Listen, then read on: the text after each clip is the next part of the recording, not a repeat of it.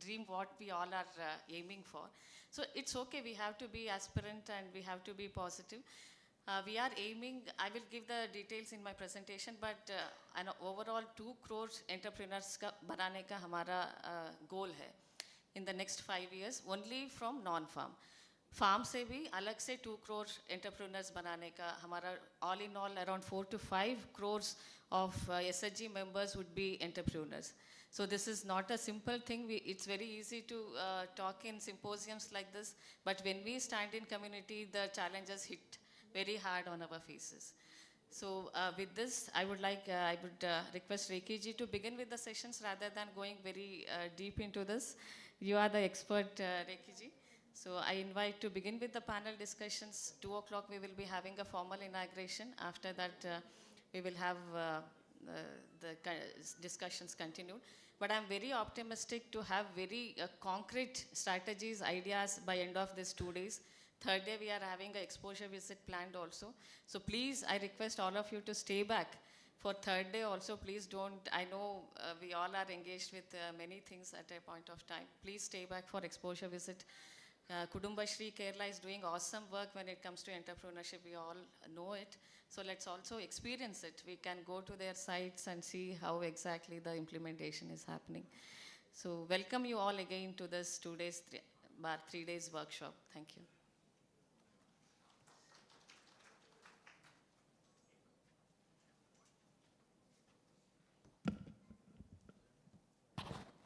Thank you, Dinesh sir and Rajeshri ma'am, for the welcome and opening remarks for the workshop.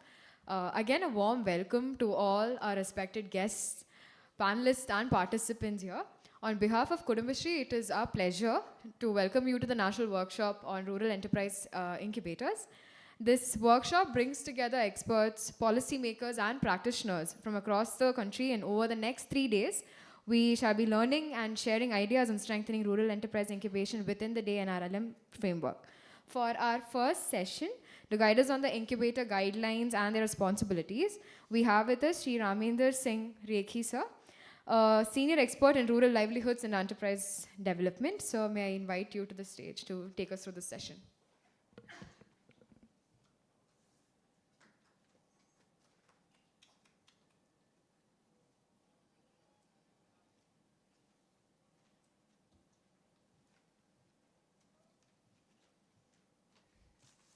Good morning all.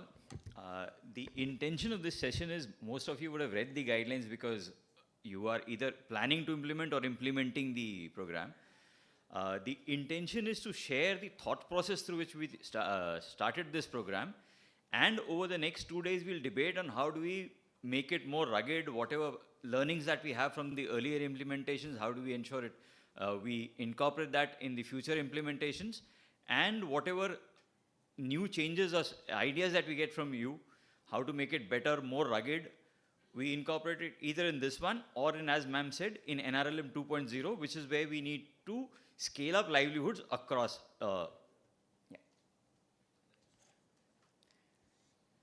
And feel free to ask questions. This is not something that is, the more questions you ask, the more clarity you'll have. Because so far we've only done pilots in some 4 states. 5th state is under implementation. So the more questions you have, some of you are going to be implementing it. So please discuss and ask whatever questions. It will help you in the implementation and make the implementation more rugged and better as we go along. Yeah. The logic for doing an incubator with small women enterprises of self-help groups which are largely poor across the country, living in remote villages, was because over a period of time, the SHG women have evolved and the enterprises have grown. They have grown in spite of us, not because of us. But they are facing limitations to growth. They can only reach out to so much market which is available in their vicinity. They do not have either the access to technology or connects to markets to be able to scale up beyond. Most of their sales, whichever the better producing SHG enterprises are, their sales are to some middleman who's aggregating and selling it forward. They do not have access to the last end consumer. So that's where there was a need to engage. We have been helping enterprises using NRLM has a concept and a firm belief, and it has worked well, is that we believe that investing in communities, in people from the community as community resource person works very well. Whatever knowledge that, training or knowledge that we impart to those people, in a village, not everybody is, there are people who are well educated, there are people who want to do stuff. So if you invest in their capacity building, that capacity, that knowledge remains with the community. And since we work with women, for whatever reason, are not able to migrate. The males migrate, women stay back in the village. So that knowledge base remains in the village, and that is used, that is helpful to the other people in the community to do livelihoods, business or whatever.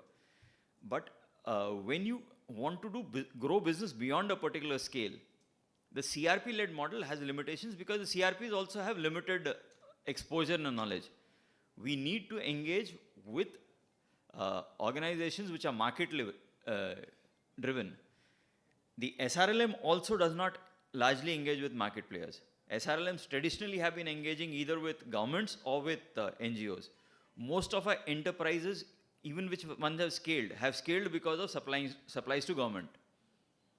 We've not really got enterprises which have scaled because they are competing with markets as an equal. As the enterprises evolve, we need to create models for people to look beyond.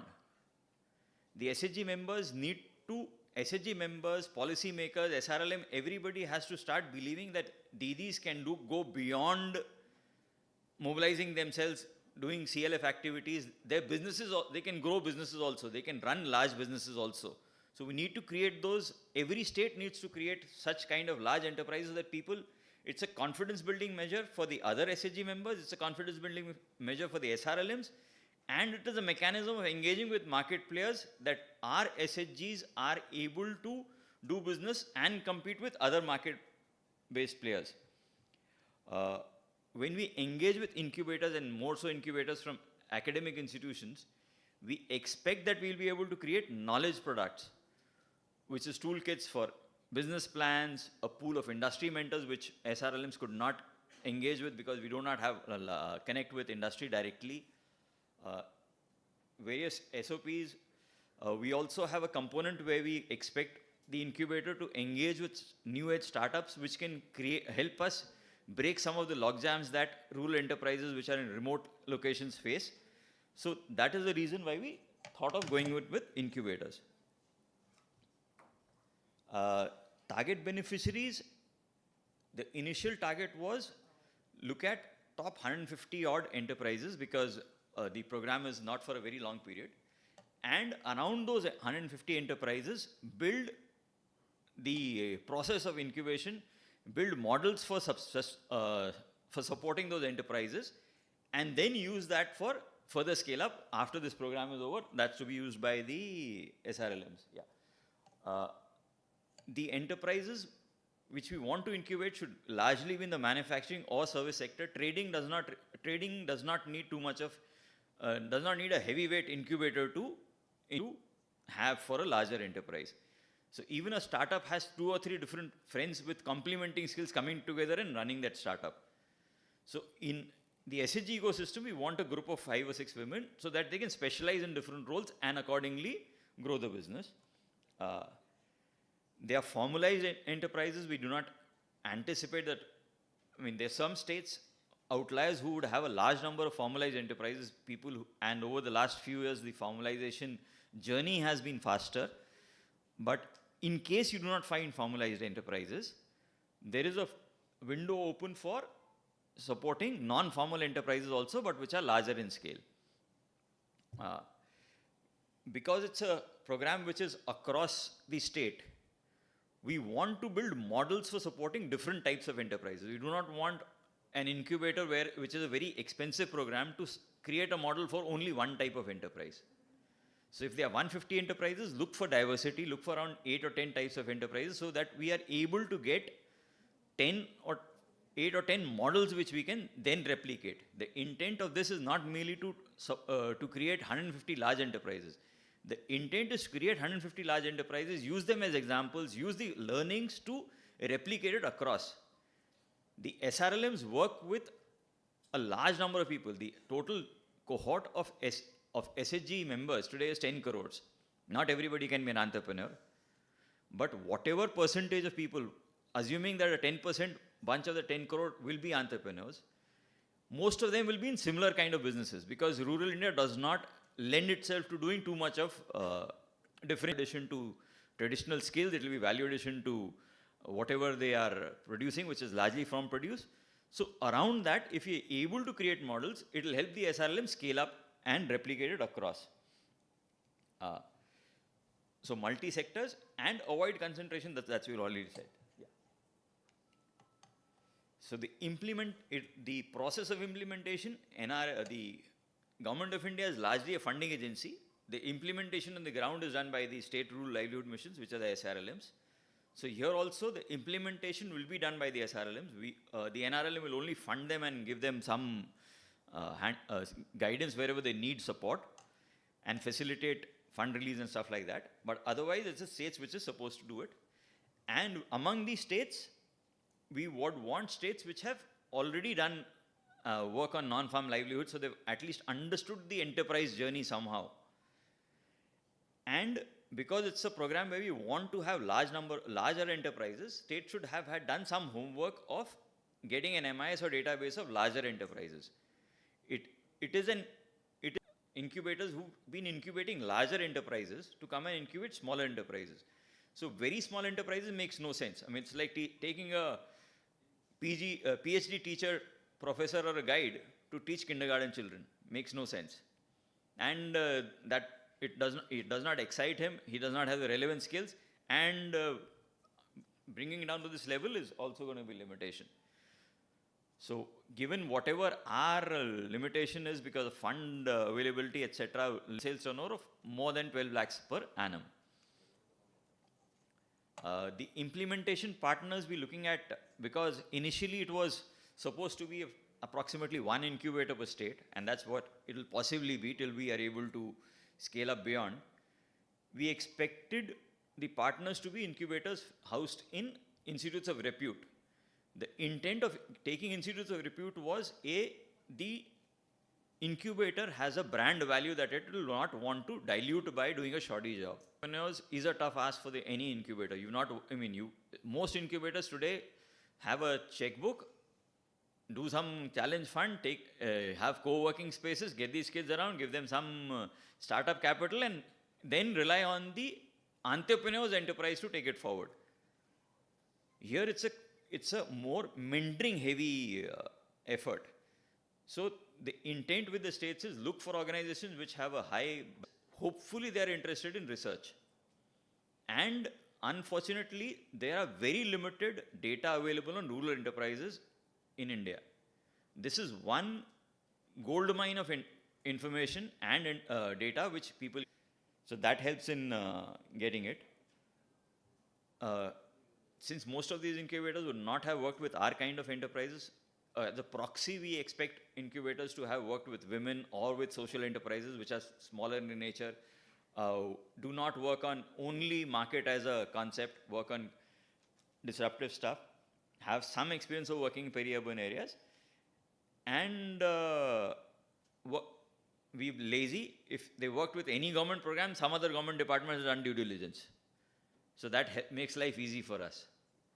So our due diligence becomes easier at least, and government works on precedence. So if some other government has done it, they've done work, so they've done the due diligence. We're looking at that precedence to take it forward.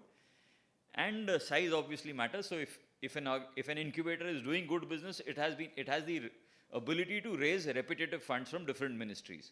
So the more funds you've been able to raise, the more programs you're doing, obviously your credibility is higher. If you take one program and don't get a repeat for 3 years, obviously your delivery in the first program wasn't so great. As a proof of concept, we've implemented it in 5 states. 4 states have completed the program. In terms of incubators, we have IIM's Calcutta Innovation Park as one of the incubators. They did in 3 states. IIM Bangalore's NSR cell has done it in Karnataka, and Kerala is implementing it with live from IIM Kozhikode. Uh, we did open applications for the incubator support, and most of the states as well as NRLM was pleasantly surprised by the large number of applications plus the kind of enterprises that came up. We did not know that there were so many sweet wheat manufacturing units in Bengal, for example. We did not know that there was a cluster in Bihar which manufactures Ferris wheels, etc., for the country fairs that happen. So those stuff was kind of spots within the SRLM. We did not know about that. So those kind of enterprises also came up. Transparent mechanism is in line with what the government procurement norms is. Everybody has a right to, and you are giving a grant. It's not merely this thing. So in a grant, the more transparent it is, the better it is for you. The incubatees are ready for being incubated and growing. That was a very pleasant surprise. Most of the mentors and implementing partners were thrilled with the fact that the SHG the entrepreneurs are, in spite of being poor, are very no business. Their constraint was, they're constrained by non-access to fund and non-access to markets. Apart from that, they are as smart as anybody else available. And was an enriching experience for all stakeholders. SRLMs learned from the incubators. The incubators were thrilled with the _Ds. Some inhibitions of whether it will work or not. The first 5 states that we did it, everybody, it has been a good program. Though expensive for the government, but in terms of output, it's been a good program and everybody's kind of benefit from it. The state selection criteria. Just to intervene, Rekiji, you were part of ideating the first phase of incubator program. So you might explain a bit about what was the need for this program, why it was the genesis more of. Initially, because we started with SVP, OSF, MAD programs, and why the thought process led to incubation 𝐶𝐚𝐿. What was the? Initially, तो था कि incubator was the hyped up word at that point of time. Everybody and his uncle was doing incubators. We were doing Startup India and everything else. And there was this need for doing incubators for MORD also. But the challenge was our enterprises were small. Most of the incubators at that point of time were in tech spaces. My Department of Science and Technology was doing incubators. Technology business incubators were this thing. Startup India was doing. Nobody had worked with rural incubators. Most of the people were educated guys from IITs, IIMs, or other institutes, and doing enterprises, even if in the space of agribusiness, of trying that thing. To get, so that was the intent. And we had to do something for, as we said, you need to create larger role models. So with that intent, we went into this. We talked to Will Grow. We had lots of consultations with all the kind of people who are doing incubators. And then this entire thing came up. And initially it was a pilot, though it was funded for more.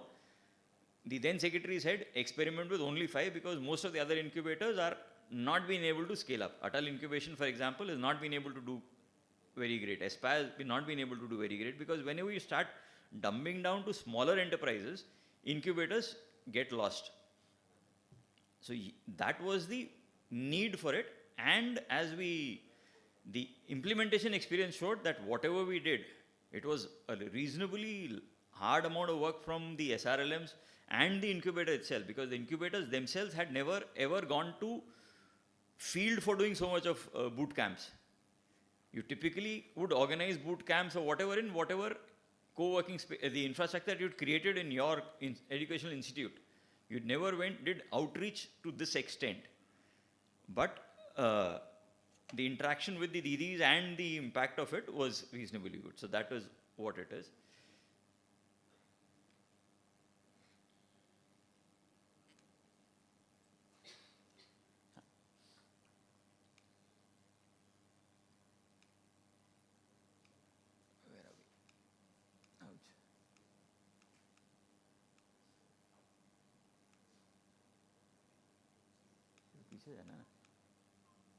How does one go back? Sorry.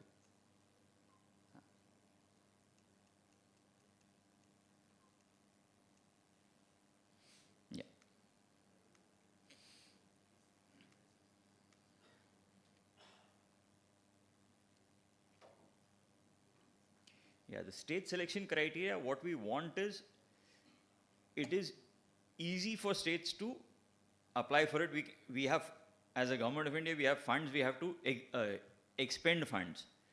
But there are states which are at various levels of evolution in terms of SRLM interventions and the level of enterprises the SRLM DDs have been able to do. So what we want is, we want to choose states which are there for success. It makes no sense to give it to a state and then you struggle to find 150 or 200 enterprises which have crossed the minimum threshold turnover figure. And you don't need an incubator of your nature to incubate enterprises which are very small. If they're not able to do even 1 lakh rupee a month sales turnover, what will your incubator be able to help them scale up to? It's like taking a kindergarten student and then telling him, I get a PhD professor, in 3 years you become a PhD scholar. Won't happen. So the enterprise has to be at a certain base minimum level of maturity and scale for it to be able to benefit from whatever the incubation support that we offer. Even the money that we have, very small enterprises will not be able to absorb the kind of funding that we've provided in this program. The funding is a factor of what you're currently doing. Just giving a kid a large sum of money will not make the business grow. The entrepreneur has to have the ability to be able to utilize that fund and use it for generating larger turnovers and profits to repay this thing.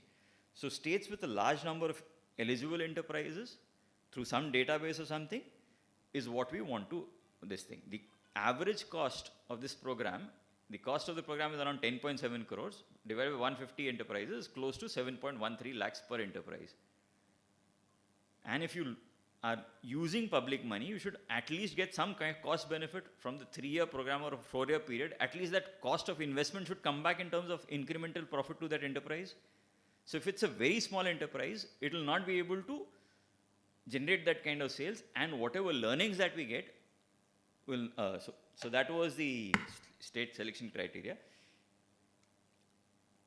The funding components are, there's around 3.17 crores for the incubator, reimbursement of the team for the project implementation, travel, etc. is around 2.67 crores for 3 years.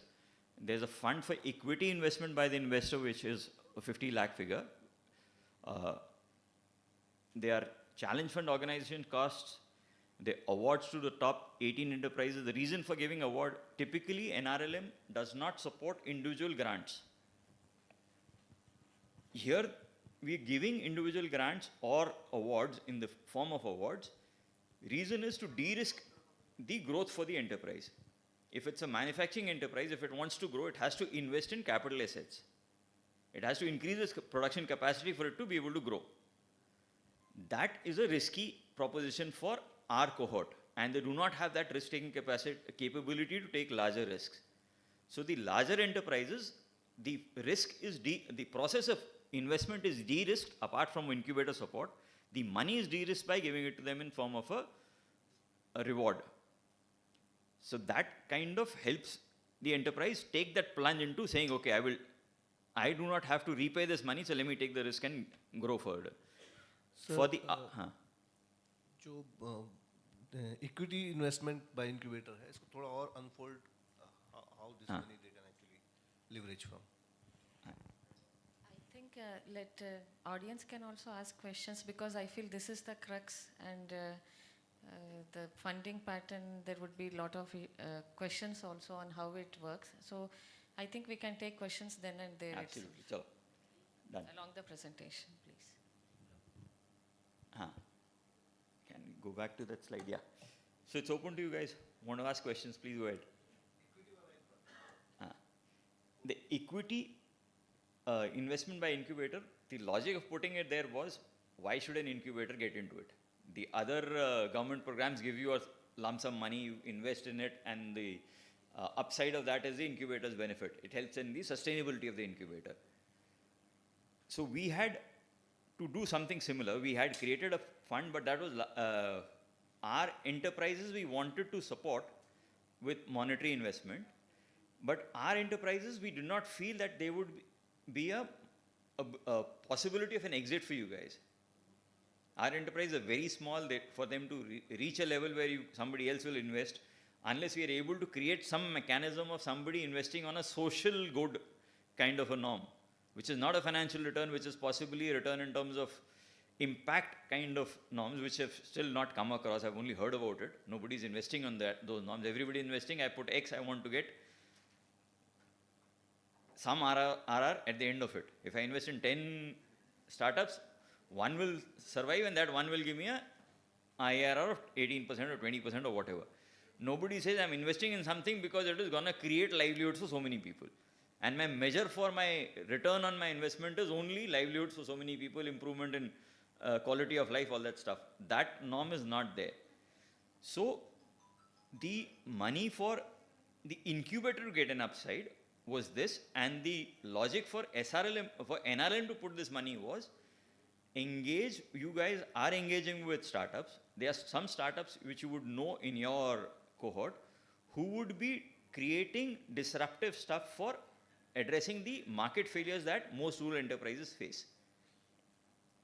Rural enterprises, I mean, a fact of life is India has got 6 lakh villages and some 66% of India lives in rural India. Out of the 66%, 80% lives in villages which are population of 1,000 or less. So that is a very scattered population. And that scattered population is ignored by market because it does not make economic sense to address that size of market. So even when it comes to extracting output from those villages, some middleman has to come as aggregator, then the money comes, he aggregates stuff, goes to a mandi, then goes elsewhere. So the number of channel partners to evacuate that stuff is large. If it is any production, any artisanal product that these people do, again the channel partners involved, for it to be moved to the markets is large. So is there any startup that you guys have, you know of, who will be able to address some of these market failures? If somebody is able to do a logistics at a better cost, somebody is able to engage these people in some way of creating content for e-commerce, etc. Some other input aggregation.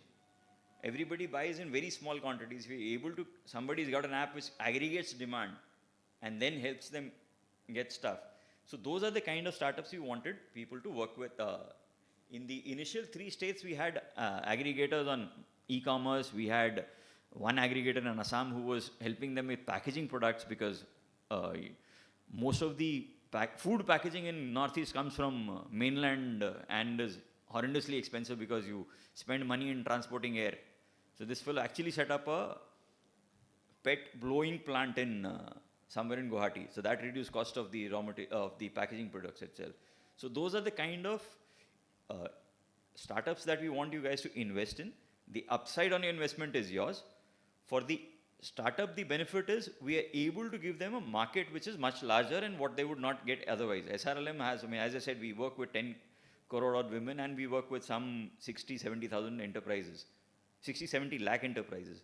So the SRLMs, because of our last mile reach, can engage with, can help these startups get a large customer base. And in return, what we want is that process that these people have or whatever the service that these guys are offering is offered to our cohort at a slightly cheaper price in return of the investment. So that was the entire logic.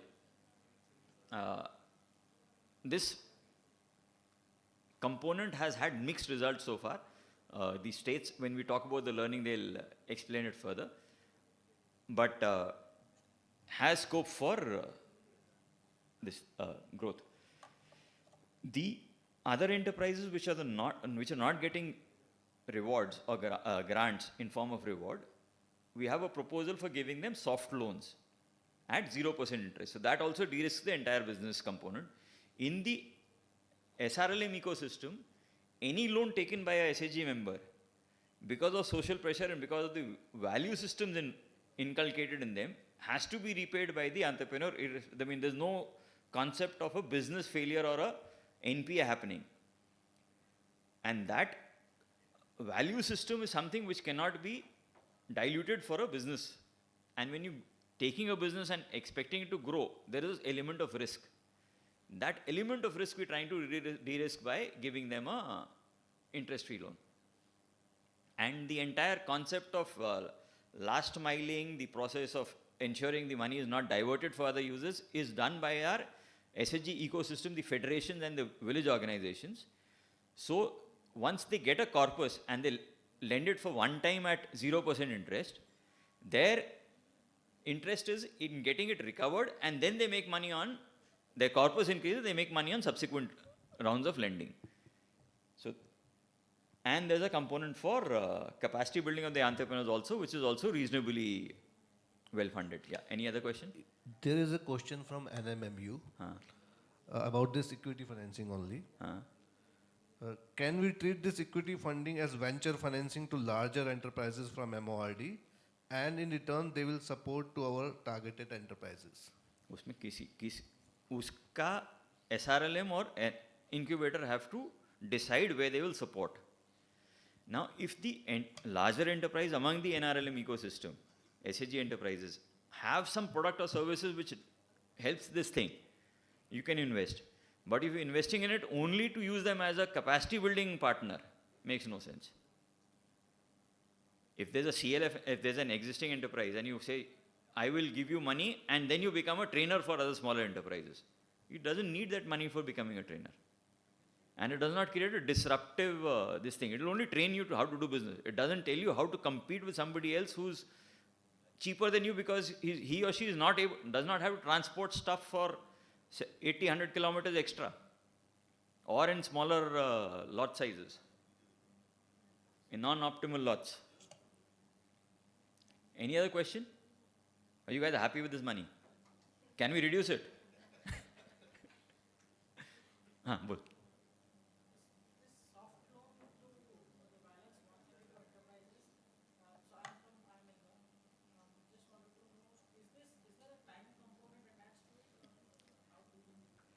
The time component is basis your business plan. This whatever funding that you do, be it a grant or a loan, is not 100% of the requirement. Approximately 75% of the requirement has to be funded. And when you fund not only capex, you also fund working capital. So unlike banks which want a physical asset to be there and then working capital you get from God or somewhere else, here one round of working capital, whatever the business. If it's a business with a 3-month working capital cycle, fund 3 months. Your business plan says your turnover is going to be 1 crore, spend, and 3-month cycle is 25 lakhs, fund 25 lakhs for working capital. If the working capital cycle is 6 months, fund 50 lakhs.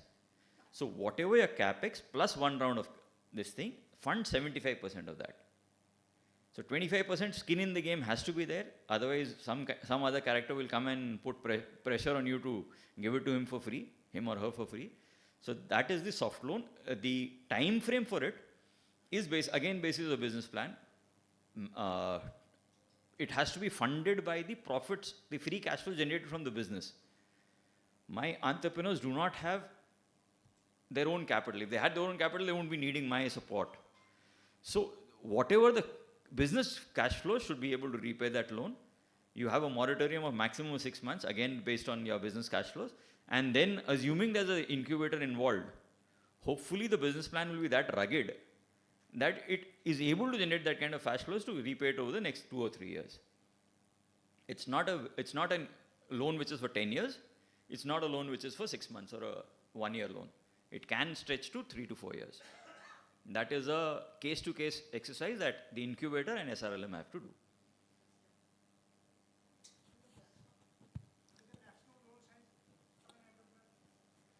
Maximum loan size कुछ नहीं है, उसके business के ऊपर है. तुमको जो बहुत बड़े हैं और बहुत अच्छे हैं उनको तो गारंटी दे दोगे आप.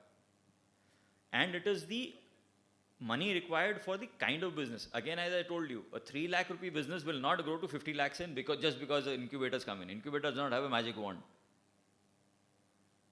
Unless it's an idea stage business. We are not looking at idea stage businesses. We are looking at businesses which are existing businesses which have run, which the entrepreneurs have gone through the journey of running a business, understands it, and now willing to take a risk to scale up. So your business plan will be whatever the scale up is possible given constraints of that thing. So whatever the business plan you make, and again as an incubator, your effectiveness or your efficiency is based on whether you're able to deliver against targets or not. If you give me a business plan of that X business will grow from 3 lakhs to 30 lakhs, you don't deliver, it's your funeral. So again, within that overall cohort of money, it can vary. The existing states have not been able to utilize this entire fund. So that also is a, Hanji, bolo sir. So the entire money, entire support needs to go in one tranche? You can do multiple tranches, but unfortunately, the fund release mechanism of NRLM and SRLM is horrendously slow. So ideally, if I was a VC, I would give it based on milestones, because the decision making is in my hand. I decide when you meet a milestone, my accountant gets me this thing, we transfer it, the money hits your bank next day. In the government, there's a process of a file, there's something called an internal finance department, and there's a logic of committing 100 and spending 50. So that between that 100 to 50, there's a time gap that happens. So if you want to do tranching, unfortunately, business suffers. You have a limited window of opportunity for you to deliver as an incubator. It's a time-bound program. The more checks and balances you have with a system which is non-responsive, which is non-responsive with business needs, is risky. And these are seasonal businesses. Most of these are seasonal businesses. So if the money does not hit prior to the season, that manufacturer is dead. I lose Diwali, I lose Puja, I'm dead. I lost that entire year. So what will you incubate and what will I grow? And most of the stuff happens because we're not able to release money. And this money again, barring the grant money which is directly from SRLM to incubator to enterprise, the other money is routed through my community institutions. So there's another layer in between. SRLM to CLF, CLF to entrepreneur. And again, state, depending on state, some state might give it directly to entrepreneur, some states don't know, I'll go through a VO, SHG route. And when it goes through these multiple routes, there's this process of monthly meetings that these organizations have. So the lag is automatically built into the system. Given a time-bound program, and given the fact that our community institutions are reasonably strong, diversion of funds has not happened. Survanchu, or the other states, any evidence of diversion of funds, soft loans or grant? Bihar में संगीत नहीं है, कुछ नहीं है ना. So diversion of funds does not happen. It is just that you will, and anyway it's government money, so I gain nothing by interest. My opportunity cost of fund is 0. I lapse fund, it's a black mark on my head. So might as well give it one shot, at least ensure delivery happens. Any other questions, sir? Raikiji, one small Yes, regarding the equity investment. Yeah. Is the incubator totally free to select the equity investment partner, or is there any say for the SRL in the selection? Both have to do it. Both. So effectively, you know what kind of gap will impact most of your enterprise. This impact of this incubator or this investee company's product or service has to be on a larger base, not only on 150 incubated enterprises. For example, if there's an agency which is able to get you guys on content for your food components on a equivalent of Swiggy or Zomato. Swiggy or Zomato charges 30%. You have some other startup which says we will be able to get you B2 business or whatever catering business at 5%. So it makes sense for you to get into that. So that kind of stuff that you need to look at. If there's a startup which helps you doing labeling for your products, it's an AI-based stuff. You don't need to spend multiple amounts of money. You have a standard logo, and this guy using AI gets standard labels printed for you. That will help a lot of your food processing enterprises invest in that. So you mean that the SRLM has also a say in the selection of the equity investment partner? The process, because SRLM does not know how to, these people will not talk to SRLM. Oh. These startups are small, they have limited mind space, they're trying to build a business. And governments are horrendously time-consuming organizations to work with. So the engagement with these partners will happen because of the incubator. Even if I give out a full-page ad, I will not get more than 5 responses. And even if I get responses, I'll take 5 months to respond, by which nobody will be interested. Or even longer, I don't know. Any other question, or can you move ahead? Yeah. Hanji.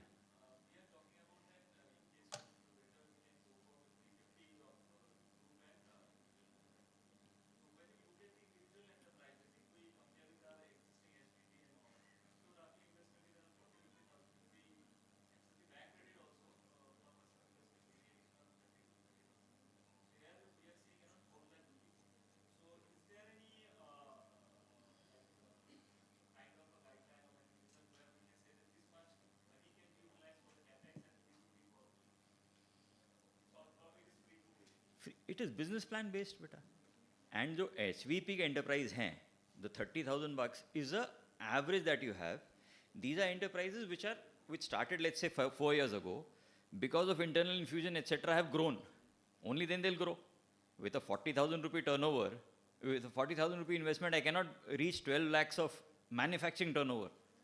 Trading turnover I can reach. Manufacturing turnover, unless the investment is higher, both in machinery and in working capital, the turnover is not possible.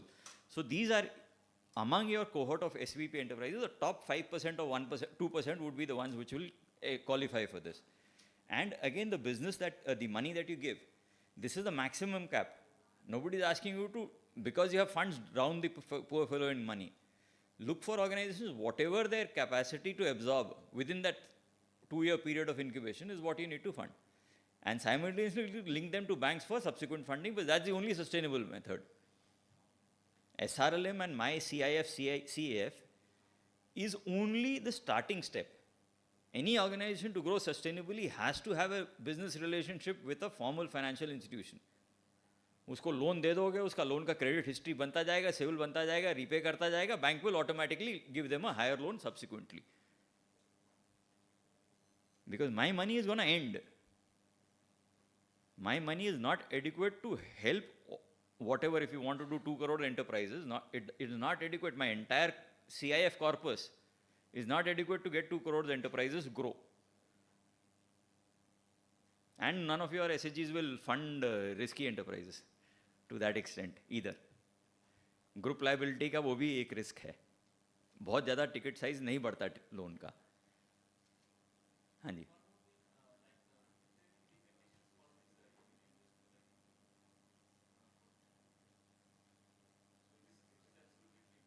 It is between the state and the incubator. क्योंकि इसमें कोई norm नहीं है ना यार. एक तो जो स्टार्टअप है वो बेचारा वैसे ही स्टार्टअप है, उसका भी कोई क्रेडिबिलिटी नहीं है. जो क्रेडिबल हो गया वो मेरे से बात नहीं करेगा, वो उसको 50 लाख चाहिए नहीं मेरा, उसका तो बड़े बड़े चेक फाड़ने वाले हैं, 50 lakh is peanuts for him or her. So the small guys will come in, and when on the journey of growth, you have the incubator and you guys have to identify what product suits you. The incubator will identify or the startups which have potential, which the idea, they moved from the idea stage but has potential for growth and will grow. And then it's a risk investment. It is not any investment by an incubator in a startup is risky. तो तुम ये मत मानो कि तुमने 3 invest किया, तुम्हारा 3 का 3 सक्सेसफुल होगा. After 3 years, out of 3, maybe 1 or 2 will fold up. Possibility is there. Because the ticket size that we have is so small that you will not be able to get enter into. It's not large enough for a largest startup to engage with you. To give you, even they won't even give you a stake. Yeah, forget about taking your money. 1-2 share लेके करोगे भी क्या? Anything else? We move forward. हाँ, it is a grant to CLF. CLF does not have to repay. The entrepreneur has to repay. Same as what we are following in CF. Regular NRLM model. It gets parked in CLFs or. हाँ, वो NRLM 2 में देखेंगे उसको, जहाँ CLF में unutilise fund है उसको क्या लेके करें.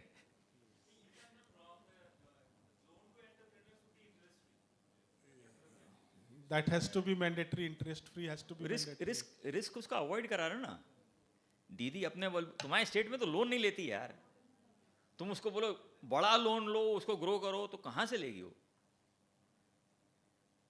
रिस्क अवर्स तो है गरीब, और उसकी एस्पिरेशन लेवल भी कम है. अब तुमको एस्पिरेशन लेवल बढ़ानी है और एस्पिरेशन बढ़ानी है तो उसको डी-रिस्क तो करना पड़ेगा. 1 second, Rekhi ji. What was the request to make it interest free, the loans? Soft loans Are interest free. only, Yeah, right? yeah, Na? they're interest free. But what is beyond that? What was Nitish ji? क्या पूछ रहे हैं आप?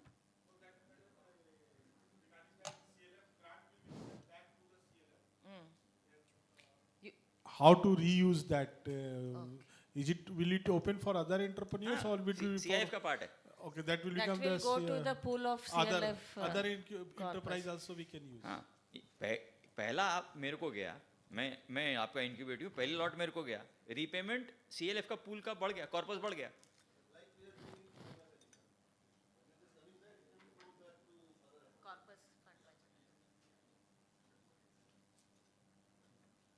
budget. Hi sir, this is me from BITS Pilani, Hyderabad. Yeah. Is it mandate to take equity investment under incubator, or is there an alternate way that we can scale up? Suggest. So that when they raise a second round or third round, we can have some percentage from there. That will be a much more reliable one. Your call. It's your money. Okay. What NRLM wants against this money is access to product or services which will benefit a large cohort of my enterprises at a discount to whatever this guy is charging to the market.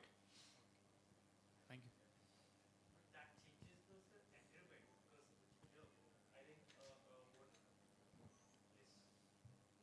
So what the colleague is saying that, you know, normally we invest in convertible debentures also.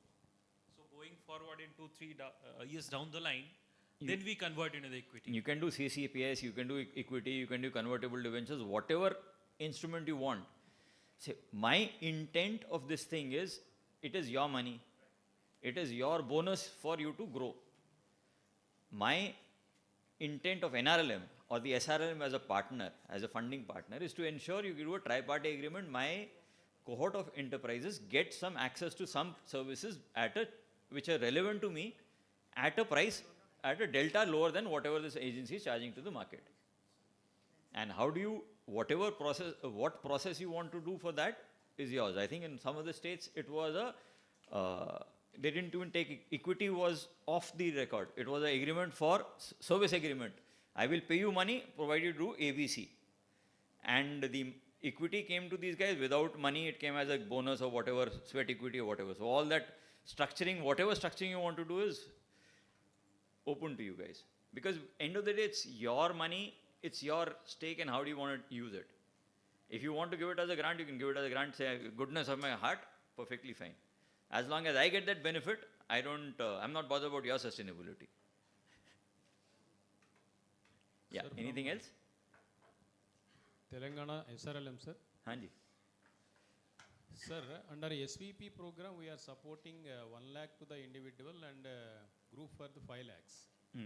And OSF, we are giving 2.5 lakhs to the individual and group to the 5 lakhs. I think similar lines on an average for these soft loans for the 132 enterprises, for the group and the individual, it is coming around, I think, the similar unit cost as compared to OSF, I think. So Is there any limitations to that? You have mentioned some 75% is the investment cost that we can support under this incubator program. But when we are calculating, my makings 50% for group activities and individual activities for the 50%, it is 61. Almost it is coming around 2.5 lakhs for the individual and 5 lakhs to the group enterprises, sir. So, is the money less, is the money more? What is the question? No, almost we are following the OSF unit cost only His here concern also. is it coincides with OSF का जो OSF में, guidelines में है. So OSF would में it the be money that we give is far lesser than this. For 100 enterprises, we give 1 crore per block. So though the max cap is there, when you multiply, this figure is much larger. So the play between what is available, your resource envelope here is 5 crores for 150 enterprises. Under OSF is 1 crore for 150 enterprises. And in SVP is some 2.5 crores for 2,400 enterprises. So even whatever the max cap is, when you look at when you multiply that, it is a maximum figure does not mean everybody will get that figure. Here, almost everybody can get that figure because you're looking at larger enterprises. Does that answer your question? But again, I understand your concern. Your good name, please? Ma'am, Johnson, ma'am. Johnson. Johnson ji. See, there is overlapping with somewhere it meets OSF. I understand your concern. It could be overlapping of funds and all. So definitely, if that is a lot of issue in your state, we can refine it in the second phase. If we want to like limit this not beyond 12 lakhs, the turnover or OSF को और भी नीचे लेके जाना है, we can think about it. By end of the workshop, I really want strategies or points like this so that we can refine it. When we give a next phase of cabinet secretary note or EFC note हम बनाएंगे, it should be very well thought in the angle of implementation also. We should be able to solve implementation glitches at this point of time. Rather than discussing only about incubator, this is a workshop also to give a overall rethink towards the NRLM or non-farm livelihoods ka सारे schemes को. So your point I have noted it. We will Okay. Thank you. consider that. Rekiji, Hanji. yeah, one question as an external observer. I was looking at the entry criterion.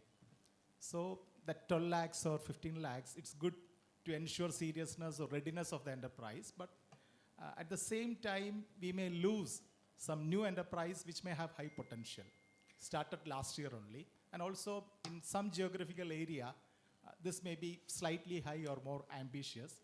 And also, if the incubator is taking already established enterprises, what is the transformation we are planning?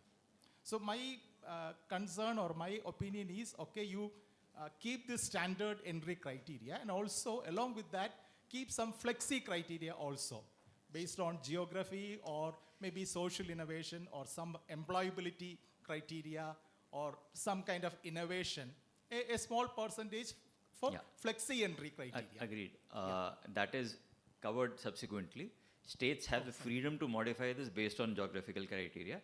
And there are certain enterprises which the states feel has potential for growth. For example, if you're doing canteens or you're doing sanitary pad units or you're doing THR units, up to 10% of the enterprises can be those kinds, so that with that incubator's help, you're able to create sustainable models. Very good. Don't create models for the heck of it and then post-project funding the model, the business collapses.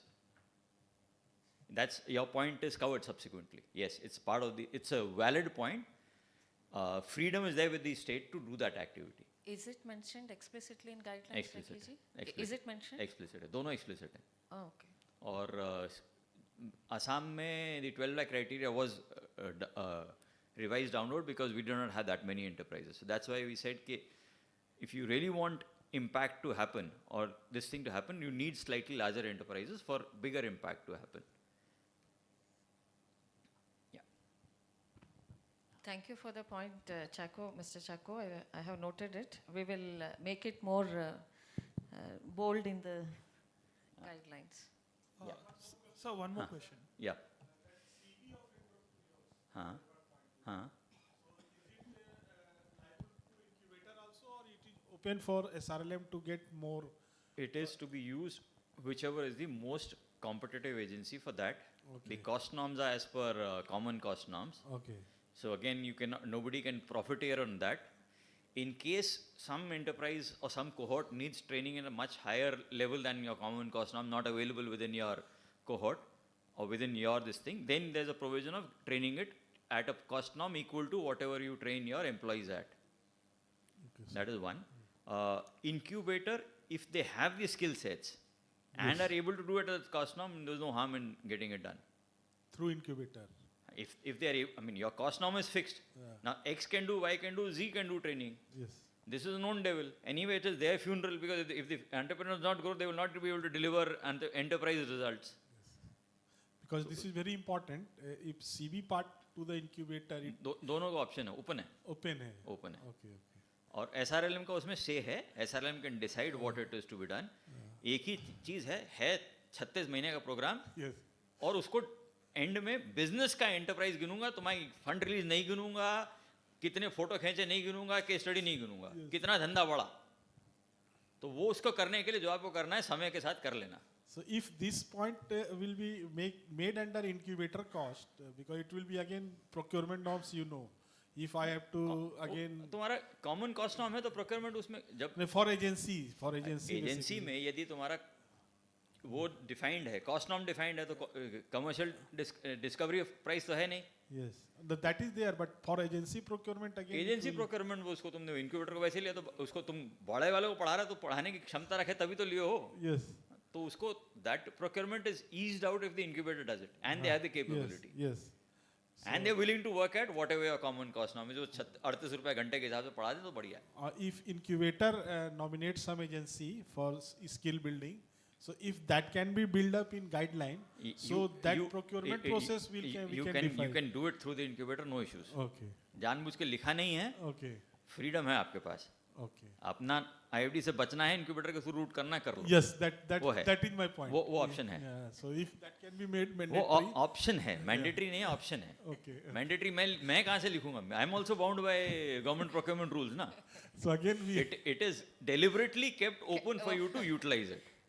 There are few hidden, जैसे terms and conditions they will give in the end, no? Like that it is hidden terms में लिखा है. Again, ma'am, that process. तू बोलेगा मैं अपनी गर्दन कटवाऊं, क्यों कटवाऊंगा यार? That is more easy for us. Possible नहीं है ना. हमारे को भी तो इसको गाइडलाइन को पास कराना पड़ता है भाई, और प्रोक्योरमेंट नॉर्म्स के अंदर ही पास होना पड़ता है. So one question, sir.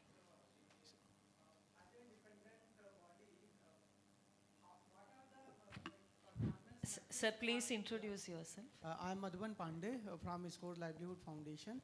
As an independent agency, I would like to understand what would be the performance metrics for the incubators. Yes, you are going to talk about that. Okay.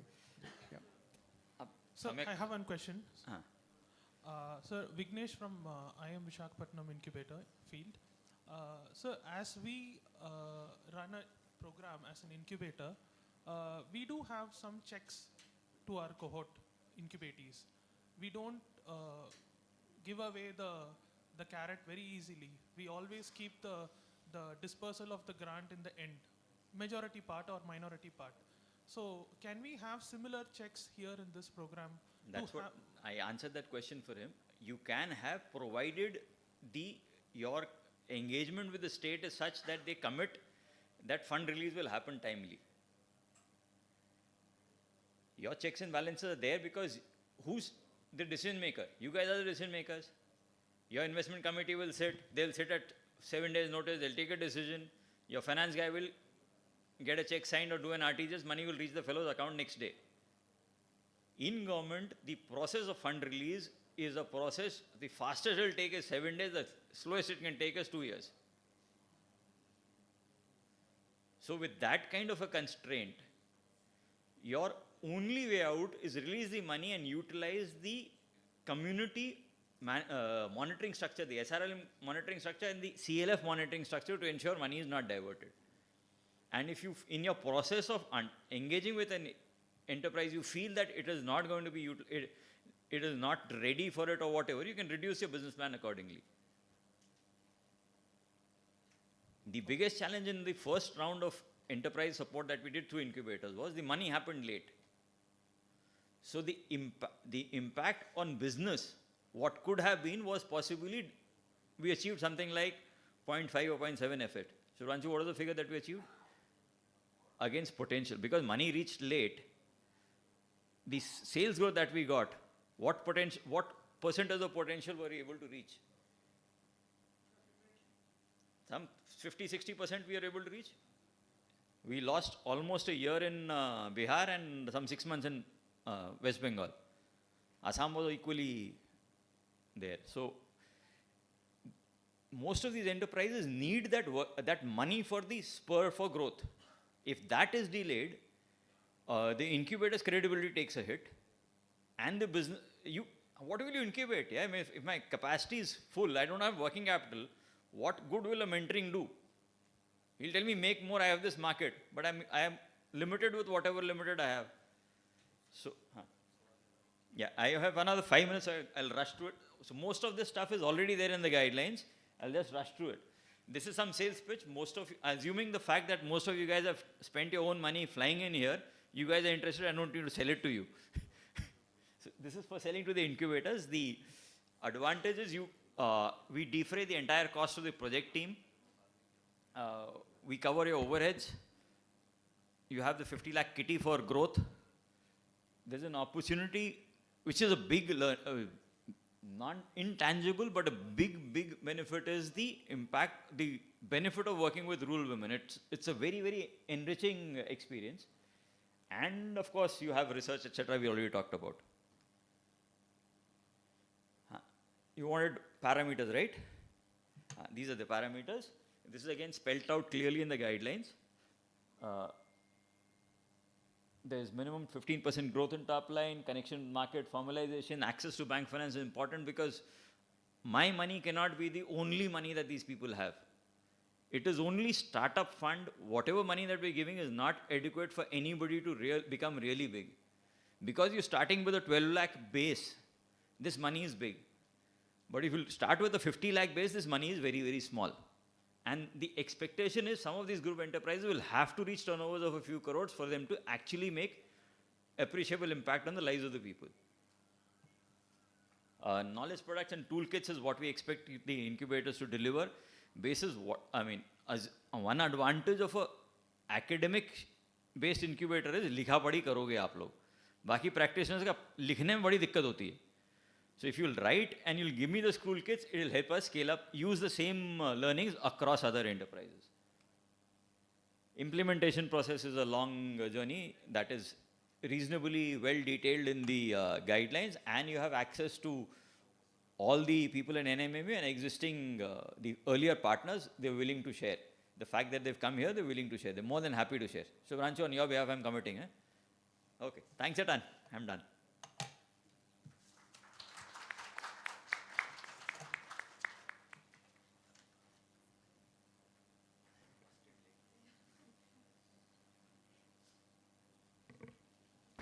Thank you so much, Rekhi sir, for that session. We will now break for tea. Please kindly reassemble by 11:35 so that we can start with our first panel discussion on market access for rural enterprises. Thank you. Please keep the discussions ongoing. Rekhi ji ko pakad sakte hain abhi tea break mein for the questions which you couldn't ask in the session.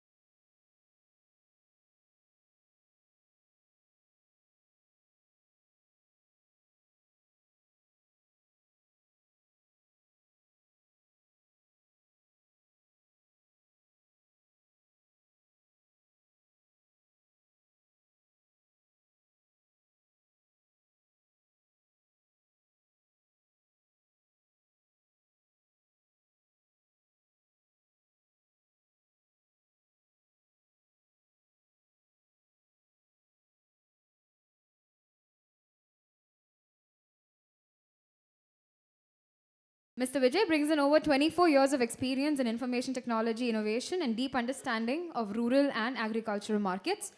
Mr. Madhuban Pandey, CEO of SCORE Livelihood Foundation. Mr. Madhuban's effort have reached lakhs of women and youth across 10 to 12 states of India, enabling access to financial inclusion, enterprise creation, and sustainable income opportunities. With this esteemed panel on stage, I now hand over the session to our moderator, Srimati Annapurna K. Ma'am.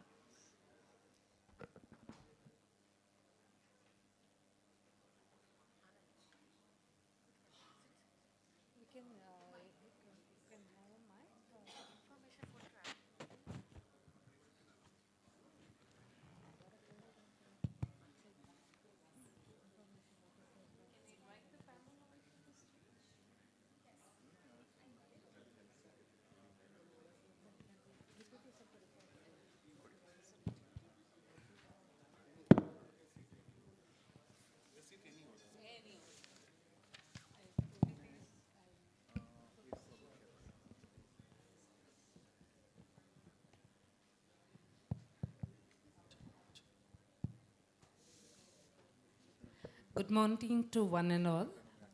Today we are having a very esteemed panel with very diverse backgrounds, particularly in the area of creating market access for rural enterprises.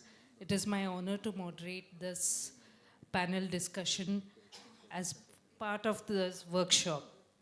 So as each one of us is aware, rural enterprises, they are driving the inclusive growth and also acting as a bridge to connect regional disparities. So in order to promote these rural enterprises, we not only need to have policy frameworks, also have access to credit linkages, but the most important aspects for them to become sustainable is to provide market access. One of the key foundation is to build strategic partnerships, which I am sure you all agree. So, Shri Madhubanji, I would like to know what are some of the strategic partnerships that we need to build, and what are some of the challenges that are faced and that can be overcome in building the strategic partnerships? Thank you very much, madam. As the house is already working with the women entrepreneurs, in terms of strategic partnership, women is not alone in the society, right? So, but at the same time, she need an ecosystem. So, women-run enterprises always need to have an ecosystem approach, and she need a very efficient and effective partnership right from her house itself, right? A first level of partnership need to be established within the family. It could be the husband, it could be the sons, daughters, and other family members, because that is the key. When women goes out of her house, she need a support system. So first level of partnership need to be established at the household level. Then the second goes to the larger ecosystem. Organizations like NRLM, SRLM, and the funding institutions, right? The service providers, the market players. So anyone and everyone who is contributing directly or indirectly to the local economic development has to help her. This is our moral responsibility, each one of sitting over here, to help her so that she has a better opportunity, right? So partnership is the key in terms of ensuring the success for a women enterprises. So I'll leave it over here, and other panels will certainly add on. Yeah. Right, thank you. That's a good point, that a woman needs family support in addition to other government support also. Mr. Digvijayji, would you say that NGOs and other partners are also important in this building strategic partnership? And if yes, what role do they have to play for this? I think that is more of a rhetorical question because obviously NGOs are part of the society, and the challenges we are trying to solve, if you just zoom out, everything, all these partnerships, everything is because the specific individuals and problems are housed in a context. And unless we are able to enable that context to work together, it is not going to be sustainable. So in terms of building those partnerships or that ecosystem, NGOs also play a role. So obviously there is a important role for that. And only thing I'll say is all these partnerships really need to be win-win. That is very key, that everyone who engages wins out of that. So one of the important points of design of this ecosystem, or it's a system design problem also. Okay. Many times the incentives are not aligned. So if it is not win-win, till that fund is flowing, for example, if that is the only incentive, then the funding gets over and then the project collapses. Then. Correct. Yeah? So creating a sustainable system depends on creating win-win for all the people. That is the engine design. And to kickstart the engine is little funding or whatever other things are needed. So in this strategic partnerships, we also have to look forward to corporates. What role do you think the corporates can play? Mr. Vijay Pratapji? See, if we are talking about entrepreneurs and entrepreneurship ecosystem, then sorry to intervene. Can you briefly explain about your organization work, every one of you, so that we will get to know your expertise? Maybe I'll start from me. 𝐸𝐴 Technology is one of the oldest enterprise working in India in rural ecosystem. We started in 2002 and we currently work across 12 states directly, where we have promoted 45 farm producer companies. We are enabling these the farmers, more than 1 lakh farmers, access market. We have built digital platforms and enabled financial services to farmers as well as FPOs for supporting the entrepreneurial activities with them. And we are also worked on promoting one of the, I think they are also invitee, one of the incubators on agri-entrepreneurship with Assam Agriculture University. So we're working in the ecosystem to build the ecosystem for agri-supported entrepreneurship. So I represent multiple organizations, and one of the reasons I do that is unless different pieces of the supply chain and problem solving comes together, this problem will not get solved in a sustainable manner. So one of the organization that I drive full-time is called SOBUS, stands for Social Business, SOBUS. And the idea of SOBUS is to act as a platform for social incubation, basically incubating businesses that are good for people, planet, and profit together. Not starting only from profit maximization and then somehow trying to create a balance, but if you can start from the core where businesses are discovered, where there's an impact already baked into the model. And we run rural innovation centers right now in Maharashtra. We partner with educational institutions to set these up so that we get access to the talent and infrastructure. And being myself from IIT Bombay, I am also part of a group called Wheels Global Foundation, which is IIT alumni who want to do rural development. So I haven't put that here, but there's multiple organizations which come together. So Wheels Global Foundation has supported our rural innovation work in Pandharpur region. So the funding has come from there, while the institution is giving us access to the talent, faculty, infrastructure for the outreach, and so on. So basic idea is, can we build regional innovation ecosystems which can build sustainable businesses and hence sustainable livelihoods? And we leverage all our partners' networks for that. Art of Living has a great grassroots reach and tools which will help entrepreneurs to build the mindset, while there are others like Wheels which bring global knowledge and networks from the IITs and elsewhere, and so on and so forth. So it's an ecosystem building role, if you can look at it. Thank you. I represent 𝐶 Livelihood Foundation. 𝐶 stands for Stakeholders Coexistence for Resilience and Empowerment. It's a Delhi-based Section 8 company, started in 2017. I and one of my another partner, we started after working close to 20 years. The reason was very simple, to contribute to the local economic development. So we try to bring the private sector's money to help women farmers and entrepreneurs, funding gap, technology gap, capacity building gap, and access to market. So this is primarily we do. Yeah. So I represent IIM Calcutta Innovation Park, which is a business incubator within IIM Calcutta. Our core activity was supporting startups, but then last 4 years associated very closely with the Rural and Women Entrepreneurship Program and this incubator program, NRETP incubator program. So we continue with the discussion. Vijay Pratap ji, you were telling us how corporates, how can we build strategic relationship with the corporates? How do we, when we say we rural enterprises can build this partnership? I think if we look into examples, then most of the examples that we see is that many startups are aligning with the rural enterprises for some leg of the value chain, some part of the value chain of the enterprises that are developed from rural ecosystem. But larger corporate remain largely disconnected from the larger ecosystem.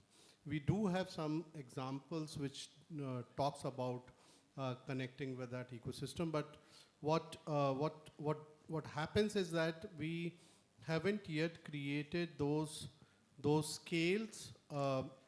Cumulative we do have, but we haven't created those scales which are needed for corporate to have that economies of scale that they require when it comes for their engagement at a larger scale. So we work with the very large companies, from biggest name in food retailing. But when it comes for us to engage with them more actively, we are just a vendor supplying, and just like any other vendor supplying, we are just one other vendor supplying. There's no special privilege we can access.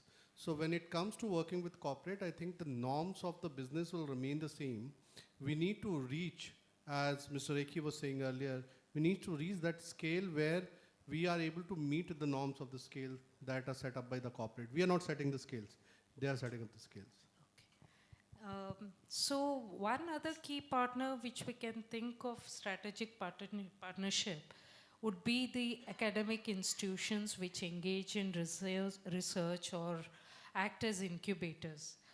Dr. Sudhanshu ji, if you could tell us how this can be utilized by the rural enterprises to... Yes, please. So what he said is, like, if a large corporate has to engage with the rural enterprises, we see two ways to do that. One is basically to act as a CSR funder. The second is the challenge what he mentioned was, unless there's a economy of scale and a huge volume, it's very difficult to create the match. So the solution that we are working on, we have a few early successes, but can we create startups which play that role of bridging that gap, whether to the corporate or go to the market? Okay. Because getting each of the small entities to be able to do everything, including marketing and building those muscles or those skills, is going to be very difficult. So an intermediary could be startups, and that's what, when we say SOBUS or social business, that's what we focus on. Okay. You act as an intermediary between the rural enterprise. To create those startups which can then work with the larger businesses or the direct go-to-market via their own brand. Okay. Trying to bridge this is probably too wide a chasm, the way Mr. Vijay was saying. Okay, so that's a good point. We'll come back to Dr. Sudhanshu ji, if you can give your inputs on how academic institutions can become a strategic partner to rural enterprises. Yeah, right.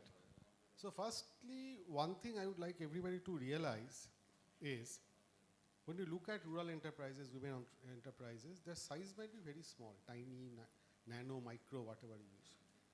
But they are exposed to the same market factors which a big corporate like even Tatas and Reliance are exposed to. So they are in an open market scenario.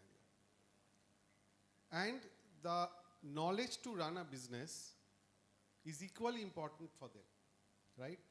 You name any knowledge that is required to run a big business, which these people would not need.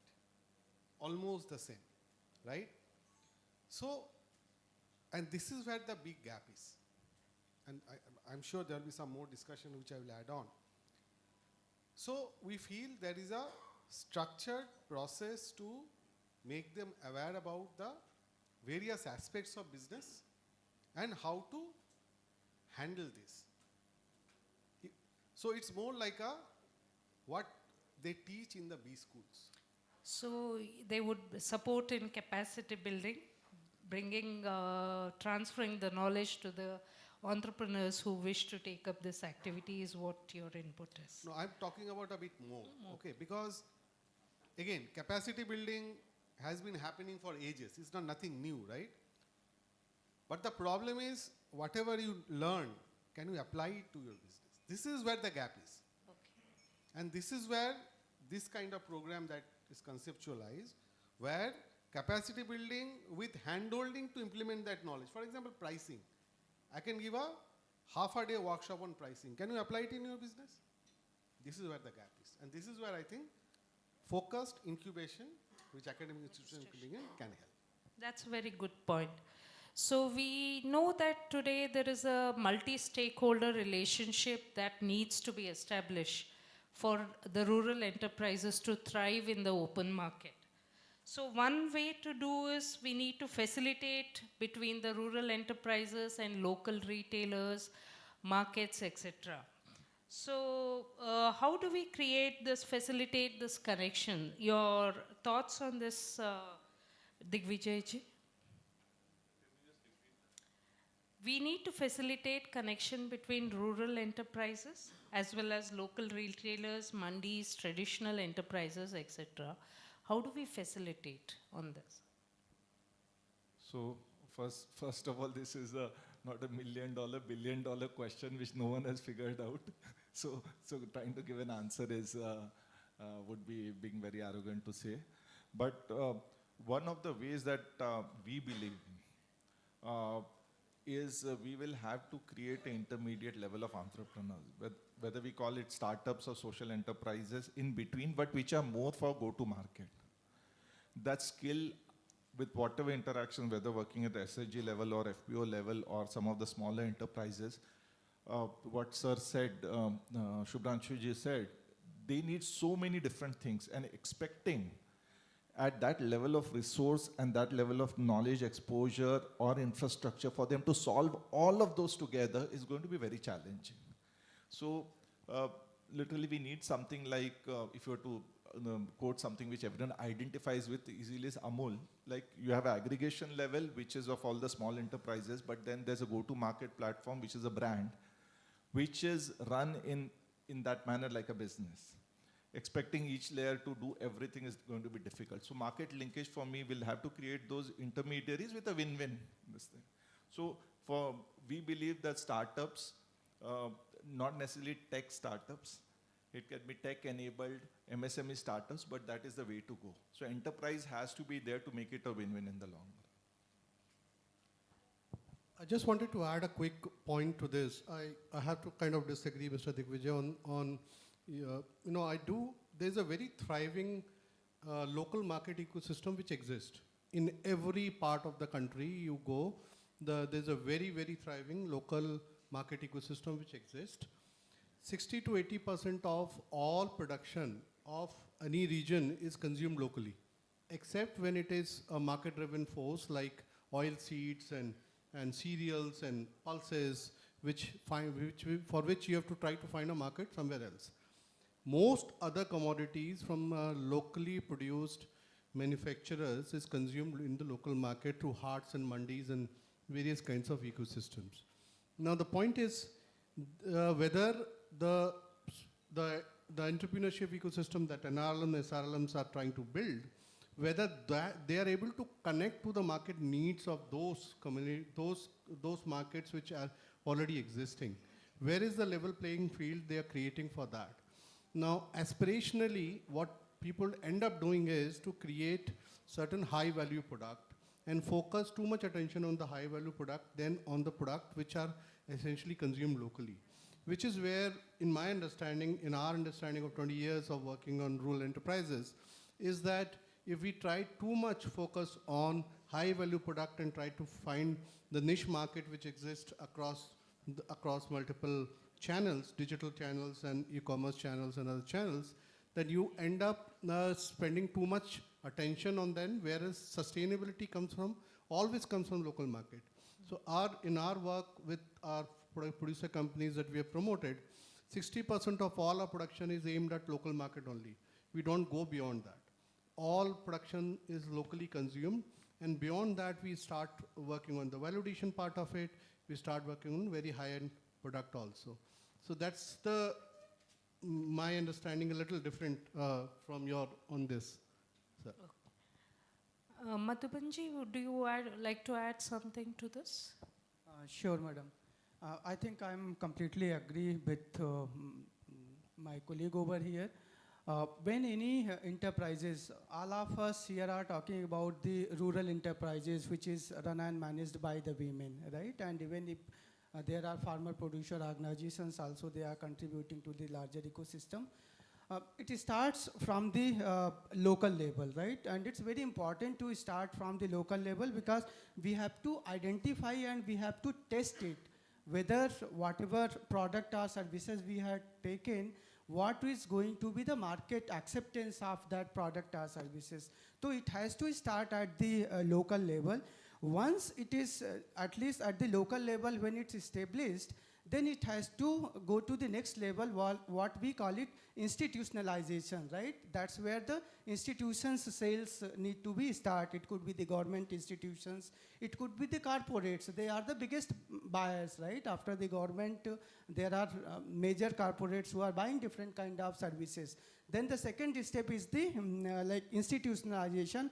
And then third would be the business to business, right? From the stability perspective in a long run. And then the social media and the e-commerce comes to the later stage, when any businesses are mature enough to go to the next level. So I completely aligned. It has to be start at the local level, and then regional level, and then so on and so forth. Yeah. Okay. So basically, to create linkages, one should go vocal for local initially and then build upon it. Today's world, the digital platforms have changed the way the seller can access the buyers across the world. So the digital platforms have become change makers in this aspect. 𝐸𝐺𝐻 has worked extensively on this, and your platform is, as you said, is selling more than 1 lakh products related to agriculture or supporting them. So your thoughts on this, how the digital platforms can be utilized by our rural women entrepreneurs to sell their products to a wider market? Yeah, sure. So just a small correction, 1 lakh farmers we work with, 1,05,000 farmers we work with, and total products are 240 products, which is the SKU that we carry on our platform. Now, of these SKUs, as I was telling earlier, almost 70% are the basic primary produce. Where when I say primary produce, we haven't done any validation in that. It remains the primary produce as produced by the producer.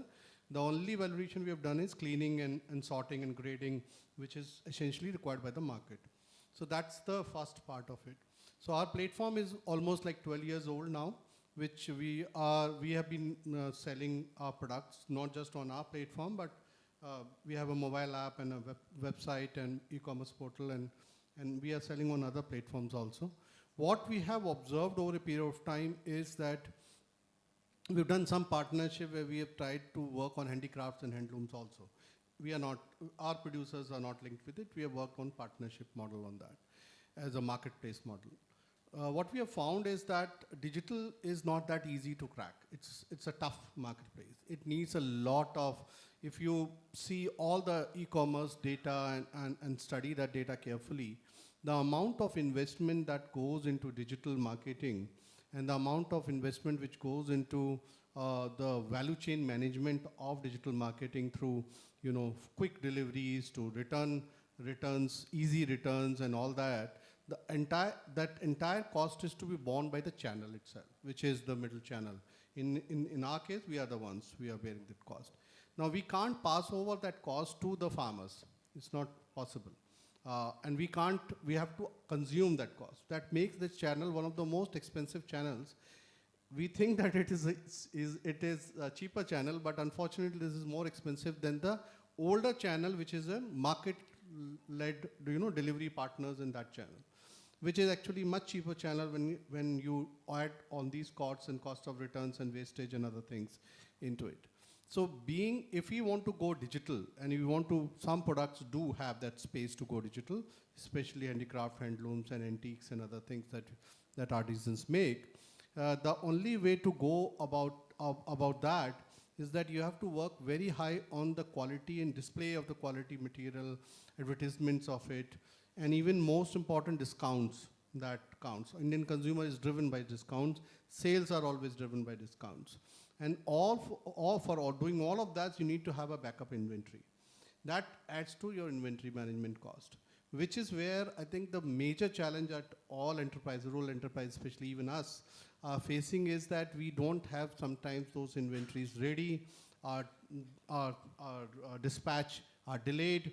If somebody is observing ONDC, a big time focus has been on ONDC, pushing on ONDC and pushing.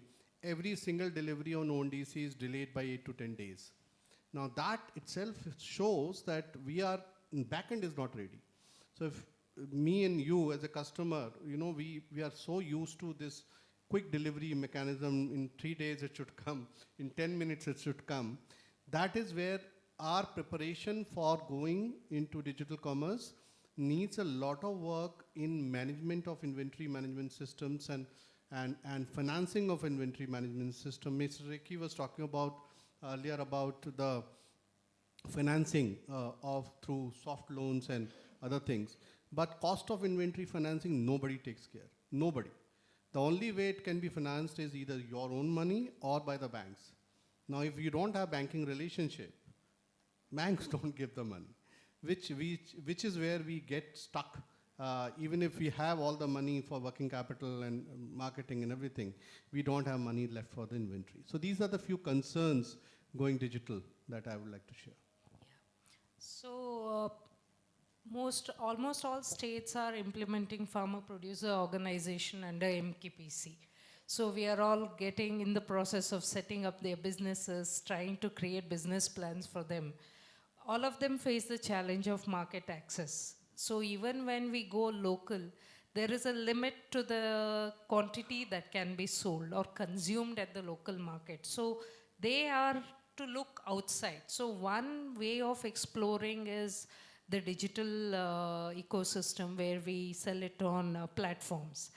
So you have raised several questions on what are the challenges, but I'm leaving it open to the panel for any inputs on how these challenges can be overcome. What can these MKPCs do so that they create a niche market for themselves and sell? One is handicrafts, we agree. They have a longer shelf life. They can be transported to far off distance. But there are a lot of food processing products which are sold by these farmer producer organizations. So if some suggestions can come from the panel, it would benefit the audience. Just one case.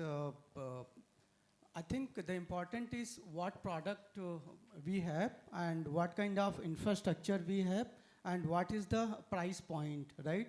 If the product is a kind of FMCG product, so we have a garment unit in Indore. We are running it from last 3 years, and garment is the hub for, Indore is the hub for the garment. And when we started with 20 women, as we are talking about the local, right? Because there are different factories, outlets operating over there. So we started with the piece rate basis production. That is the first step, because our 20 women need to survive on that on day-to-day basis. For them, it's a food security and livelihood security both, right? 2 years, we were continuously doing that. Even we are in the 4th years of the unit, we haven't gone to the digital platform, online marketing, etc. The reason is very simple. We know we will not be able to compete on that account with Meso, with other platform who is selling the same kind of product. On year 3, we introduced cert production in the name of Halo. Our cert is 400 to 600 rupee. And at this moment of time, we are catering to the like northern India, right from Jaunpur to Banaras to Bihar, where our customers are there, right? So it's more than a crore business turnover. But as of now, we haven't gone to the online or the digital.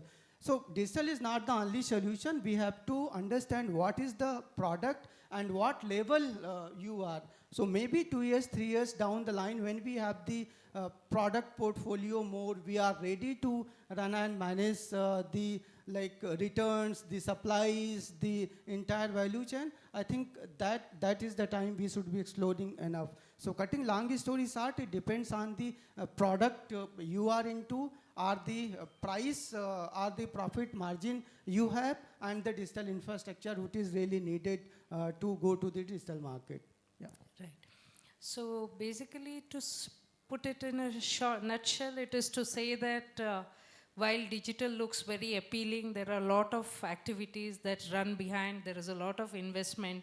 Probably this is one area where from the NRLM perspective, we need to look into that and see how we can support our women enterprises by bearing the channel cost and other activities, but giving them a platform. So to identify the products which go onto the platform or which should be sold in the local market, there is a need to have market intelligence.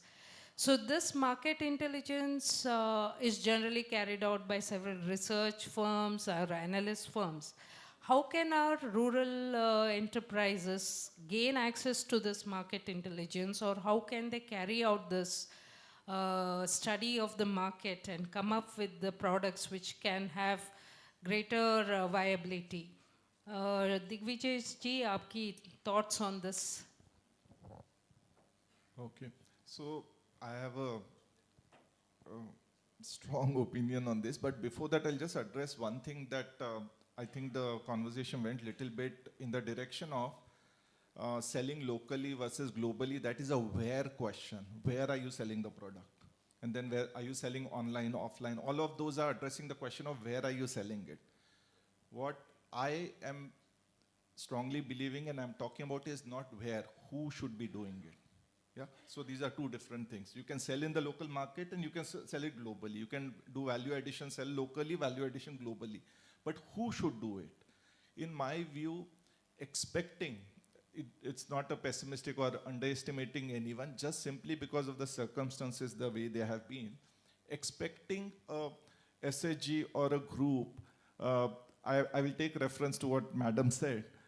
She was saying it is commendable even if they're able to have the thought of entrepreneurship and go and talk on a stage.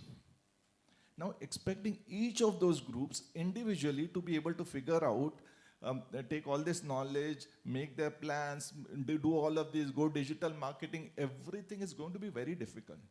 So what I mean as an example, what might work, my suggestion is to find this intermediate level of startups where that capacity building is done to a large extent. Already I'll give example of something which one startup of that nature which is working with MSRLM Maharashtra. You might have heard of this startup called Farm Didi. Have you heard of Farm Didi? Anyone? Raise your hand. So what Farm Didi does, I'm not saying they are the best enterprise anything, but the example of how they are solving it, they are actually the alumni of IIM Calcutta. They are Incubator. You should be talking about this, sir, but I will give you a trigger so that you can start. Yeah, they did. So what Farm Didi has done is, they are working with MSRLM and Didi's groups, but this entire thing about market intelligence, marketing, collateral, branding, packaging, discovery, market-based, demand-based production, quality control, testing, all of those things, because a lot of the things our Didis will do, SHGs will do, is related to food also.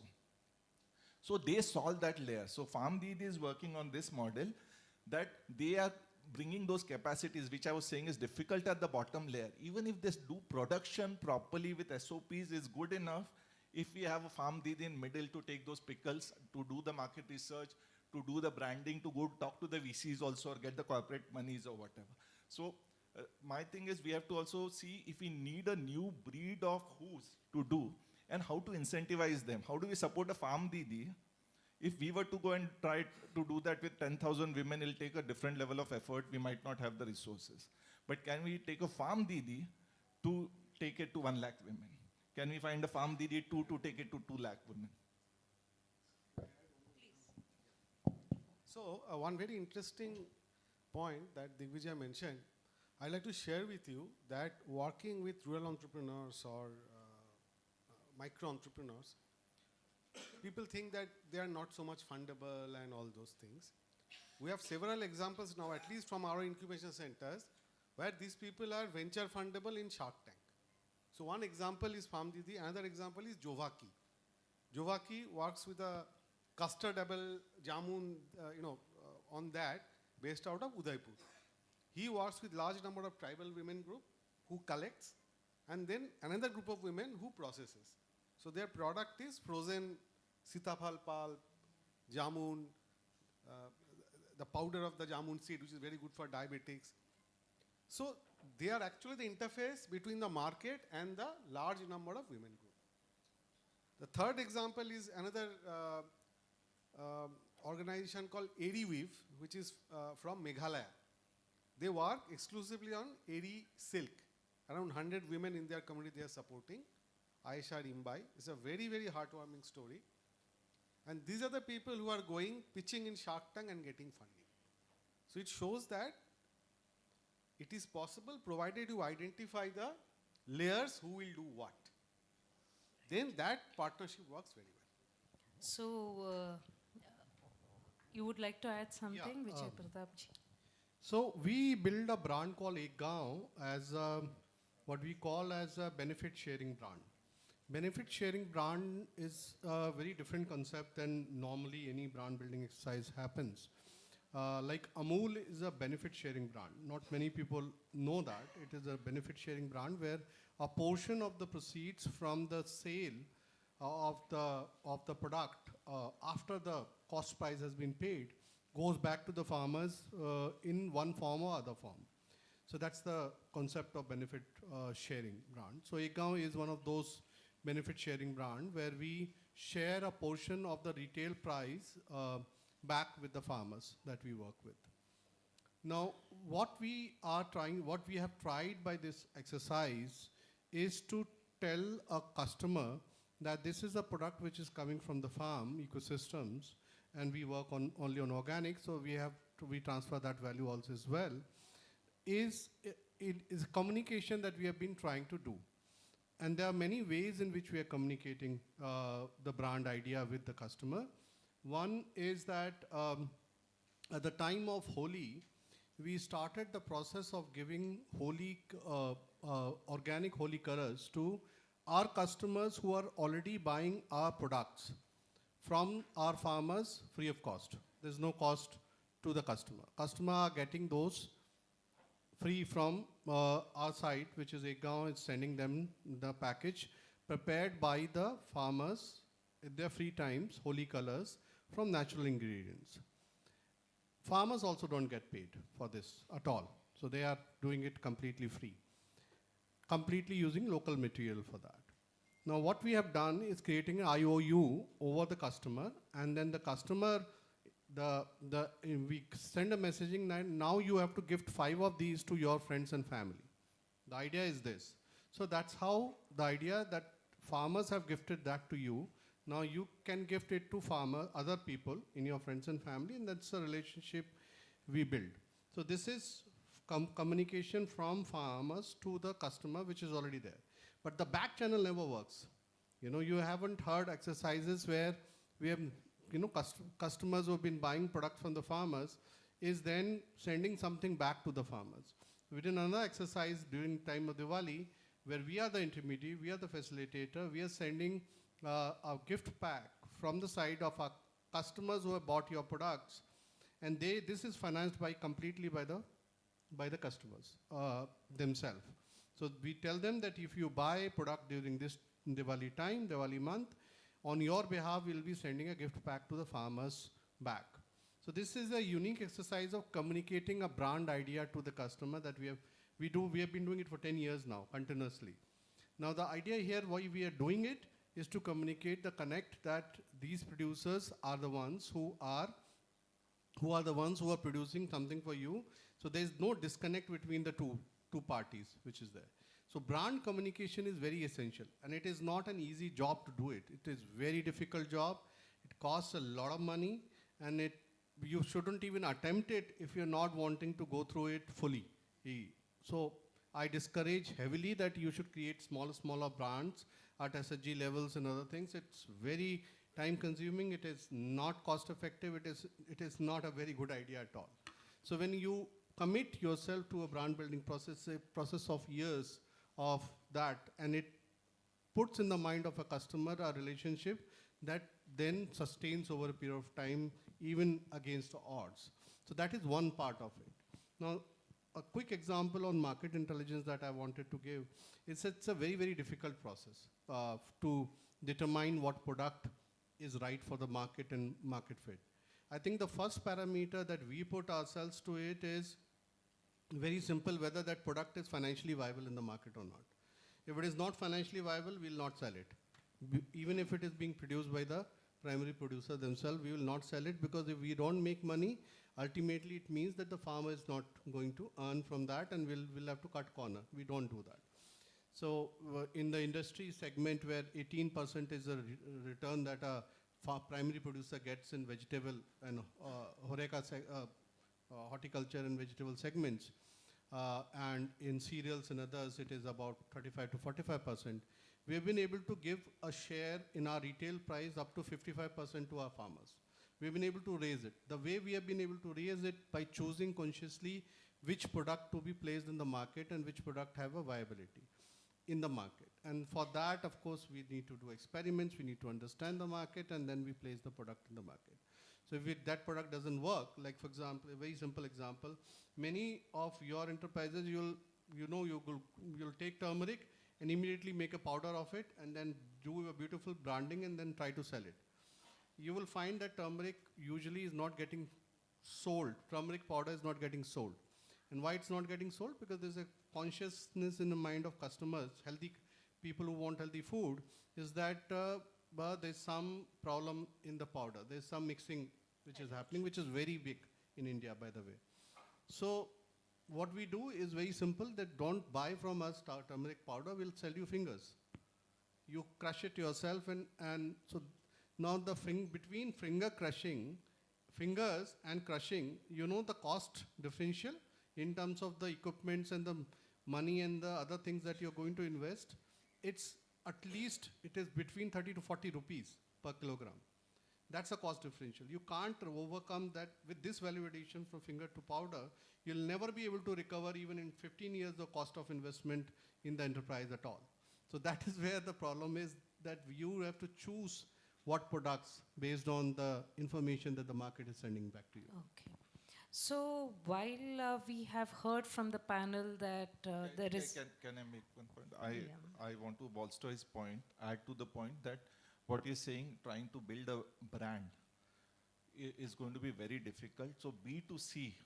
But at the same time, if you go and work with the self-help groups, because they want to sell in the local market also, their point is, well, we need a brand. And they want to see the name also, because unka mehnat ka hi hai. So what we have proposed, and we have started work on this in one of the geographies, is we will create an umbrella brand and go-to-market platform, and you can keep your SHG sub-brand also. So that is one, so that the credit is given to both and they can sell in the local market with their own brand. We do certain quality assurances and put it under the umbrella brand. The second thing I would request the team from MSRLM is, when you are doing this incubating 150 enterprises, maybe a good thought to explore, think of 5 or 10 incubation of entities which will just help with the go-to-market. For example, an agency which can do the branding and all of that. So they get enough of service revenue, and the model also has to be economically worked. So incubating something which works at the price points at that scale, just for go-to-market, I think that might help to bridge that gap. Instead of trying to get everyone ramped up, these entities can give that support for the market. Rather than we start learning and doing it. Exactly. Perfect. Yeah. So, we have had a very detailed discussion on several aspects. Now, I would like to open up the panel to the questions from the audience. If there are any questions you would like to raise.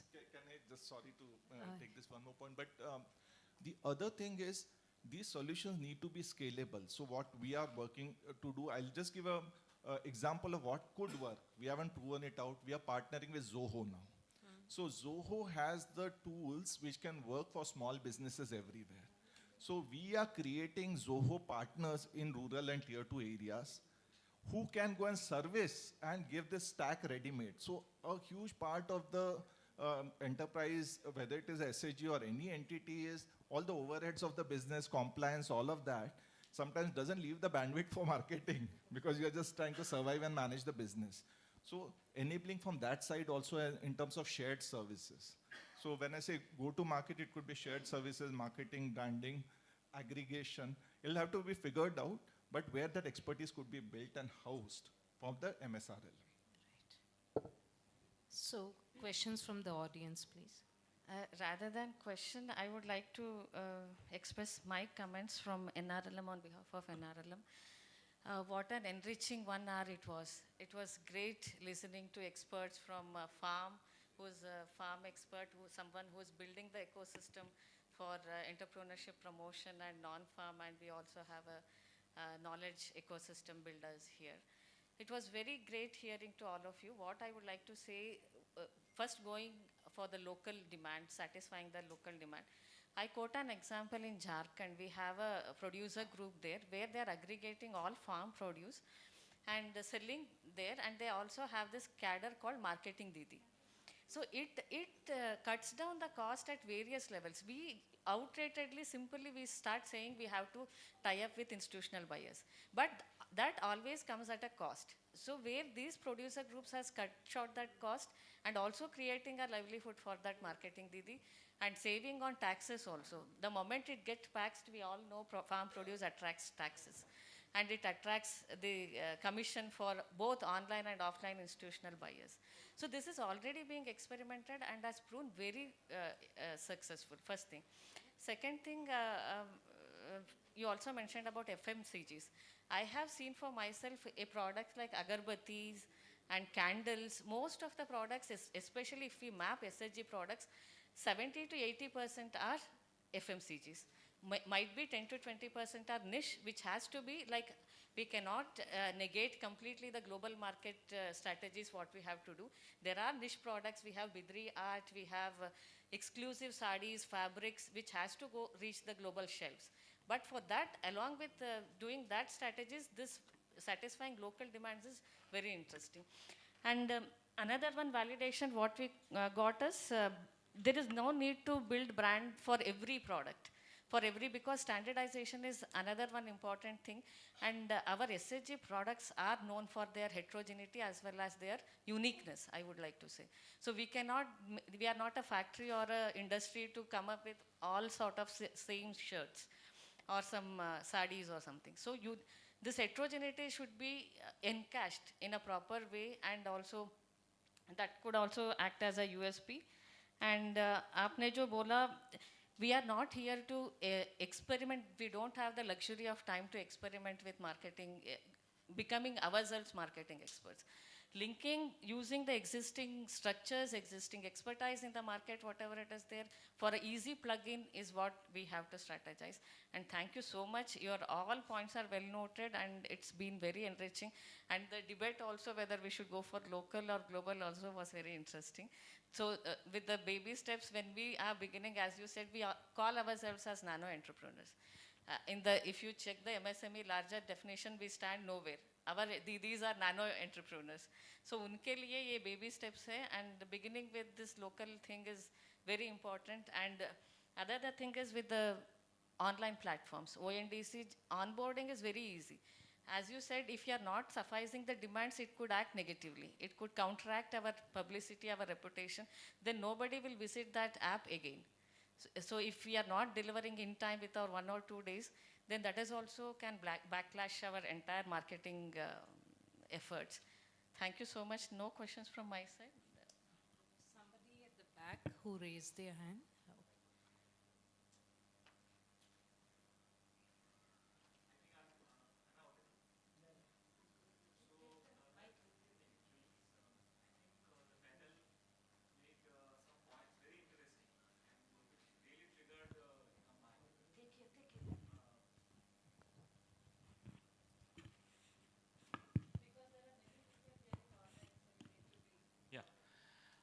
So I think I guess 2-3 points from different panelists.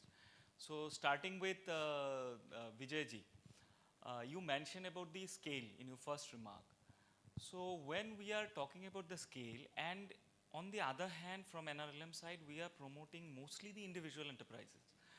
So when there is individual enterprises, there are a lot of variety of products, lot of heterogeneity. So how we can access the market? Because as we don't have the scale.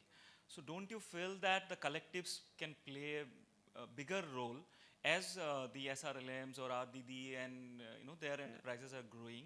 There is a high need of getting into the collectives. Maybe at the production clusters or maybe at the aggregation level also. That is one of the first points. Second point, from the marketing point of view, as I come from the SRLM, so I have the first-hand experience of the field.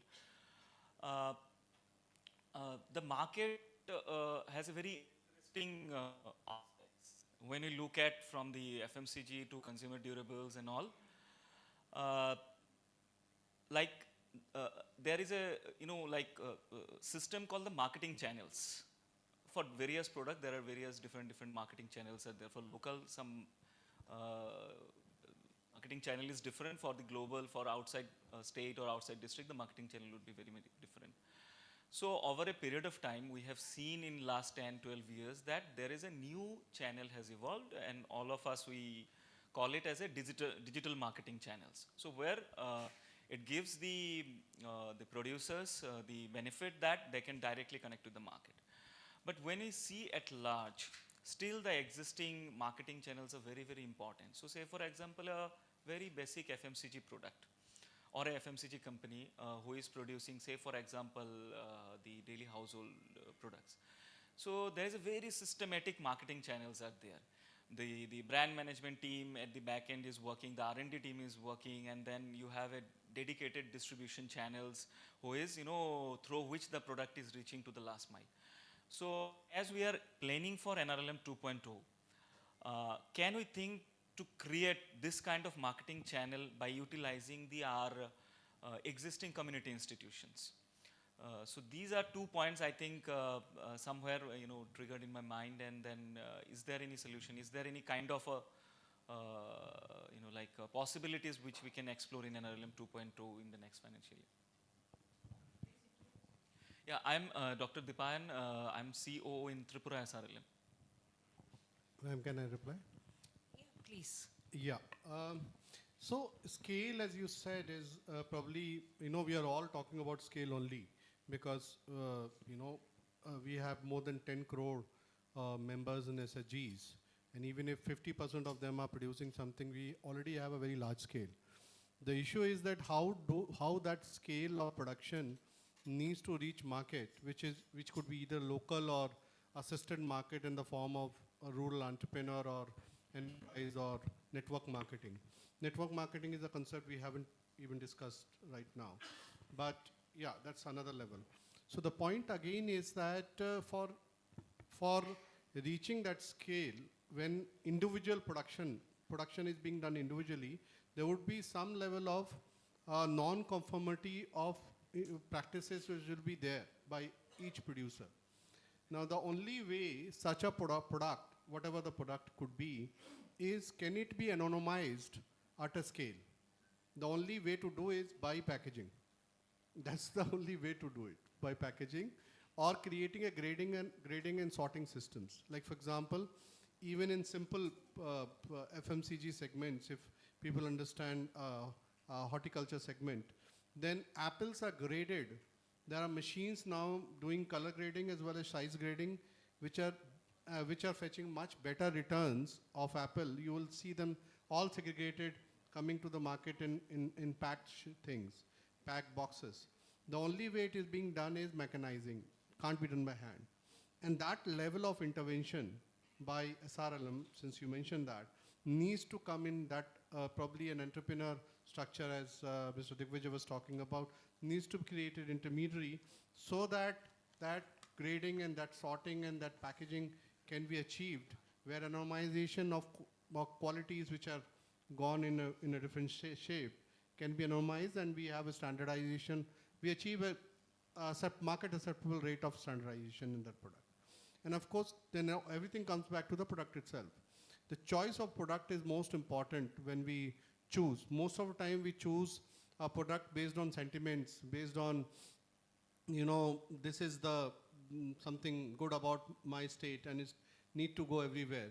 That alone can't work. It may or may not work. Sometimes it works, sometimes it doesn't work. So that should not be the only way to assess a product. The product needs to be also assessed from other parameters which are market-friendly parameters, such as whether what is the shelf life, what is the end use of this product from a market perspective, distribution channel, how difficult or easy for that particular product is.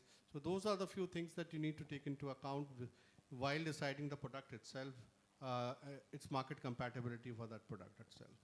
Many things, like for example, I know about Tripura because we have visited there, your area. Then something what we have found that there's so much talent on bamboo, but the product mix is very strange because product mix, not much innovation has happened in those product mix, which is a huge challenge because you do have a resource, but you don't have a right kind of product which probably could attract a better market. So that's my response to your question. I think about the NRLM 2.0, maybe that is something which, Madam, you can. This thing was, how can all of this be incorporated into NRLM 2.0, right? No, he wanted all these points to be considered and included in 2.0. That is the objective of this 2 days. So definitely it will be. Just to extend what Vijay had said, I think we have to, when we are going to 2.0, it's very important to have a mental shift, right? What Madam had also talked about, the aspirations of the entrepreneurs. When we had the NRLM first phase, it was more pushed, right? Itni didi ko, we have to start some sort of enterprises, income generation activities, etc. But becoming self-employment versus converting into a full-fledged enterprises, these are the two different ballgame, right? So in 2.0, it's very important to move ahead from the social empowerment and the political empowerment. It's very high to think from the economic empowerment perspective, and that's where our entire definition need to be changed, right? The entire thinking need to be changed. No comment on the SRLM, but please try to understand your DMM, BMM, and that cadres, they really need to change their thinking from the phase 1 to the phase 2, and that's what very interesting and exciting to see the incubation support from the overall market development perspective. So as independent bodies, we have a very high hope, and RLM 2.2 will certainly going to create a milestones for the overall economic development. Also, you hold high stakes along with hopes in this journey of next phase. Can I give a suggestion also, ma'am? Yes. Recently, there was an FPO policy, Farmer Producer Organization policy being discussed by the Government of India. So they asked for a consultations to be done for the policy, feedback from stakeholders, and I was also participant in that, and we given a long list of written thing. So just to add a small point, whenever we're talking about enterprise comes with a lot of compliance cost. Compliance, statutory compliance is one, quality compliance another. We're dealing with food, we have SSSI to deal with. We have local state level taxes to cater to. So these compliances become a big headache, and I'm using the word consciously, become a very big headache for the enterprise to start looking at. And these, so if there is a concentrated effort if we are moving towards entrepreneurship, we are moving to development of enterprises, then there should be a holiday planned for your enterprises to be out of the ambit of those compliances for at least some time, except compliances such as food safety and other things. That is very much essential. Like for example, just to give an example for Farmer Producer Organization, every FPO has to have a GST, compulsory. Whether they're using or not using, they have to have a GST, and every 3 months you have to file returns, and it is a very consuming process being done again and again. It's a huge compliance issue which is there. We have raised that what is the point? FPO to reach at the level of production will take 4 to 5 years, as you were mentioning. GST We kicks are in. addressing that with initial registration should be done as a society. No, I understand. So for example, startup policy of India has tax holiday in it. The overall structure. Yes, I'm talking about overall structure. You can't see the idea of society. You're talking about aspirational. Private ownership, or the ownership that I hold, is also very dear to most people. Society doesn't give that leverage or identity to the enterprise that we are kind of circumventing the issue. We are not taking the issue head on. So my request is please do consider that. A very good point, Vijay Pratapji. Considering the constraint of time, we will take one more question from the audience and then we will conclude the panel. Thank you so much, ma'am. I am Akshay, a part of NRLM ecosystem. Sir, it was such a wonderful discussion. It has disrupted my preconceived notions. So, sir, I had 3 questions to begin with. One was around the challenges in going digital and if there is an opportunity.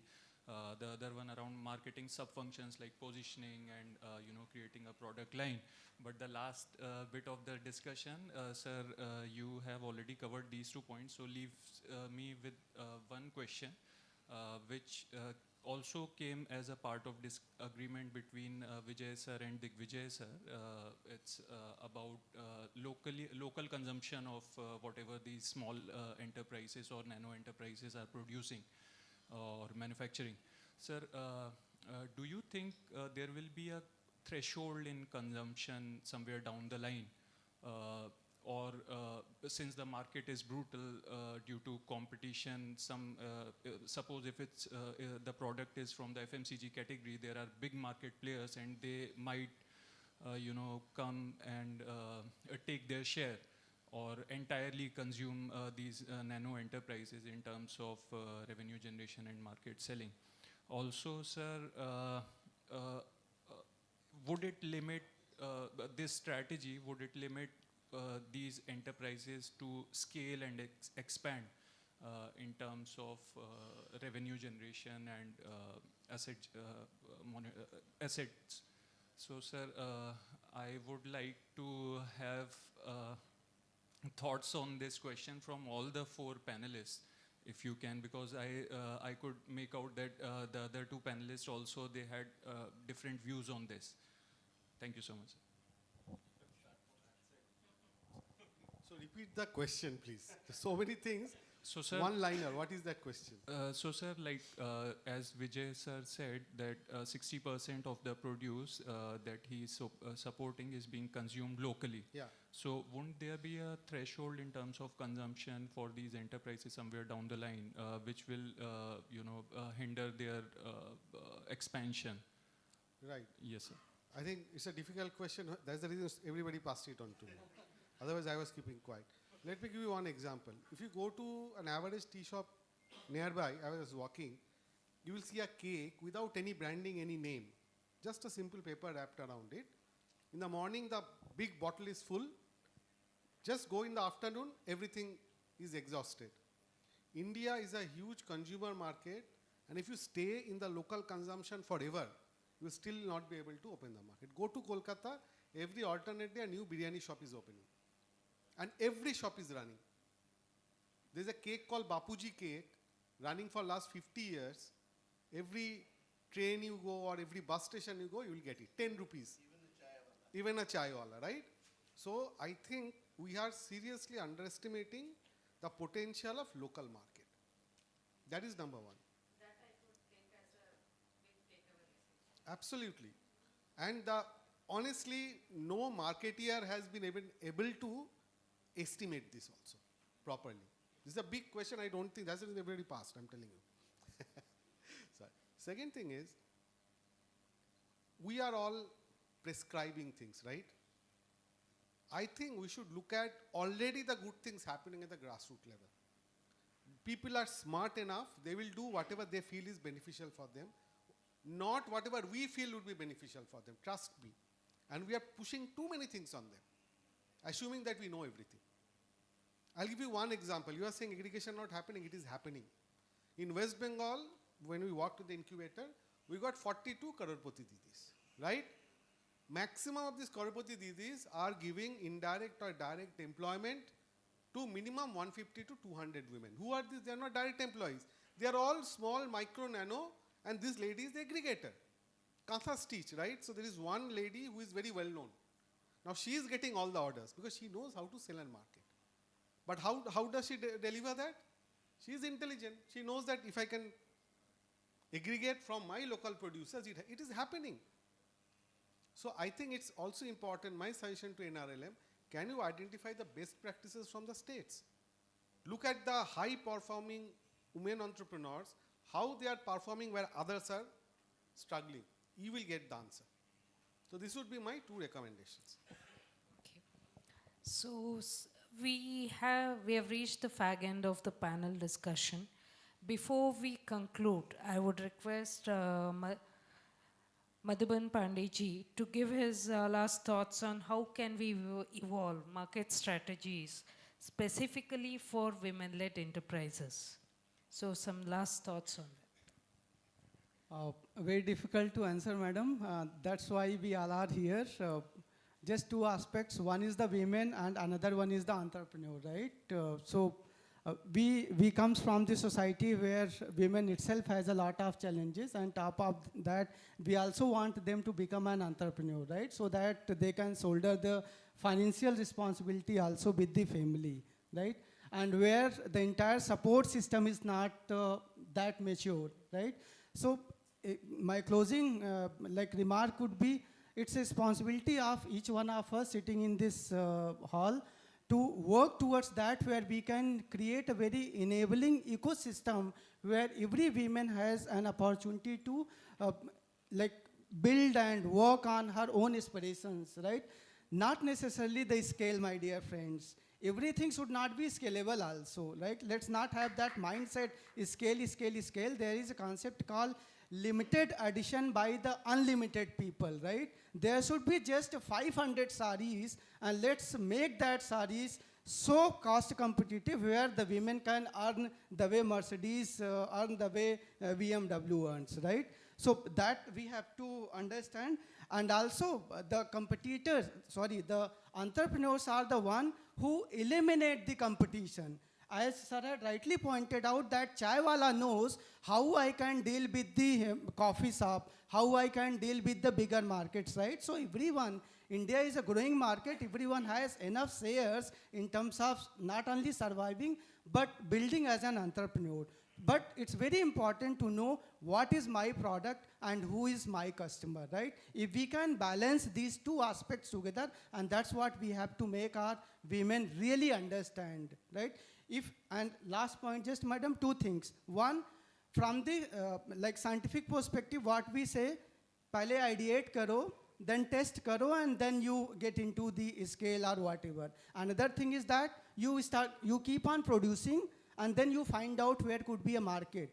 You can only produce when you are having a very, very strong traditional knowledge and skills, right? My sari is so good, my fruit is so good, my XYZ product is so good, market is anyway going to die for the product, right? So that's where I would like to conclude, Yeah, sure. Since it's a wish list I'm sharing related to this, trust me, our experience for 3 years working with women from 3 states, what these rural entrepreneurs need most, okay, probably I've not spoken about that, motivation and confidence. These are the 2 biggest soft skills. I'm not soft skills, this is from, if you can do something, if we really want to make an impact, let us all motivate and give confidence. Can we do something like I'm using the word because everybody knows it, Shark Tank. What Shark Tank has done to the startup ecosystem is not funds. Made people visible, aware, so an entire generation is now motivated to take up entrepreneurship. Not only that, people who pitch for Shark Tank, they don't pitch for money. They pitch for the publicity and promotion. And after the pitching, month on month, their sale grows 50%. Can you do something? If you really want to do, can you do something for our Didis so that they become more visible, they become role models, which they are. And that will do a lot of wonders to the ecosystem. Thank you. Vijay Pratapji, last 1 minute on your closing remarks. It's difficult to sum up so many. So I think you can focus on branding and digital marketing on those two aspects. Let me look into, let me talk about a little bit. So what sells brand is directly linked to quality. And it is the quality which essentially gains the trust of the customer. We have, if you look into the country as an example, just we don't go out of the country, then we have an example. India's largest FMCG is not Hindustan Lever. It is not Patanjali. It is KVIC, Khadi Village Industry Commission. Most people do not want to acknowledge this even as a fact, when this is a fact. Second, the most difficult segment of unorganized small producers have been organized into a global brand, which is Amul now, is the largest milk producer in the world. And that has also happened in India here.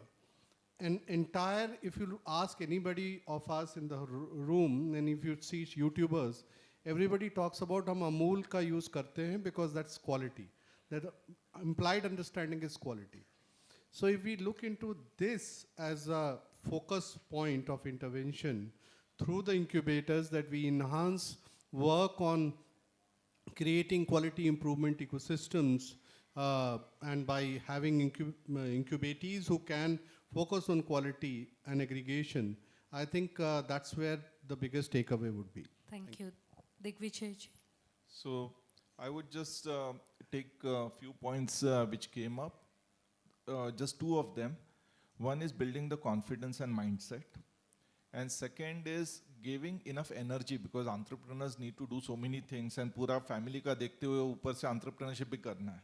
So giving the mindset and energy. So when we talk, I heard this from someone, like this workshop, I liked it. We have to give the skill and the will also. The will part is where this energy and confidence building, mindset building comes. And that's what, from Art of Living, that we are infusing as an element in every program. Because that will be the foundational block. Uske upar then they'll keep building with all the other support they get. Thank you. Right. Thank you. So this has been an extremely interesting discussion that has taken place, which has given us some innovative thoughts, or certain food for thought, I would rather say, on how do we create market access for rural enterprises. There are some tasks which, as NRLM, we need to take up on our shoulders and see what task needs to be given. And one more point which was raised very effectively was that the women have the knowledge, or the capacity building is not only knowledge transfer, but how do they apply in the real life situation, how do they bring about. While incubation is one tool for that, but the number of women enterprises are much larger than what the incubator model would cover. So we need to think on how we can support the women enterprises in getting or incubating them without, not only through the incubation route, but other modes also. So I thank each one of the panelists on behalf of NRLM for their time and the valuable inputs, and conclude this session. Thank you.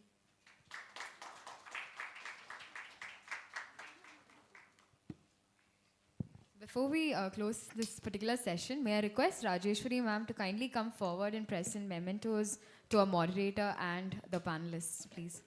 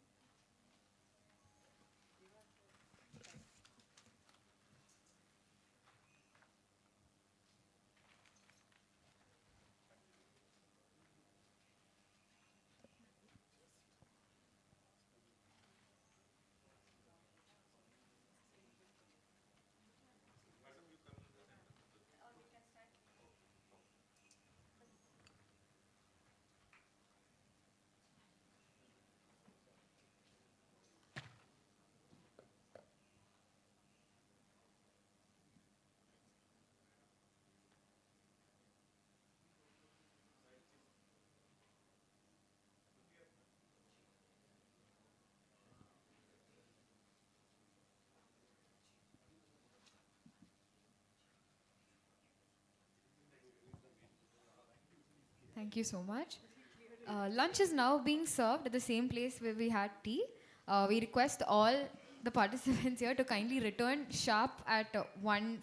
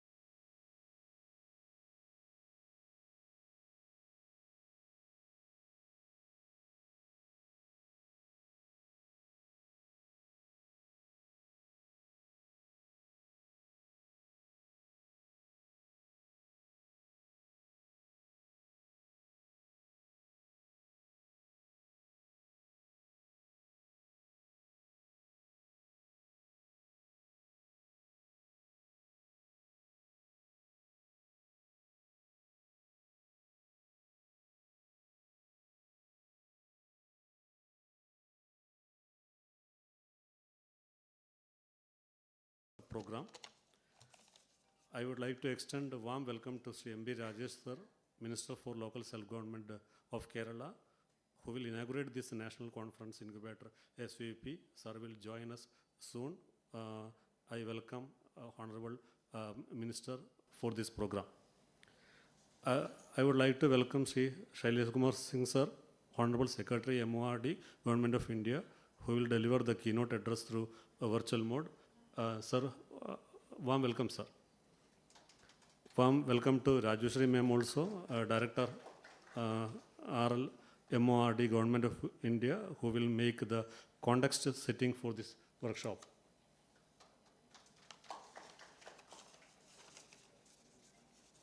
Warm welcome to Dr. 𝐵𝐵𝐷𝐾, Vice Chancellor, Assam Agricultural University.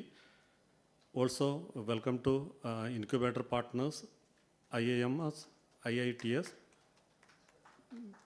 BITs, other organizations, policy makers, experts, SMDs and other officers, senior officers from other states, SHA entrepreneurs, and all my officers of Kudumbashree State Mission, especially Sri Naveen, who coordinated all these activities here for this conduct of workshop. Welcome to all. Ona Samsagal. Happy Onam to all. Thank you, sir. I invite Sri 𝐶𝐚𝐿 Singh sir, Honorable Secretary MORD, to deliver the keynote address. Sir, please, sir.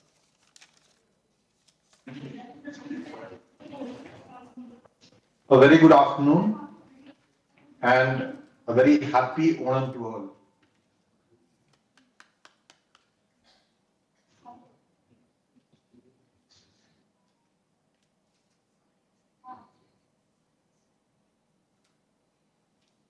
Honorable Minister Sir, Shri M.B. Rajesh ji, Minister for LSGD, Government of Kerala, who will be joining us very soon. Dr. T.V. Anupama, Special Secretary, LSGD. Dr. Bidyu Chandra Deka, Vice Chancellor, Assam Agricultural University. Our Director, Rajeshwari, and Naveen, COO, Kudumbashree, and all the participants of this program, of this incubator program, the national workshop. You would be aware, all of us would be aware, that the �Deendayal Antyodaya Yojana, National Rural Livelihoods Mission, it has emerged as a gigantic, wonderful platform for rural transformation. It's a very vibrant platform that we've been able to develop. As you would be aware, today we have 10 crore women, roughly 10 crore households in the rural areas linked with this platform, and they are part of nearly 90 lakh self-help groups across the country.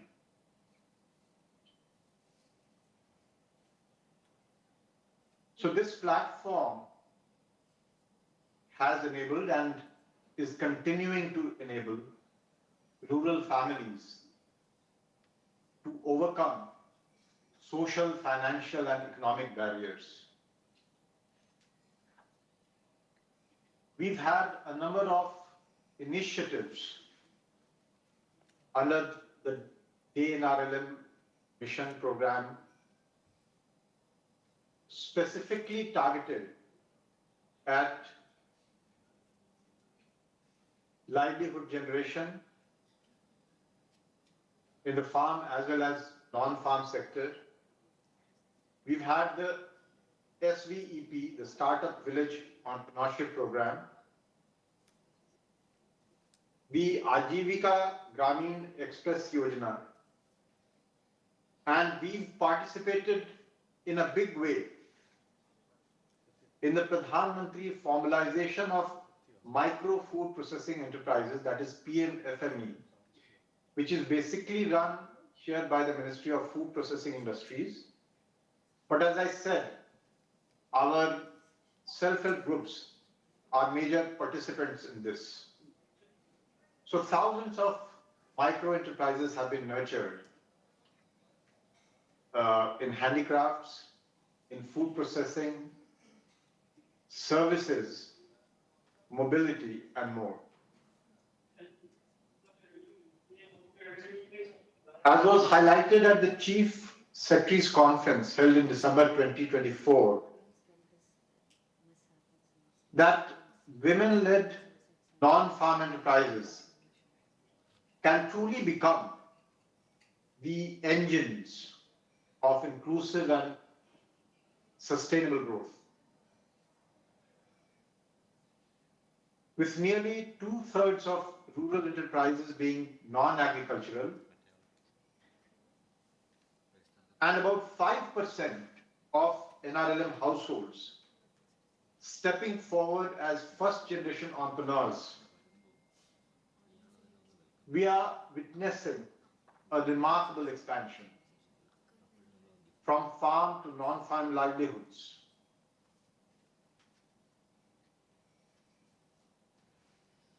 This is not only creating an ecosystem for rural entrepreneurship, but also building resilience in the system and advancing our vision of Vikasit Bharat at 2047.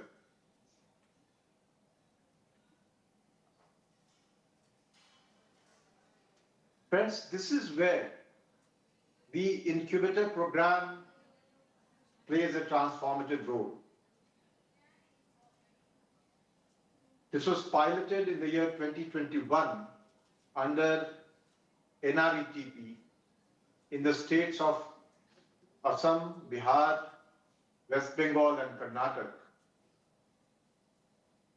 And now expanded under the day NRLM, the program is designed to nurture women-led, growth-oriented enterprises across the country with the support of premier business institutions like IIMs, IITs, BITS, and other institutes in the states. Over a 3-year cycle, women entrepreneurs receive mentorship, market linkages, capacity building, and financial support. And the impact is evident. More than 80% of incubated enterprises are reporting annual revenue growth of 15% or more. Each enterprise is creating 2 to 3 additional jobs. And women entrepreneurs are gaining financial confidence, improved market access, and faster adoption of digital tools.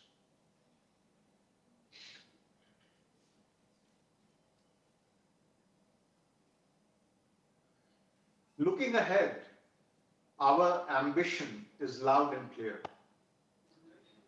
We want this initiative to grow into the largest women-led rural entrepreneurship platform in the world, incubating lakhs of enterprises and creating tens of lakhs, maybe crores of livelihoods. This is our vision for NRLM 2.0. We want to build it with empathy, mentorship, inclusive finance, and very strong market linkages. So we need to take this vision to scale across all states with multiple incubators, sectoral expertise, and focused support.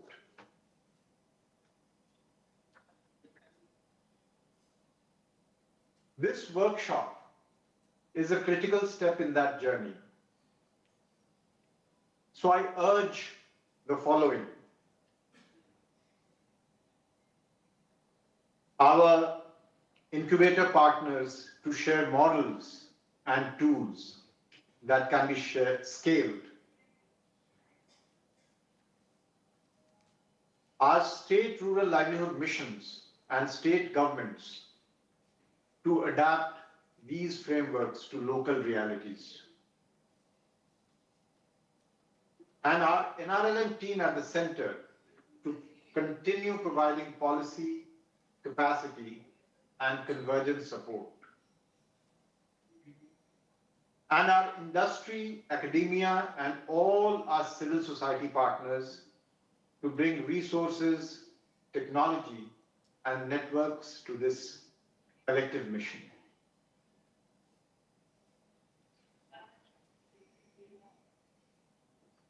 So you can think of this as the launch pad for a movement that places rural women at the very heart of India's entrepreneurial journey. So let us chart a roadmap that makes the NRLM Incubator program a hallmark of India's journey towards a prosperous and inclusive Viksit Bharat 2047. Thank you very much. Jai Hind.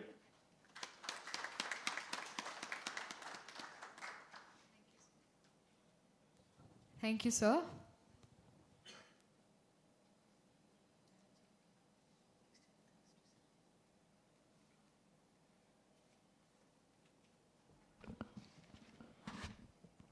So on behalf of Kudumbashree and NRLM team, I extend a warm gratitude and thanks for you, sir, for inspiring us with your great words. Thank you, sir.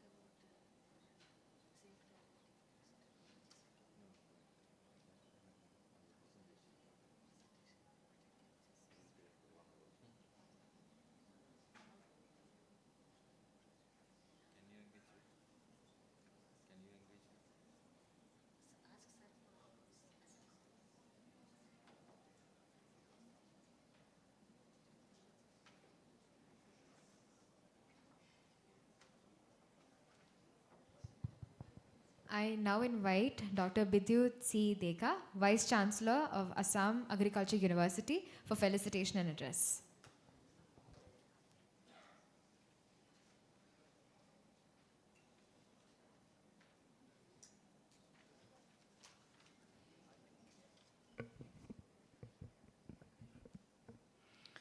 Namaskar. Good afternoon to each one of you. Honorable Minister, who is on his way to reach the venue, Mr. Rajesh, the Honorable Minister for the Government of Kerala. We have just heard the Secretary, Ministry of Rural Development, Mr. 𝐭𝐚𝐥, my good friend, Mrs. Rajeshwari, the Director, NRLM, Mr. Dineshan, Mr. Nobin, other invited dignitaries. I have seen the main person behind the SRLM program running in different government.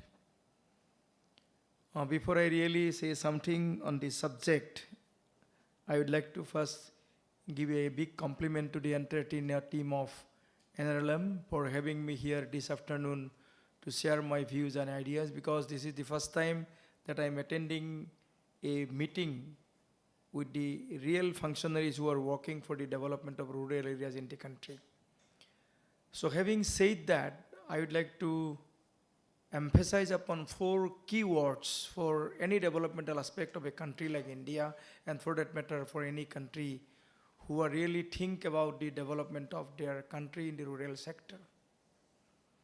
The most important point is the technology. Whenever we walk in the rural areas, our rural people, the farmers or artisans or whomever we talk about, whoever are working for the overall transformation of the economy in the rural areas, they are working with their own knowledge that they have or that they have inherited from their predecessors or whatever they are getting from different ecosystems. So India is in the Amrit Kal now. We are going to be a developed country by 2047. To make it really happen, we need to really give a lot of emphasis on the technology. Now for the rural artisans, what they really mean by the technology, it is the incubators or it is the we people who will have to tell them what are the technology they should take forward for development of their own enterprise. Anyway, they're working with their enterprise, but then with little bit of technology shift, they can improve upon their performance, not in terms of production, but also in terms of quality. Because anyway, to get good product, make it available in the market, they will have to take the best of the best technology options available in their hand. Next is empowerment of the rural mass, more particularly the ladies, which Government of India and all other state government we have been doing in last couple of years. So the real empowerment will only happen, what I personally feel, it is the number one is the empowerment. To empower them is the technology. We'll have to give them the inventory of technology based on which they will take forward their enterprise. So along with this particular technology, we'll have to give them the proper motivation to stand before anybody and everybody and to take forward their enterprise in the years to come. So real empowerment will happen only with those kind of things. So once the people who are really working in the ground to take forward their enterprise, once they feel that yes, I am empowered, they will automatically look for the convergence. The earlier in the session, lot of us, we talked about the convergence. So convergence is not going to happen whatever we take. Tell them, okay, you converge with this party, you don't converge with that party. So they are the real judge with whom they need to converge. So real convergence will only happen when they are being empowered. And when they will be empowered? When they feel the importance of the technology. Because technology is the key issues, in my opinion. Money can be brought in, the resource can be brought into. There are different areas of getting resources, but then where from they would get the technology. So that's why the Rural Development Ministry, I will be urged upon them, in a different sectors, if you can then inventorize the latest technology. With that particular inventorization, they will choose and pick, oh my God, this is my enterprise, so these are the latest technology, I can take it forward, my enterprise, to a next level, higher level, we call scaling it up. So once they feel, then they will really look for the convergence, whether they need to converge with the industry, they need to converge with academic institutions, they need to converge in any other organizations for which they really feel, they really empowered. Yes, if I converge with these particular organizations, my business will go further high. And once this thing has happened, technology, empowerment and convergence, then automatically the transformation will happen in the ground. Because again, the most important thing is the transformation. Until and unless we bring this economic transformation at the rural level, transformation has been happening in the country. It's not that it's not has happened. It has happened. But then whether real transformation has happened in the rural areas. So to do that, we have a program. Say for example, I belong to an agriculture university. In the entire NAS system, we have a program called ARIA, Attracting Rural Youth Towards Agriculture. So here we may devise a program called Attracting Rural Youth to Different Enterprise. So what different enterprise that we can decide, or we can leave it to the entrepreneur, okay? If I take this enterprise, I can not only dream of our Honorable Prime Minister, Mr. Narendra Modi, to stand before the global partners. India is not simply a developed country today. India is a country to reckon with. So with this, I don't like to further extend my speech. I would once again like to compliment all of you for gathering over here and to listen to the honorable ministers and other dignitaries. Thank you very much for patient hearing. Thank you so much, Bidyut sir.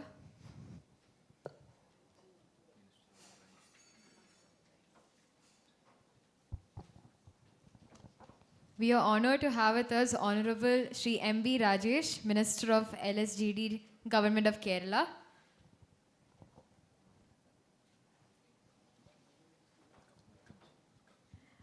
For context setting, may I now invite Srimati Rajeshwari ma'am, Director, Rural Livelihoods MORD, Government of India. Please, ma'am.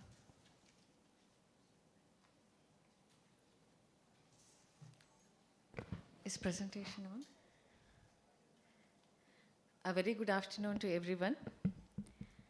Honorable Minister for Local Self-Government Department, Government of Kerala, Shri M.B. Rajesh ji, respected Secretary, MORD, Minister of Rural Development, Government of India, Shri Shailesh Kumar Singh sir, who had joined us online.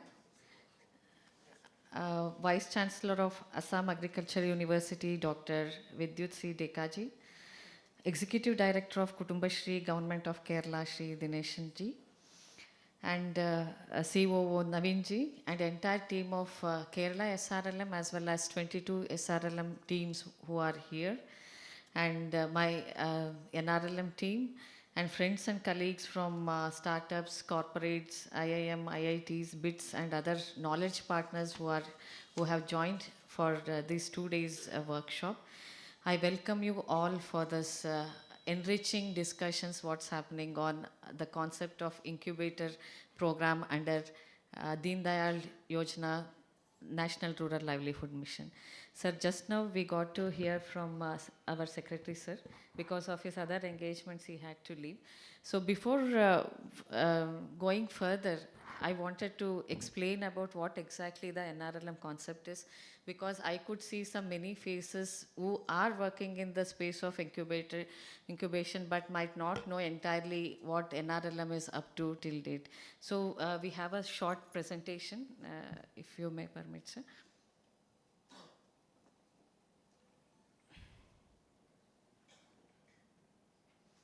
So while we are putting the presentation, I would like to tell few words on the NRLM 2.0, what we are ideating. The existing structure of NRLM will come to an end by March 2026. So after that, we are stepping to the NRLM 2.0 phase. So we are at the level of ideating it with the various stakeholders. We are having multi-level stakeholder consultations, workshops in Delhi with our SRLM teams, with our private partners, with all CSO and our corporate partners as well, sir. So next slide, please. Basically, NRLM, under NRLM, we are working with 5 key components. We are beginning with institutional building and capacity building, where we have begin with formation of our groups, our basic institutions, self-help groups. And through that, we are promoting sustainable institutions for the vulnerables or the poor sector of the communities. Then we do social inclusion and social development of the formed institutions. We also, under that, have food, nutrition and health, WASH, gender, and we also take care of convergence under this.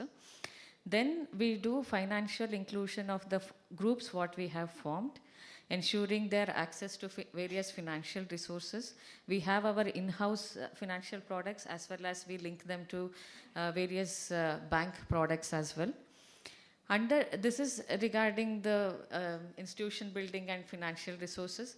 Then the major things come with the livelihoods. So under the larger umbrella of livelihoods, we have farm livelihood interventions and non-farm, where we deal with agriculture-based, diversified and sustainable farming systems, how our Mahila Kisans can be included so that their incomes can be doubled. And under non-farm livelihoods, we have women-run-led micro-nano enterprises. I'll explain that in detail, sir. We cover manufacturing, services, and trading as well. Next slide, please. So this is some facts to share with all of you. So what is the status where we stand as of March 2025, the progress so far, the NRLM in its journey of over a decade as of now. We have covered 745 districts and 7,156 blocks across the country. So it is very a proud feeling to share that we have reached out to 10.05 crore Mahila members who encompass 91 lakh self-help groups. We are successful in linking our SHGs to bank credits of around 11.02 lakh crores of amount has been credited to our Didis through bank linkages. And 1.43 lakh BC Sakhis we are able to, who are working with us. And rupees 59,482 crores capitalization support we have provided to our SHG member cohort mein jo members hai. And around 5 crore Mahila Kisans are being identified, trained under various interventions under NRLM, various NRLM interventions. We have integrated farming clusters, we have agroecological practices, organic village clusters, various programs involving entire farming ecosystems. And when it comes to non-farm, we have solely with SVP umbrella, around 5.41 lakh enterprises we have supported. And under the larger umbrella of NRLM AAP, 78 lakhs enterprises we are supporting. And we have 2,297 AGY vehicles which have been sanctioned to states. I'll explain what it is in next slides. And we proudly say, and also as announced by Honorable Prime Minister of the country during his Independence Day speech, 2 crore Lakpati Didis we have been able to successfully form as on date. Next slide, please. So majorly, as I said, in a rural community, there will be both farm and non-farm. Farm, which comprises up to 60 to 70%, we can say broadly, and non-farm up to 20 to 30% of the community spending, expenditure, activities, livelihoods can be shared into this percentage. So we are dealing with this non-farm livelihood, sir, but through creating a comprehensive rural entrepreneurship ecosystem. First step, we are trying to build the ecosystem from the scratch. How we are doing it? We have major 4 interventions for that. What we call as a startup village entrepreneurship program. This scheme operates at block level, which comes with a support of 6.5 crores. And the spread of the scheme is for 4 years. And under this, we can support 1,400 to 2,400 members we will be covering, sir. And then another important scheme of under non-farm livelihoods is one-stop facilities. So this is at sub-district level initiative hai, where 235 to 275, that is around 2.3 to 2.7 crores over a period of 3 years. This comes with a comprehensive support structure where we begin with identifying the Didis who are interested in entrepreneurship, creating awareness, till handholding them through the entire process of entrepreneurship. We have this 𝐼𝐺𝐵𝐾 Gramin Express Yojana, where we give vehicles to our Didis so that it creates mobility, it empowers them in real sense. We have got to witness in many states where this mobility is creating lot of empowerment, especially in remote blocks. So around 2,297 we have distributed, sir, till date. And the fourth important point is cluster support. While 250 to 300 artisans form a group, form a cluster, and this is a very innovative approach, I would like to say. Rather than dealing with individual entrepreneurs, when entrepreneurs are coming into a collective in a form of cluster, this is yielding a very good result. Till date, we have 21 such clusters across the country. And the convergence effort is at higher level, I would like to say. Whole of governance approach is what Government of India is pushing. So under that, we are working very closely with Ministry of Food Processing Industries, Ministry of Skill Development and Entrepreneurship, Railways, Commerce and Industries, Textiles, and Northeast Regency. So through all these interventions, our outreach is to almost, we have covered 33 states. And another important intervention is micro-entrepreneurship development. It is like there is no such direct funding under this scheme, but we provide support through training and capacity building for our Didis, as well as payment for our community resource persons. That is community resource persons enterprise promotion. Next slide, please. So I would like to say why we are talking too much about non-farm. So why non-farm so much of focus? Because in a rural ecosystem, what we see is there is a lot of risks and uncertainties when it comes to farm related. A farm family cannot solely depend on agriculture activities because it is always at the risk of or at the vagaries of any unforeseen things can happen. There could be natural calamities, there could be price calamities, there could be fluctuations, what we are getting to see. So our intervention is to support minimum 5% of first generation entrepreneurs through across our NRLM households. And non-farm enterprises are the key drivers of employment as well as women empowerment. What we have got to learn across this 10 years of our experience in ground. Stabilizing rural economies against risk like climate change and other external factors, which includes price and volatility in markets. Opportunities for youth and women entrepreneurs in emerging and sunshine, the sectors in demand. And act as bridge for integrating rural producers with the national and global markets, creating various marketing channels, and ultimately through all this strengthening the value chains and making the stance of women strong in the market ecosystem. Next slide, please. So through this incubator concept, we are supporting growth micro enterprises through technical and financial support, sir. It covers both individual and group enterprises. Our primary focus would be on women-owned and women-led enterprises, which are onboarded at state level. The intervention of incubator program is at state level, unlike our other programs, which we are dealing at district and block levels. So the ultimate need for such an incubator agency is, it is rural-based women-owned and women-led enterprises where we are looking for scaling up. We provide mentoring support, financial linkages, and we also assist in branding, packaging, and how to get along the legal compliance, marketing and business development activities. And also providing strategic business development support with scaling up from nano, micro to small and medium enterprises. That is the objective in the long run. So this is, I would like to slightly touch upon this, the implementation framework. We begin with identification and selection of the entrepreneurs, and the strategic development and graduation pathway, what should happen even after the program is completed, that is for after 3 years. So this is implementation framework, how it begins. You can skip this.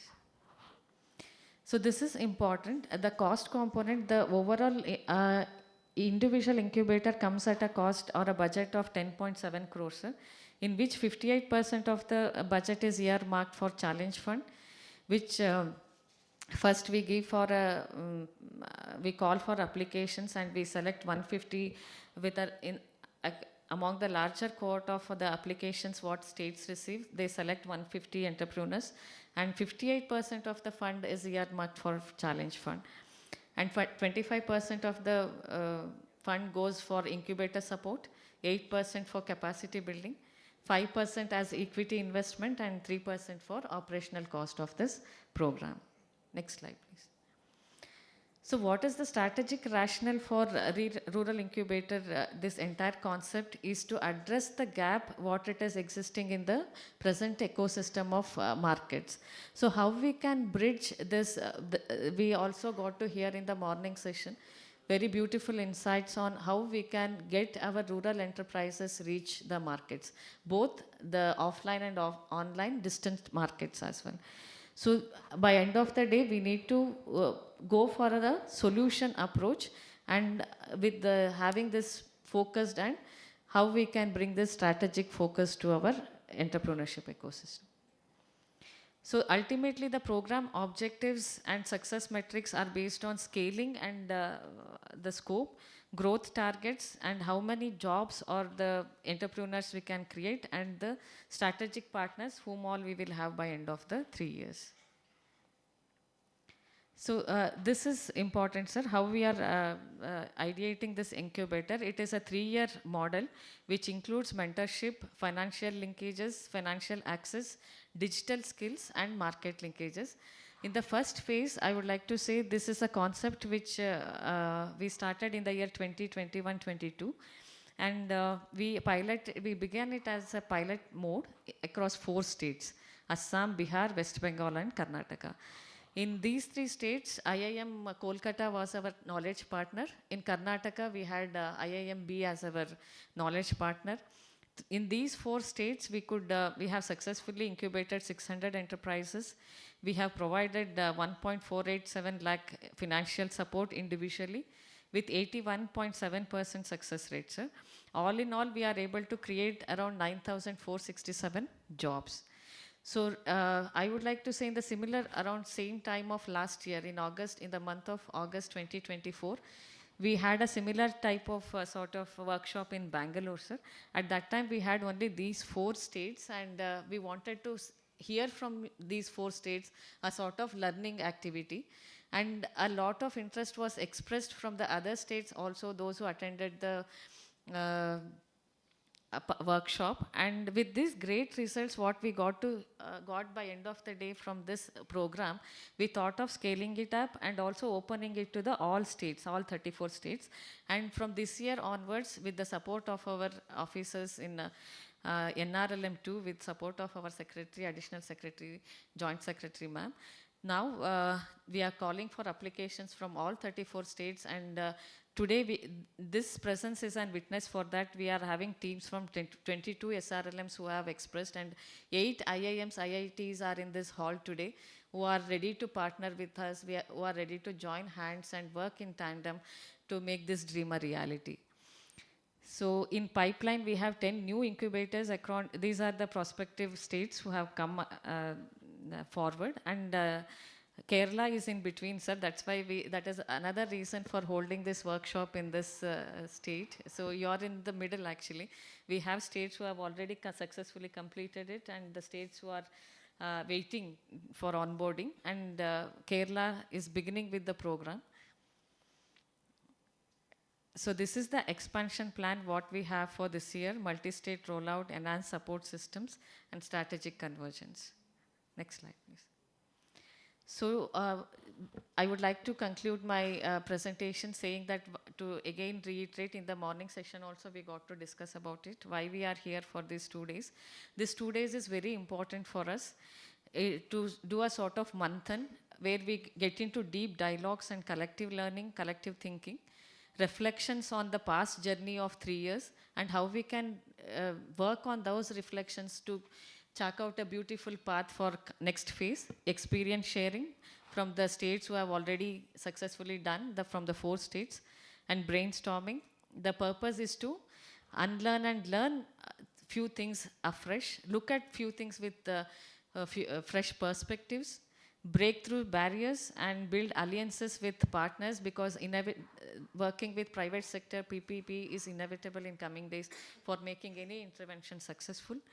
And innovate rural entrepreneurship for NRLM 2.0. We want to hear your thoughts. Already it has been expressed in the morning session beautifully. And commitments, what we are getting into for the next phase is to scaling up incubators, strengthening ecosystems. We want to create a robust ecosystem for women-led entrepreneurs and shaping a well-thought roadmap towards Viksit Bharat 2047. With this, I conclude my talk. Thank you so much. Thank you so much, ma'am. It is an honor to warmly welcome Honorable Shri M.B. Rajesh, sir, Minister for Local Self-Government Department, Government of Kerala. And we are truly privileged to have you with us today. Welcome, sir. I request all the dignitaries on stage to kindly join in lighting the lamp, marking the auspicious commencement of the national workshop.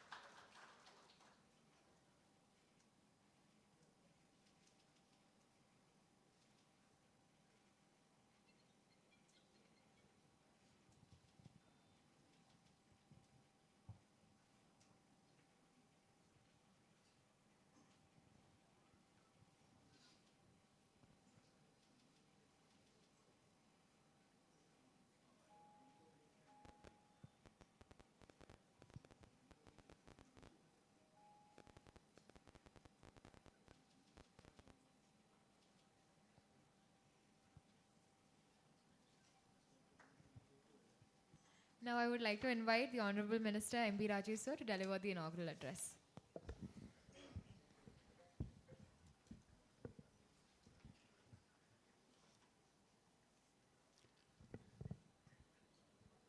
Srimati Rajeshwari SM, Director, MORD, Government of India.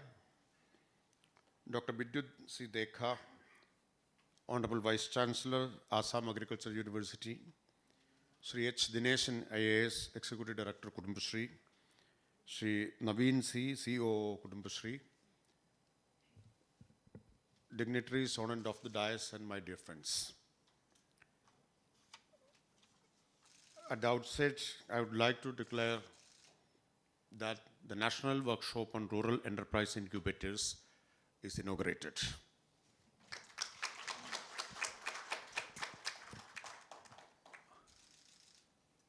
Srimati Rajeshwari has already placed the concept of this National Workshop on Rural Enterprise Incubators.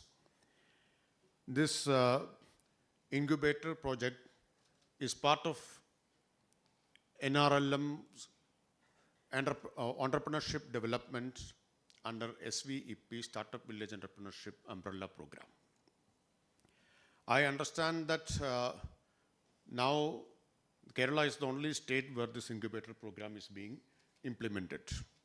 Before that, 4 states have done this incubator program on a pilot basis, right? Yes. This workshop is being attended by experts, knowledge partners like IITs, IIMs, BITs, and NGOs. I'm sure that you will go into details, meticulously discuss and analyze various aspects of this program. And various experts and panelists attending this workshop from various parts of our country will share their experiences. Around 40 panelists are attending, and 8 sessions have been planned. So experiences will be shared. I don't want to go into details of this incubator program or national workshop. This has already been placed before you. I would like to briefly talk about what is Kudumbashree, how Kudumbashree is different from other women self-help groups, and what are the diverse activities undertaken by Kudumbashree. Kudumbashree, as you all know, now it's well known. I still remember in 2014, when I was a member of parliament, when the Prime Minister made his debut speech in parliament, in that speech, Kudumbashree found a place. So he mentioned about the activities of Kudumbashree, and he appealed to states to emulate the Kudumbashree model of Kerala. So that is the importance of Kudumbashree. But how Kudumbashree is different from various other women's self-help groups? It's not merely different because of its bigger size. Kudumbashree has 48 lakh women as members. We have 3.19 neighborhood groups. This year we are targeting to achieve the membership of 50 lakhs. So that is not the only difference between Kudumbashree and other women's self-help groups. The major difference is Kudumbashree's inclusive and democratic character. Kudumbashree is neighborhood-based network of women's self-help groups. Any woman cutting across caste, religious, or whatever differences are there, cutting across those lines, any woman are eligible to become a member of Kudumbashree. And Kudumbashree's democratic character is very, very important.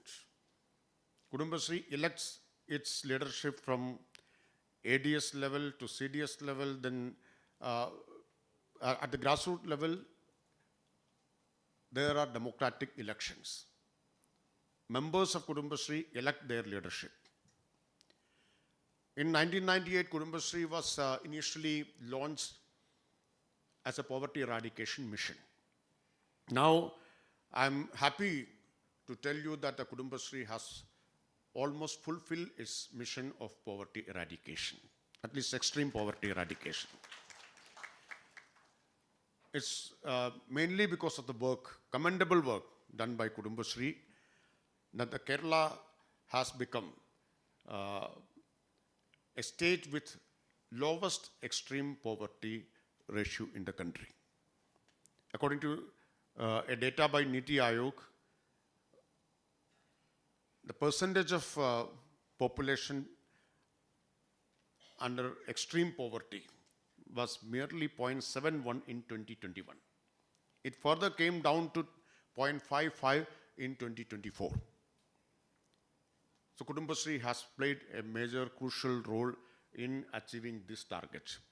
So it's only because of this work by the Kudumbashree, the government of Kerala was able to launch a specific scheme to completely eradicate extreme poverty.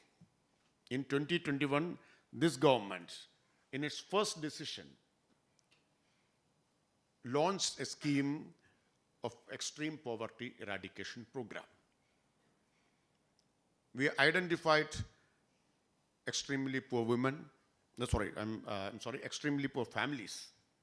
And Kudumbashree was entrusted with the task of conducting the survey to identify extremely poor families. And Kudumbashree done a door-to-door survey and identified 64,006 families as extremely poor. Then we identified the factors causing extreme poverty for these families. Then those factors were addressed. Again, Kudumbashree, along with local self-government institutions, were asked to prepare micro plans for each and every family. So 64,006 micro plans were prepared with the active participation of Kudumbashree. Now, we have achieved 95% results. Out of these 64,006 families, 95% of extremely poor families have been pulled out of poverty, extreme poverty. And we are hopeful that within a couple of months, by 1st November on the formation day of Kerala, Kerala will be declared as the first state in the country to become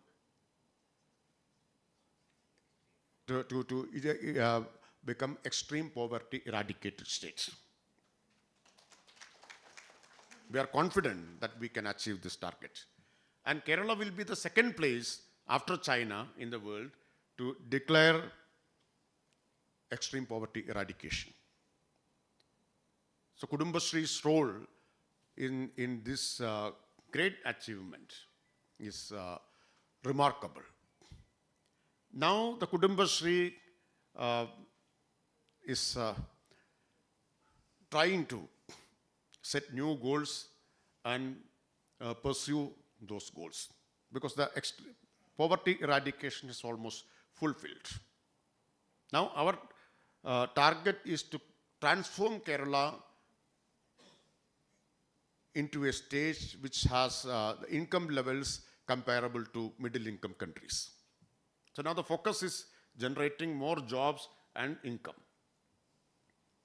In the last 25 years, Kudumbashree, more than 25 years, Kudumbashree has been focusing on entrepreneurship development, micro enterprises, etc., etc. But now we realize that all these 50 lakh women cannot be made entrepreneurs. All of them cannot become entrepreneurs. But most of them can be given wage-based employment. So along with entrepreneurship development, now we have launched a new scheme, a new program for generating wage-based employment. Women labor force participation in Kerala is currently 20%. So our target is to enhance women labor force participation to 50%. So this would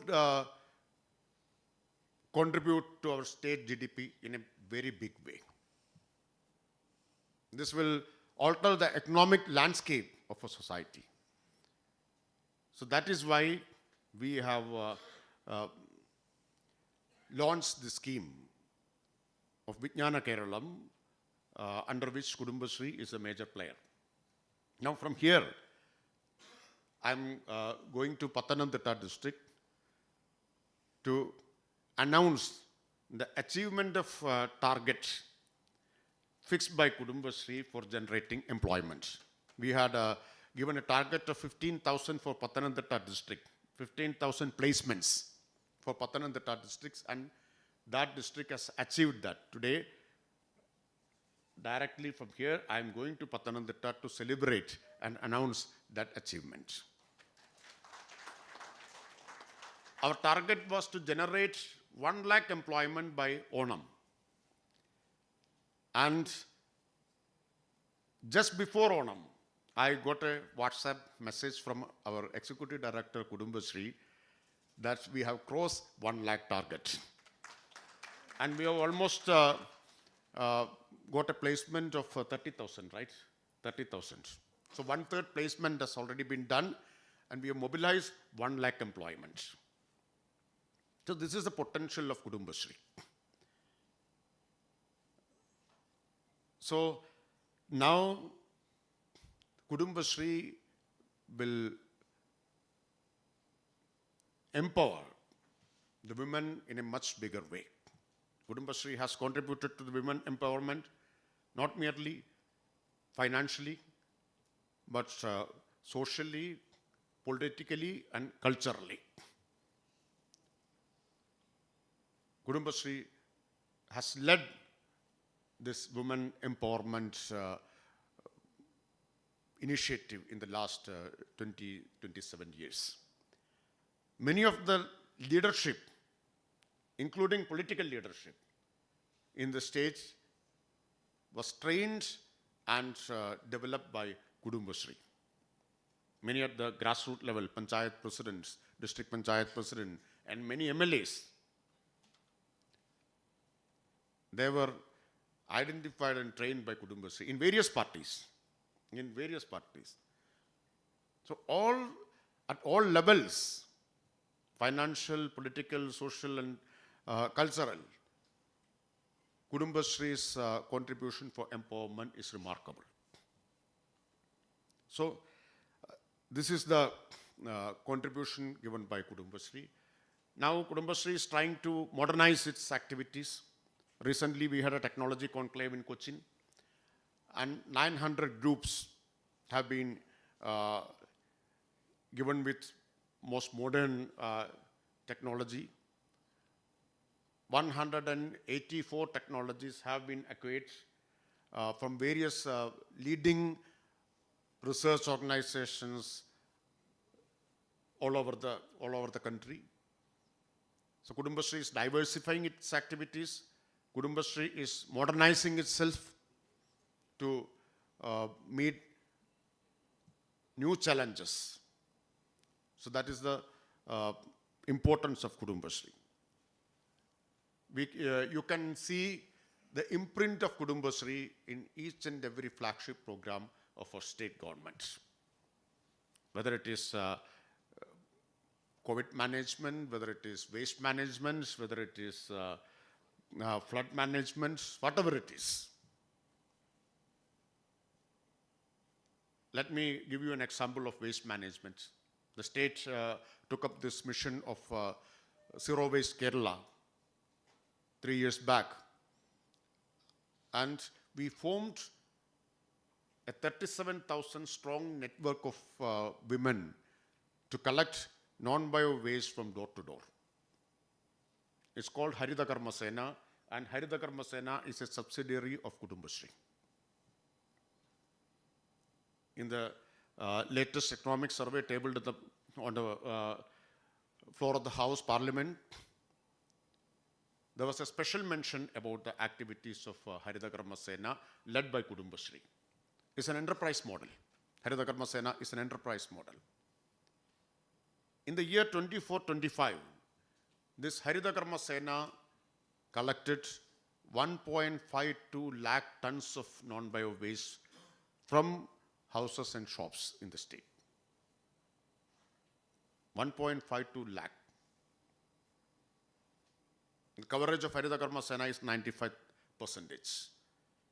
And major source of revenue is user fee collected from households and shops. The additional source of revenue is sale of recyclable non-bio waste. The Haritha Karma Sena has become a very successful model. Now various other states are trying to emulate the model of Haritha Karma Sena. So when the first water metro in the country was started in Cochin, Kudumbashree was entrusted with the task of housekeeping and ticketing. So that's the level of confidence we have in Kudumbashree. Whatever responsibility we entrust to Kudumbashree, they will discharge that responsibility. And many other activities are being undertaken by Kudumbashree. I do not want to go into other details. So I am confident that Kudumbashree, which is the nodal agency for many central sector schemes like NRLM, DDU-GKY, then NULM, National Urban Livelihood Mission, all these central sector schemes are being taken care of by Kudumbashree. They are the nodal agency. So on the basis of this experience, I am confident that Kudumbashree will be able to discharge this responsibility of this incubator program in a very good manner. Incubator program is a sub scheme under NRLM, under SVEP umbrella. So Kudumbashree is experienced. Kudumbashree can fulfill this task also. And I hope that the deliberations in this workshop and your experiences and your inputs, etc., will help Kudumbashree to carry out this task. With these words, I conclude. Thank you very much. Thank you so much, sir. To conclude the inaugural session, I invite Sri Naveen C., COO, Kudumbashree, to deliver the vote of thanks.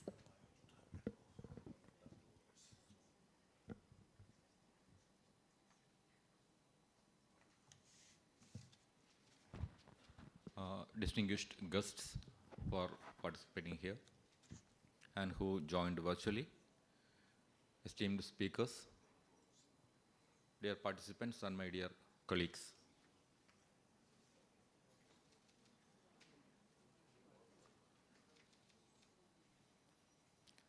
So as mentioned by the Executive Director Kudumbashree, the SRLM, Kerala SRLM is very much honored and privileged to have this National Incubator Workshop held in Kerala. In these 2 days, we will be exploring the possibilities of bringing these rural women entrepreneurship on the track so as to scale up these entrepreneurship to higher order enterprises. And in the forthcoming sessions, we will have a platform for a lot of deliberations and discussions, learnings, cross-learnings, presentation of experiences, experience sharing, etc.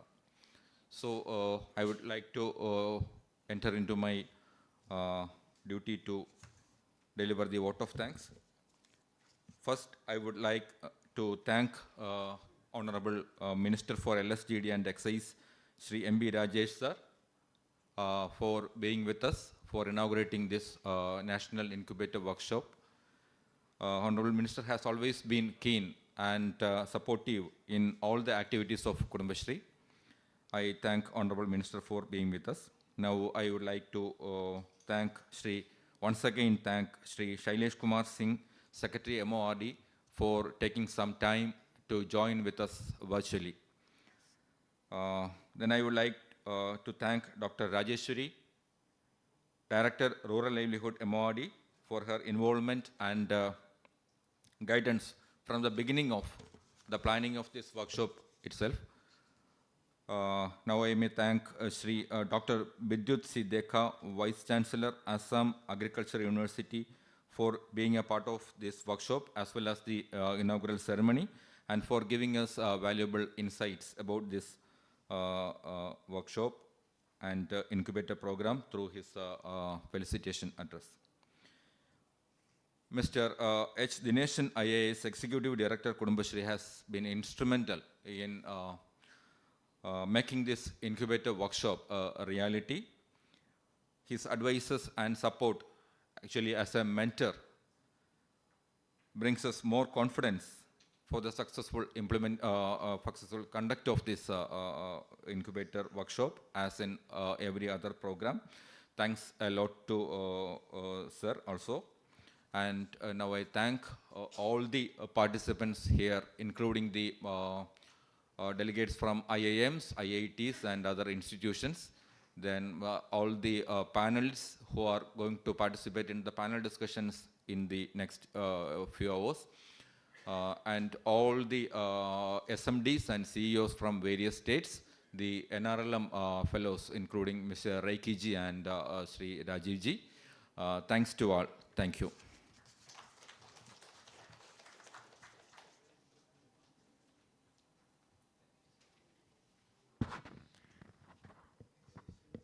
With this, we have come to the close of the inaugural session. We will now move on to our next panel discussion session.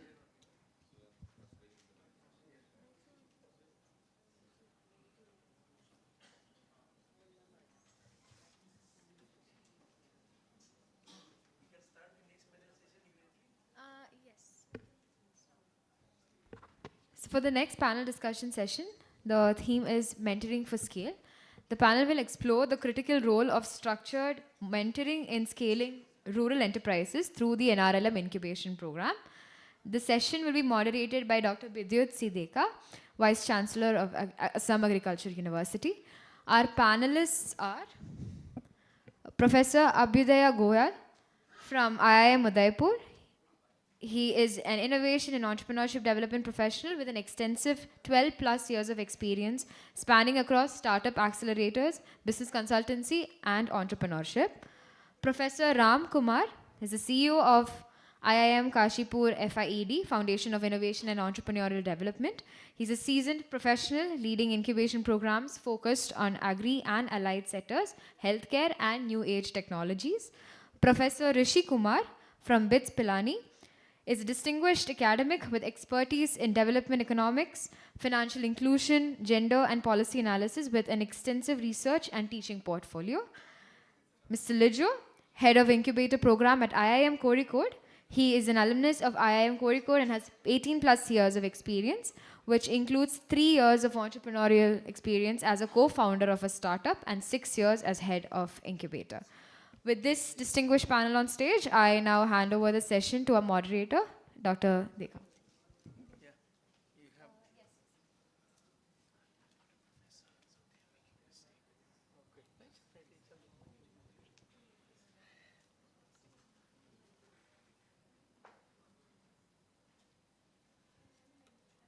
Thank you. Probably we can start if you all allow us. The previous session we are already late by half an hour exactly. Our time allotted is 1 hour, and within 1 hour we will be discussing a very, very important issue, mentoring for scales. Because mentoring is not only essential for any good enterprise, mentoring essential in daily to daily basis. So today we have an excellent panels. Before we really start the discussion, even though our anchor she has given little overview about the panel, but then I'll still insist if they can 1 or 1.5 minutes to talk about themselves. I mean, so that the people, they really know your expertise. Otherwise, many a time we discuss many things, but at the end of the day, we do not know who were the experts and what were their backgrounds. So I invite myself, as has already been mentioned. I am Bidduchi Deka. I represent Assam Agriculture University. Basically, I am a scientist in the field of agriculture, taking interest in entrepreneurship development because I did my master's in post-harvest technology of horticulture. That's how my interest began with the entrepreneurship development, and we have a Auto Incubation Center at Assam Agriculture University. Probably in the Agriculture University network, we are the first agriculture university in the country who has the Auto Incubation Center. I mean, in the subsequent deliberation, we will talk about what we have been doing, but then without taking much time, I will be requesting the other panelists to introduce themselves maybe within a minute or so. A very good afternoon to all. I am Ram Kumar and I represent IIM Kashipur FIED. So FIED is the incubation center of IIM Kashipur in Uttarakhand. And this institution, this incubation center has been established in 2018, and since last 7 years, we have supported more than 200 startups. In particular, we run a specific program with the help of Ministry of Agriculture and Farmers Welfare. Agribusiness Incubation Program is the core program which this center runs, with which we have supported more than 100 startups in agri sector with a funding support of around 12 crores. And we help the startups in reaching a scale of impacting almost 5 lakh farmers, and also raising the external money from venture capital funds amounting around 350 crore plus. I have been associated with this program in initial phase also, being a part of IIM Calcutta Innovation Park when the program was being implemented in states of Assam, West Bengal and Bihar. So I guess some practical edge and the real-time happenings that we observe during the program, I'll be happy to share those learnings also. Thank you. Good afternoon, everyone. Thank you for the kind introduction, Dr. Vidyut. My name is 𝐸𝐴. I'm representing 𝐼.Udaipur Incubation Center. 𝐼.Udaipur Incubation Center has been in existence for around 7 years. We have worked with over 100 startups. We have a portfolio of invested startups of around 20 of them. And gradually over the number of years, our focus has shifted towards women entrepreneurship and craft and art businesses. And with we have recently joined hands with 𝑁RLM. We are submitting a proposal. So soon we'll be working on women entrepreneurship initiatives on a state level, on a state rural level.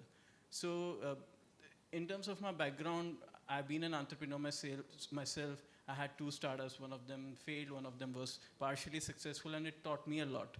That's how I came into this field at the first place. Before that, I was a consultant with Infosys. So I'm deeply passionate about entrepreneurship development, innovation, and the reason is that it keeps you on your toes always. You'll get to learn every day, because otherwise if you're in a silo, you're working in a particular field, you get to learn only about that field. But now I come across new innovations across the domains, and that has been a great learning. This is a very, this particular rural entrepreneurship is since morning everybody has been emphasizing that how important it is, and it would create the next boost that we can anticipate in the Indian economy. And I think they have been underselling. It actually is much, much more than that. So thank you for having me on the panel. Very keen to share my thoughts. Hi, good afternoon, everyone. I'm Rishi Kumar. I'm Associate Professor at BITS Pilani Hyderabad campus. First of all, thank you for giving me the opportunity to share my view in front of all the learned and experienced people, and also to invite BITS as a incubator partner in this. So now, because I will talk from both perspectives. At BITS, we have this TBI at BITS Pilani Hyderabad campus, which is involved in mentoring and guiding the startup throughout their different stages. So we have, I think at TBI, we have around 100 startups. They are in different, 100 startups are there so far. And among them, around 60% are women-led startups. So that is also like one of the feature of this incubator program was the focus on the women entrepreneurship.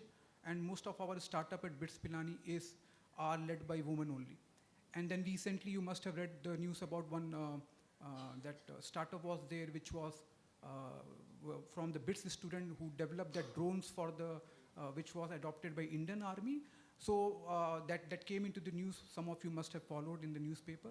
So that actually reflect the culture that we had at BITS, where we support, where from the very initially beginning, the TBI or the BITS Pilani, we have this culture where we try to support any such idea that the people or a student or the faculty has, and we try to provide all kind of support. As we know that the mentoring also, it varies from the different stages. Initially, you require different types of support. At the later stage, you require different type of support. So the TBI provide that. And so I think we have some of our startups are converted into unicorn, some of them are decathlon, etc. So the TBI is doing quite well at BITS Pilani at our campus. At an individual level, I'm also involved in research because I'm a faculty who work in the area related to the issues related to entrepreneurship, women entrepreneurship. So maybe I will talk about it. I do work related to it. Okay, why is the women, some of the female entrepreneurs are able to scale up, why some of them are not able to scale up. So maybe during the discussion, when I will get the time, maybe I can talk about those things. Thank you. Hi, very good afternoon to all. Myself, Lijo, I am from Indian Institute of Management, 𝐼𝐴M We have an incubator, 𝐼𝐴M Live. I head the incubation center. We started operations in 2016. We have supported close to 200 plus startups at national level. We are a sector agnostic incubator. We partner with multiple organizations, entities, and different governmental departments as part of executing different programs to support startups and innovations in the country. We also invest money into startups. We take equity positions in startups. So far, we have deployed close to around 50 crore of money in startups. And we have supported close to 200 startups, and close to 600 promoters are being supported in our incubation center. We look forward to support more startups. Currently, we are part of rural incubation program. We are executing the program for the Kudumbashree mission. We have identified 150 enterprises across the state, and we are implementing a very structured incubation program for them to support them in their growth and scale up. Thank you.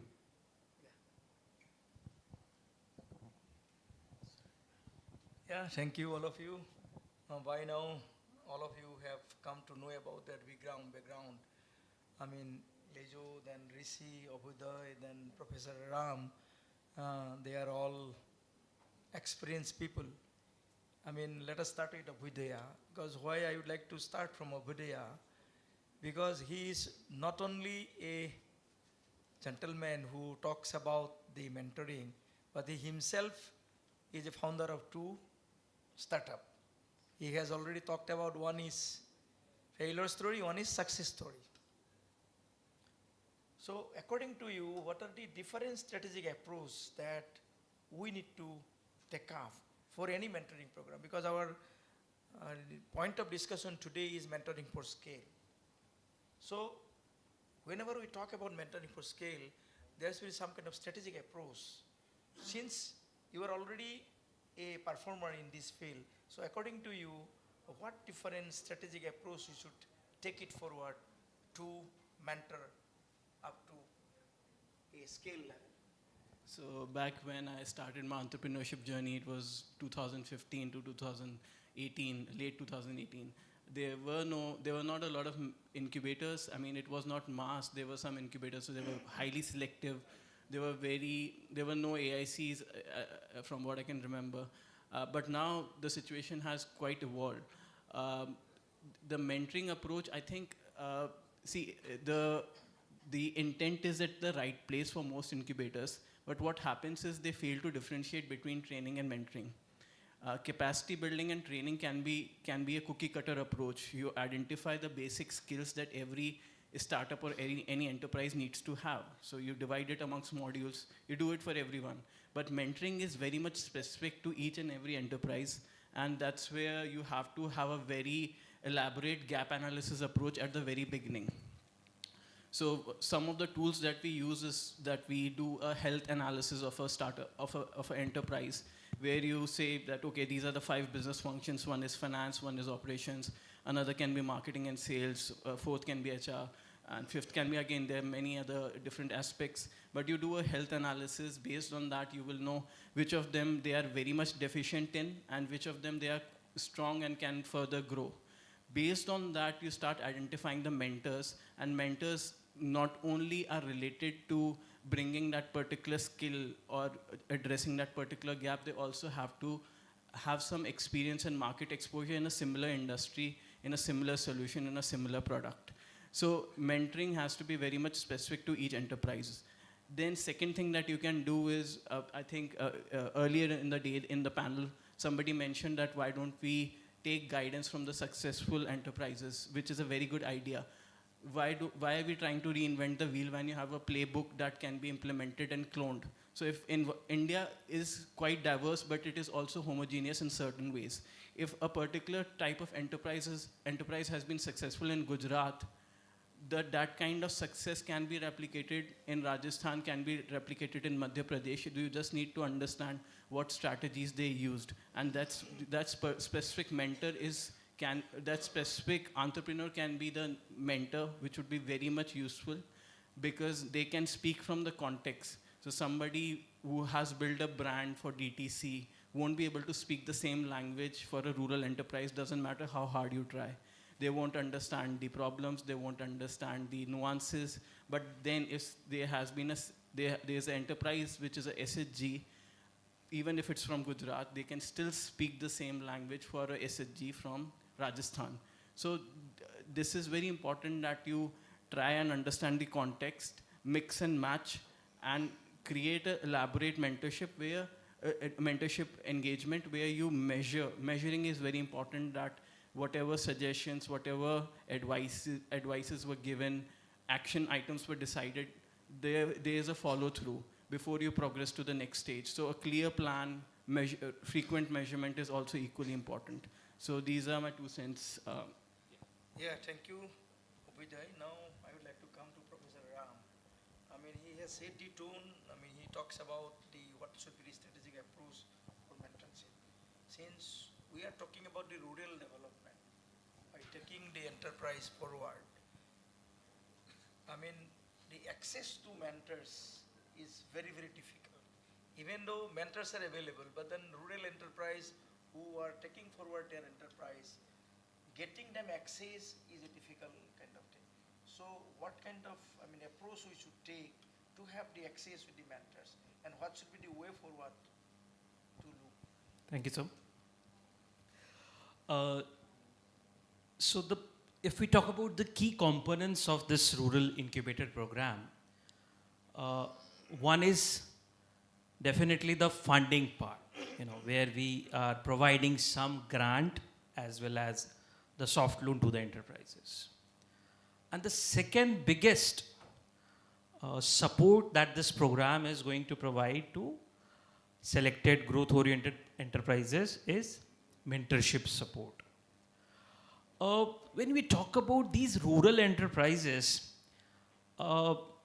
we cannot do a kind of, we cannot say that the growth enterprises and these rural enterprises are almost similar to a startup.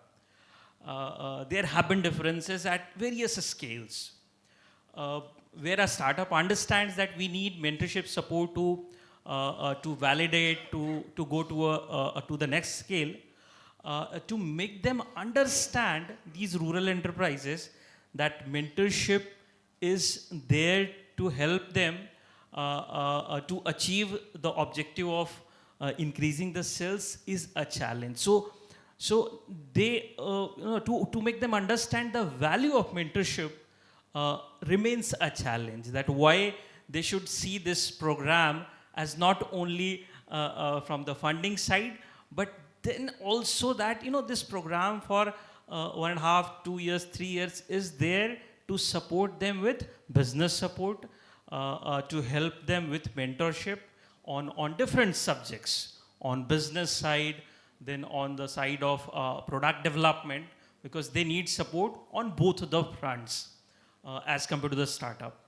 The second challenge is, of course, the 150 startups, 150 enterprises. They're spread across the state. They are not located at a fewer locations where the mentors can visit, can meet them, and provide them with support in terms of some kind of support on product development or business or strategy. So we need to come up with some kind of a strategy where this mentorship works in some kind of stages, some layer where we have someone in between the mentor as well as this enterprise. So one of the tried model, once this program has been implemented by IIM CIP, was the buddy model, where these buddies were identified locally, and they had been trained to act as a bridge between the mentor as well as this growth-oriented enterprise. And why this bridge was necessary? Because a rural enterprise, due to their somehow condition to connect them with a mentor, and whatever advice that mentor is giving, it becomes a challenge. They are always comfortable with someone which they see from nearby area, which they can interact frequently and not on specific occasions. So these local buddies, once trained and kept in between, they can very well act as a bridge. Whatever suggestions and whatever strategies the mentors are providing, so they can make the actionable items to work for local enterprises. The third is, we are emphasizing that technology is something which needs to be adopted at a large scale in this program, where I think our fellow members will talk about a management information system, then digital tools to track the performance of the enterprise. So these digital tools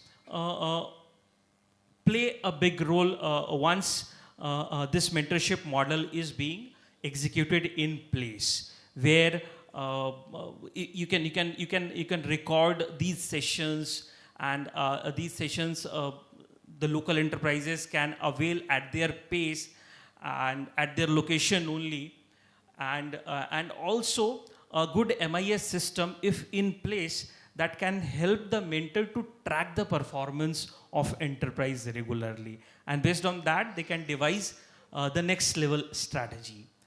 So these are few items, a few actionable items, if consulted, if adopted, can make this model much more impactful. One cannot deny that if there is a good mentor-mentee match, the chances of success are very higher. In startup ecosystem, every startup cannot succeed and does not succeed also. This is a common phenomenon. But here, we cannot lose that enterprise, because for that entrepreneur, for that person, everything is on a stake. So it's their family has to run on this venture. So they cannot have the luxury to fail.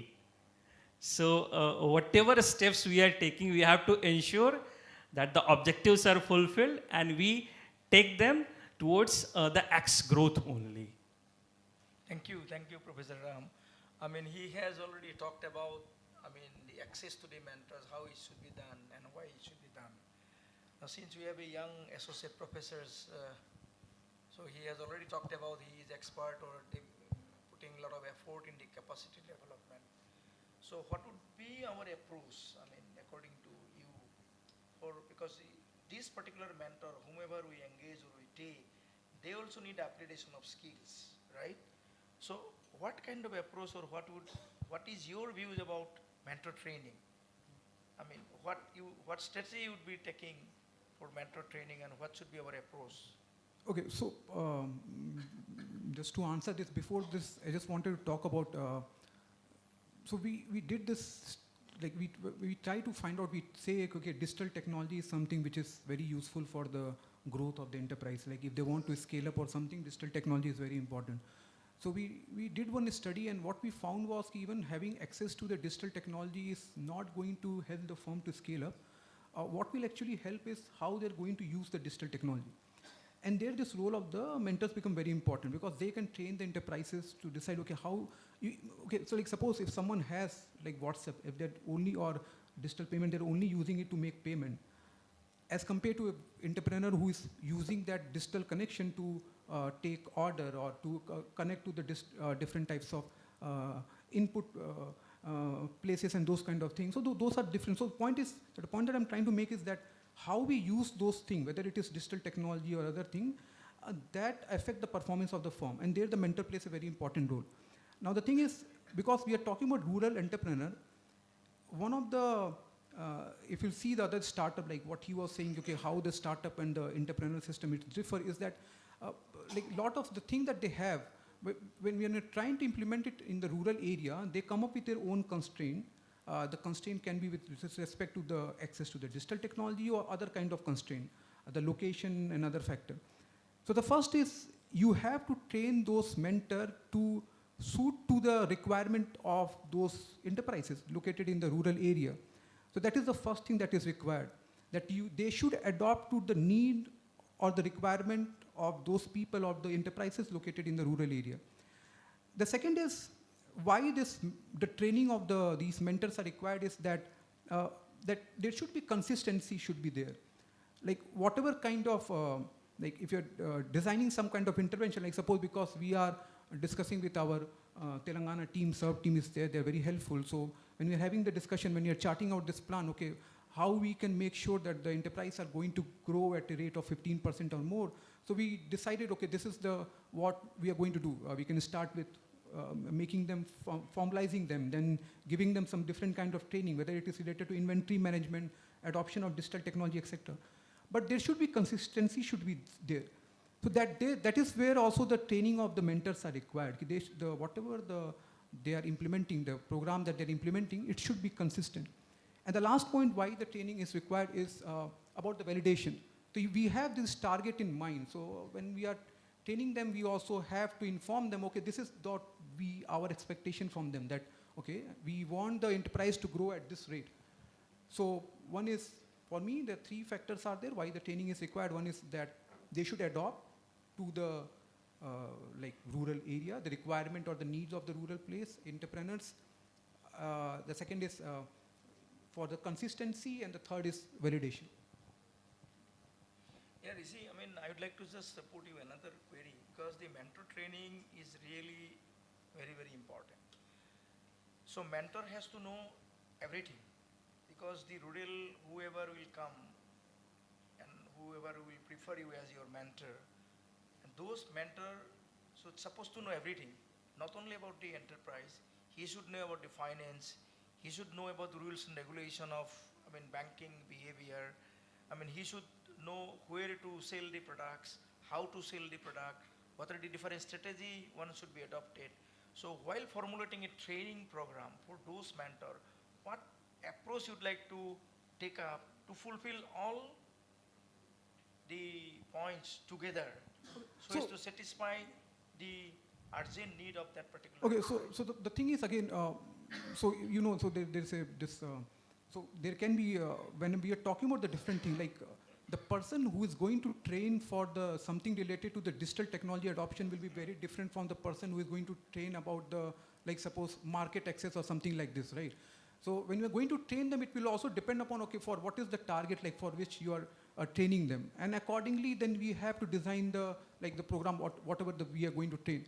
So for like suppose when we are talking about scaling the firm, so how we can scale the firm? I think in the first session, it was a very interesting discussion where they're talking about how to increase the market access. So whether it is market access, whether it is about input credit, whether it is about diversifying your inventory and those kind of things, I think different kind of experts will be needed, and those different experts will require different kind of training, right? Yeah, thank you. Now I'd like to come to another young, guy, 𝐿𝐸𝐿. 𝐿𝐸𝐿, I would like to know from you, they have all talked about mentoring. Now the integration is the important issues. What do you say about the integration of this mentorship development program? I would like to integrate these things so that real things really happen in the ground. Right. So when we talk about the performance of mentorship engagement, see, we look at from three perspectives or from three major benchmarks.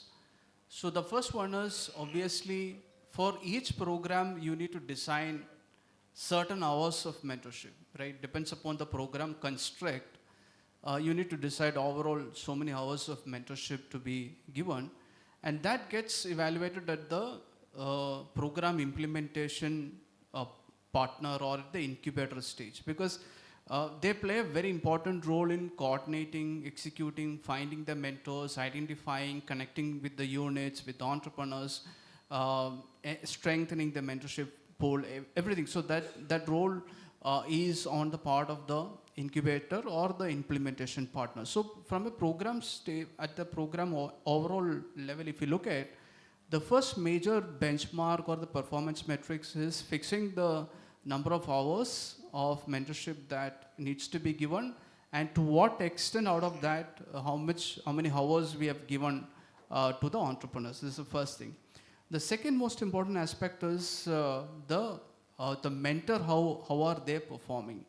When you see from the mentor perspective, what is the kind of the inputs which they have given, and what is the quality of the input, and how that input is transforming the mentee or the entrepreneur. So which is a very important aspect, right? So we need to monitor from the mentor perspective that how many hours they are engaging with, what's the kind of the input that they are giving. And the third important metric is from an entrepreneur side, how this mentorship is transforming the entrepreneur or the enterprise. What is the kind of the impact which the mentorship is creating on these entrepreneurs? How are their KPIs moving? How are their business problems getting solved? So from these three perspectives, there needs to be a internal mechanism in place which would keep a track of progress happening in these three areas. Coming to different tools and all that which we use, you can have different platforms. There are different platforms which are available. You can create your own platforms, which MIS systems through which you can coordinate the mentorship and can execute it. But above all that, what we look at here is that how well we are executing it, how many hours we are allocating, and to what extent the mentorship which is given is impacting the enterprises in its growth and in making the enterprise to scale, right? In how are they progressing from one point to another point. Yeah, thank you, Rishi. Now, since we'll be now in the next session, we'll be talking about the scaling up, because our final idea is mentoring for scale up. We'll have to go to the next scale. So towards that, Vidoy, I would like to know from you. You see, whenever we talk about scale up, the convergence is very, very important. Because convergence, we'll have to leverage the convergence, whether it is academia or industry or bank.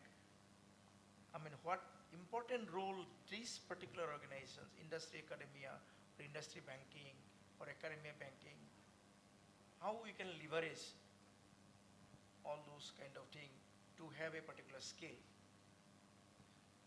So, right from the beginning, you have to first of all be in tune with what that enterprise is manufacturing. That is the key to all the answers. Now, you can do everything for the enterprise. You can set up support systems to assist them with marketing. You can help them with logistics, but at the end, the product is always manufactured by them.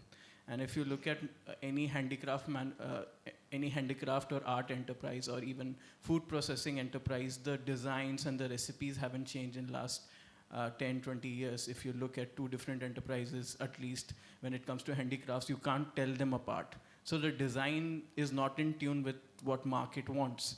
And that's where specifically academia comes in. You have NIDs, you have NIFTs, you have National Institute of Food Technology.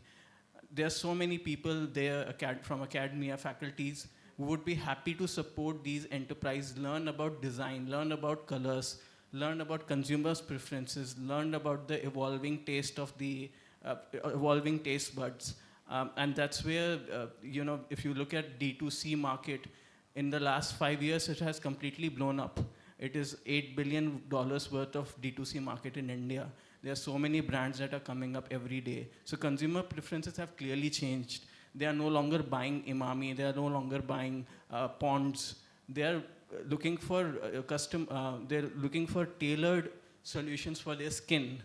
And that's where, if these enterprises are able to create products that are good for that are in tune with consumers' changing needs, they will be able to cater to that.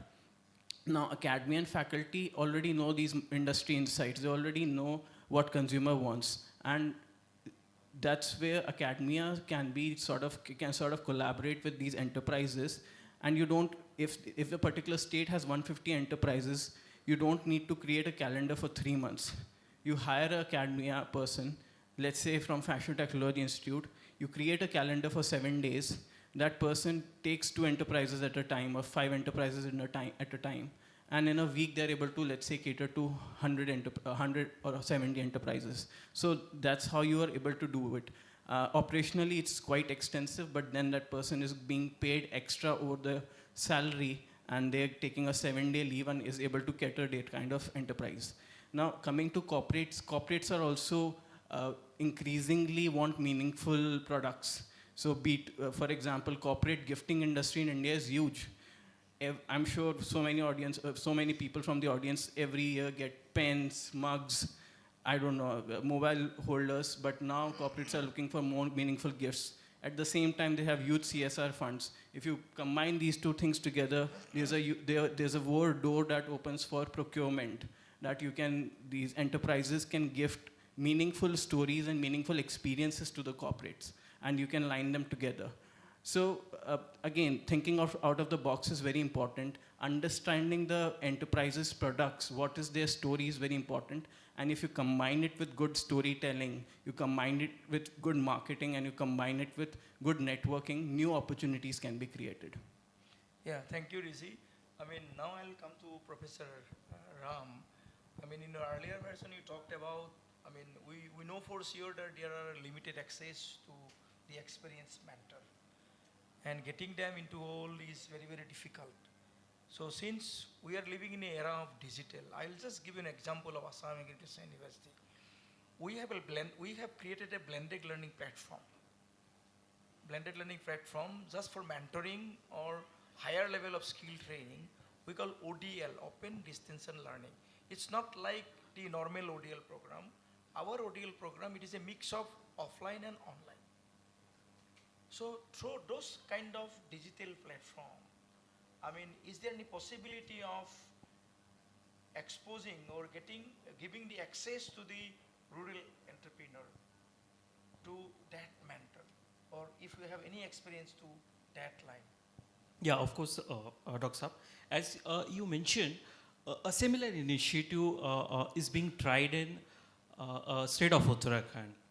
And a few sentences I'll add with Abhyuday also, that this particular scheme of growth enterprises needs to run in convergence.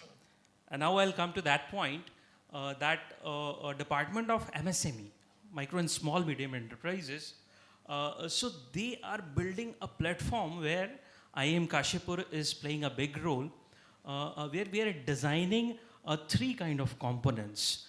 A 7 days component, a 3 months component, and a 6 months component for budding entrepreneurs, as well as local MSMEs and local entrepreneurs supported through Mukhyamantri Swarojgar Yojana. It's one of the programs that is being run in the state of Uttarakhand. So we are designing a curriculum which works on the similar, you can say, fashion as the NPTEL is being implemented across the states, across the different parts of India. So this is a very much possibility with state governments, and the institutions are trying, and it has a good potential because as discussed, the rural enterprises location, we cannot change their location. As you know, what happens in the life cycle of a startup may start from a small place, but once they grow, they normally move to a bigger city, to a place which is near to the funding house or the market. But in terms of the rural enterprises, we know that their location cannot change. They'll be in the similar geography, and they'll keep operating from there. So if mentors and business expertise cannot walk to that place, we have the technology, and that technology acts as a bridge. So yes, the possibility is very high. There has been experiments, and I'm sure in the next phase where NRLM is planning to strengthen this ecosystem on a larger scale, technology will play a big role. And let me, one of the components which I saw, which Ricky Sab was sharing, so there is a big component on developing the digital tools also in this component. So almost I think 90 lakhs have been allocated, where you develop the component, you develop the framework, you develop the technology with a singular objective, that it should benefit to the enterprise, and if not much physical interaction is available, at least there are digital tools available on the platform, sir. Thank you, Professor. So very much optimistic for this tool. This is what we expect. You should catch what is relevant to you. You have caught it very well. Digital के लिए मेरे लिए कितना है इसमें? Thank you. Yeah, before we open the discussion to the audience, I have a last question to Lijo. Lijo, I mean, we have already, I mean, particularly for Adeswari and their entire team, they will definitely need some kind of mechanism through which they can really track the performance of different enterprise. Because tracking is very, very important, and this is need of the hour. Because government money we have been spending, but then we really do not know, the tracking mechanism. So do you have any idea about how quickly we can track the performance, or we can monitor the performance of those particular enterprise? If you have anything to say on that, or you have the expertise in MIS and all, so if you can still highlight how to track the performance. Yeah, so one second, that would be like applicable beyond this program also. Like 600 enterprises are already ready in hand with us. So वो क्या कर रहे हैं, we don't know. After our program got ended, we don't know any. I mean, we can track, but if there is a formal thing, and also for other enterprises across our other schemes also.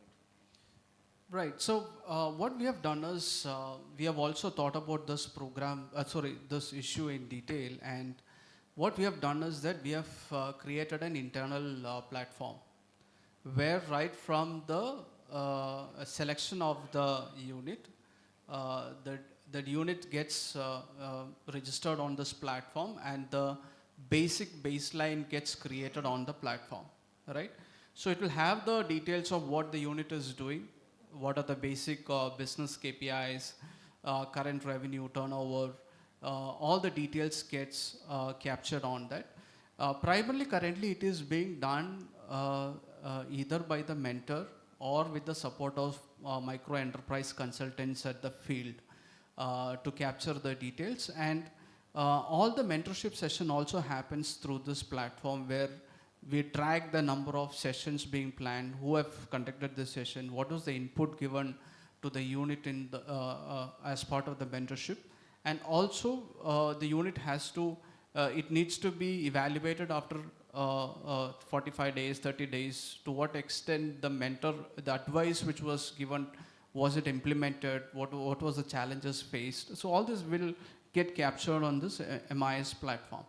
Now, as one major concern which is rightly pointed out is, after 18 months or 24 months of engagement, how is this going to be captured, right? So who is going to capture this?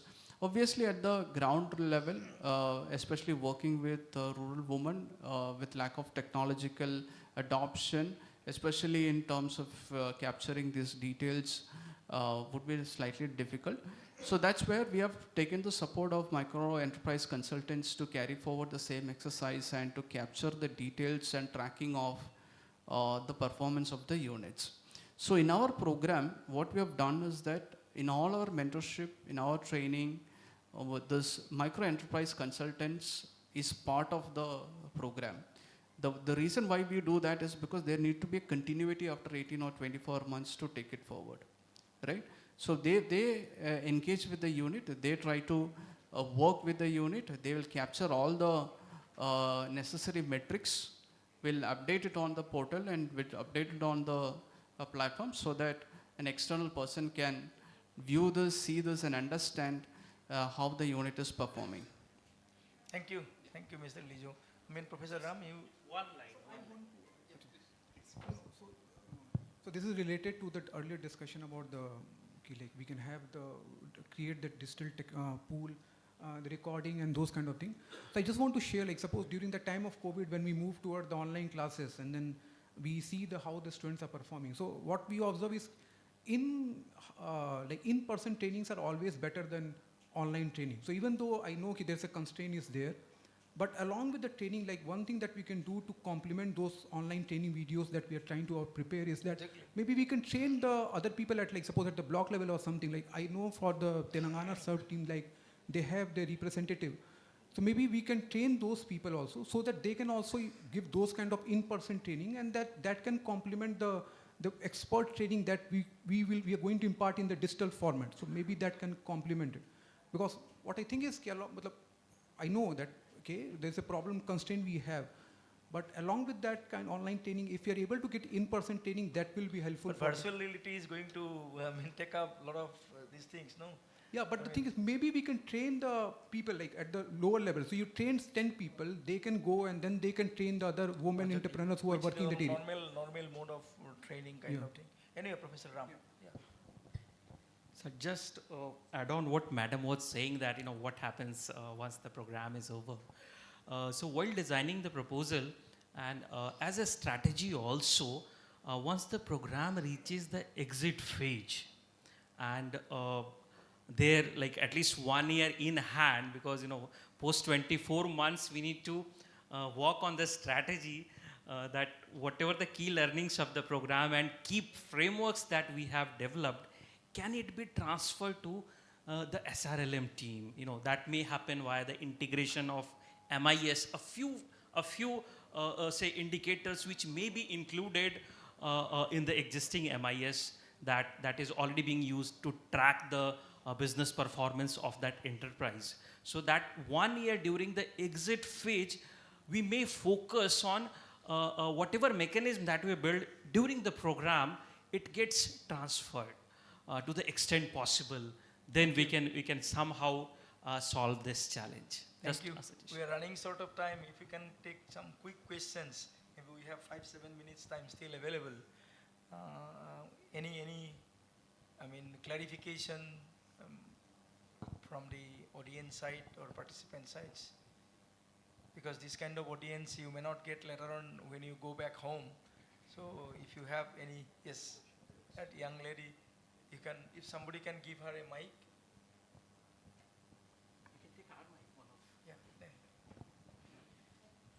You tell your name, and you represent which SRLM, and to whom you are asking that. Yeah, good evening. I'm Professor Yogeshwari from BITS Pilani. The question that I want to ask the panel, anybody can answer, is, see, you are having 150 women enterprises. I just want to know, because the key outcome should be 15% scale up, right? So how many what is the percentage of success and what is the percentage of failure, and why is the failure? Did we even analyze that? What was the gap? When we were talking about technology, when we were talking about training the trainers, probably these are the points that will come out when we actually analyze the failure where we were not able to scale up, right? So maybe some thoughts from the Probably Ovidya will be the right person, because okay, anyone? Then I'll take it. See, basically, if Subhranshu is there, he's the right person to answer it, because I don't think he's here right now, because he has completed the program and he has executed it for 3 states. We just started implementing it. We have completed 4 months of implementation. It's too early for us to comment on that. What are the potential failures it can be? Couple of things which we anticipate is that one is to what extent the unit is getting is able to accept the suggestions what we give, the mentorship that we give, the kind of the inputs what we give, and how are they going to accept it and to adopt it and change in the way how they operate. That's the one major thing. Okay, so you can find there can be units with some kind of resistance, or they can be units with who may not give too much importance for this kind of a program. They have just come for the sake of funds, or they've just come here to get the loan and to get some financial support. So those kind of units can act as a major problem. The second thing what we find is that see, there are limitations at the individual level in terms of scale up, right? The market is currently limited, the kind of the operations which they have. So can something be done at a consolidated, at a group level, so that they can get a larger market access? So something like common brands, or getting access to different platforms, or getting new business. So that is something that we are also trying to explore. So these are the two things in which we are currently working on from our side. Yeah.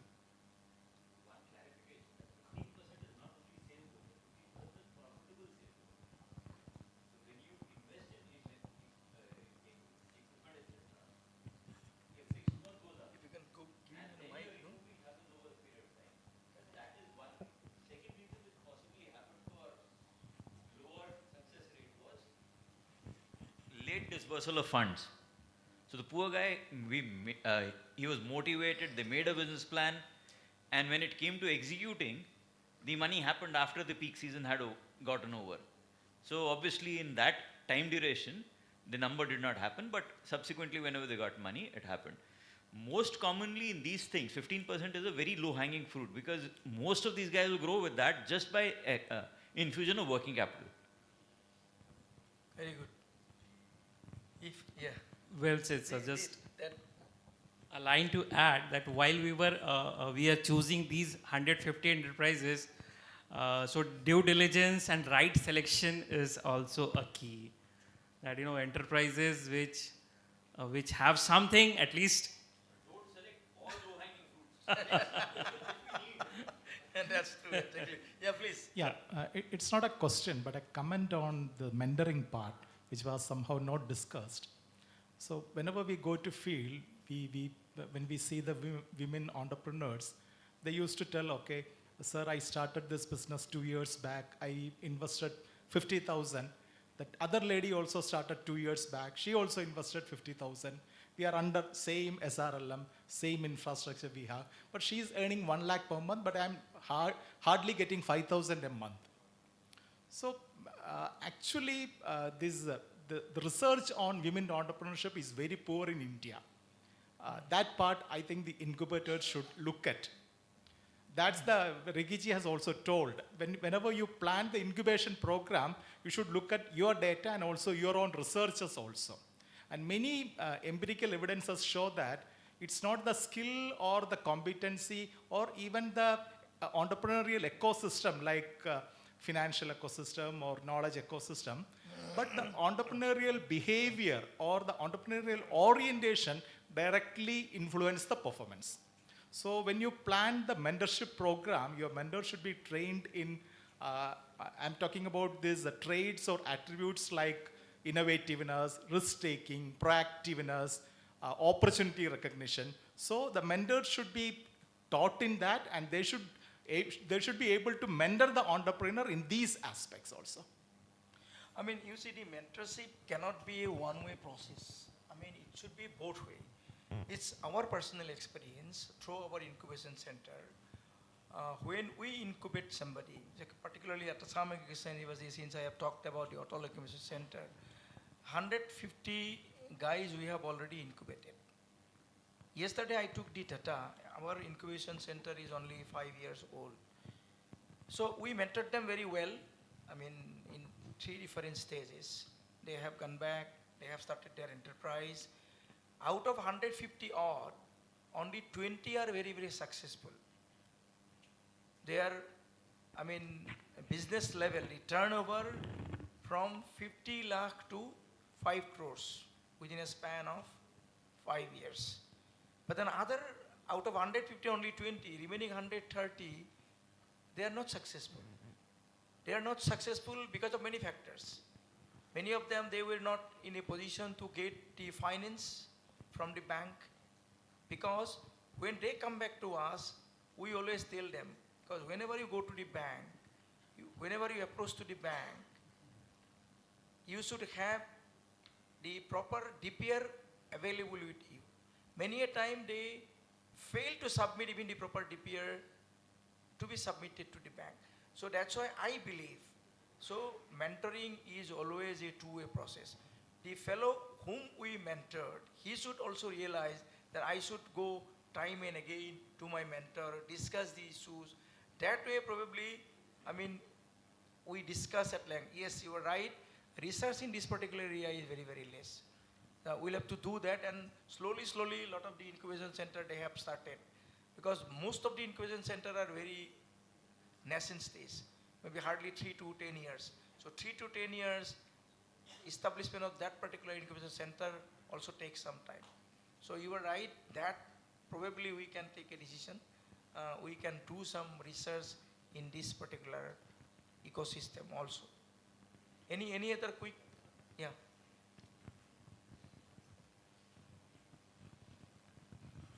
So there was a lot of discussion around how to track the work that is happening, as well as how to provide digital support where those resources are lacking. What I wanted to just make everyone aware that many of these things are to be solved collaboratively. Everyone can't dig their own well to get the water. Those resources and that time we simply don't have. So as an enabling piece, one of the things that we are doing, which I would like to offer, is along with Sobers, Art of Living, and Zoho.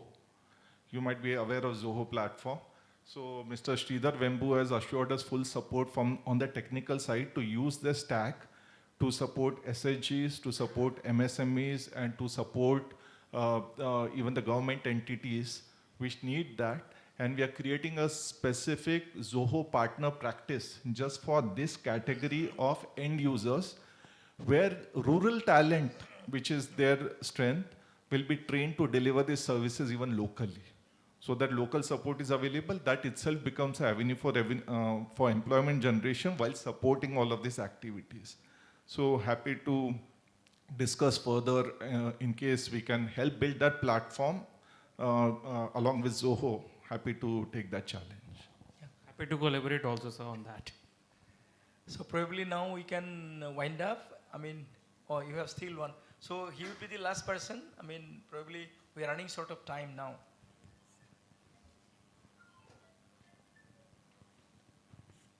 Hello, myself Rohit. I am from Uttarakhand, SRLM. So I have just one concern, like 4 states have already implemented this program and 10 states are about to implement it. So based on the learning of these 4 states, can we document something as a knowledge document for these states where these program can be implemented? And secondly, some IEC material can be developed so that the participants can be aware about this program. Yeah, this is a very good suggestion probably. It is already there. Yeah, it is already there. Then Rajeshwari, if you can just... It's already there, proceedings from last 4 जो pilot किया है state से, we will share the report with you. And another thing what you asked? Like, ma'am, some IEC materials that can be used for, circulating among the enterprises and we will share the it. local communities, right? We have it, we have developed it, we will share it with you. Right, thank you. Okay, then, I mean, I do not have any concluding remark because all of us, I mean, it's a very good cross-learning program that I have witnessed. I mean, learning from each other is very, very important because this room itself has showed today that this is an ecosystem where everyone learned from my fellow colleagues. So if we carry forward that message that I do not know anything, but then if I do not know, I should ask somebody who knows it. But there are no real experts today. Everyone is expert and everybody is a learner. If we follow that message in our mind, probably a time will come that India will be a developed country. So with that note, I would like to give a profuse thank you to each of the young brigade who were our panelists today, and also would like to give a compliment to the organizer for having chosen us to discuss about the mentoring for scale. Thank you very much. Thank you, everyone. Before we close this session, may I request Rekhi sir to kindly come forward and present gifts to our moderator and the panelists.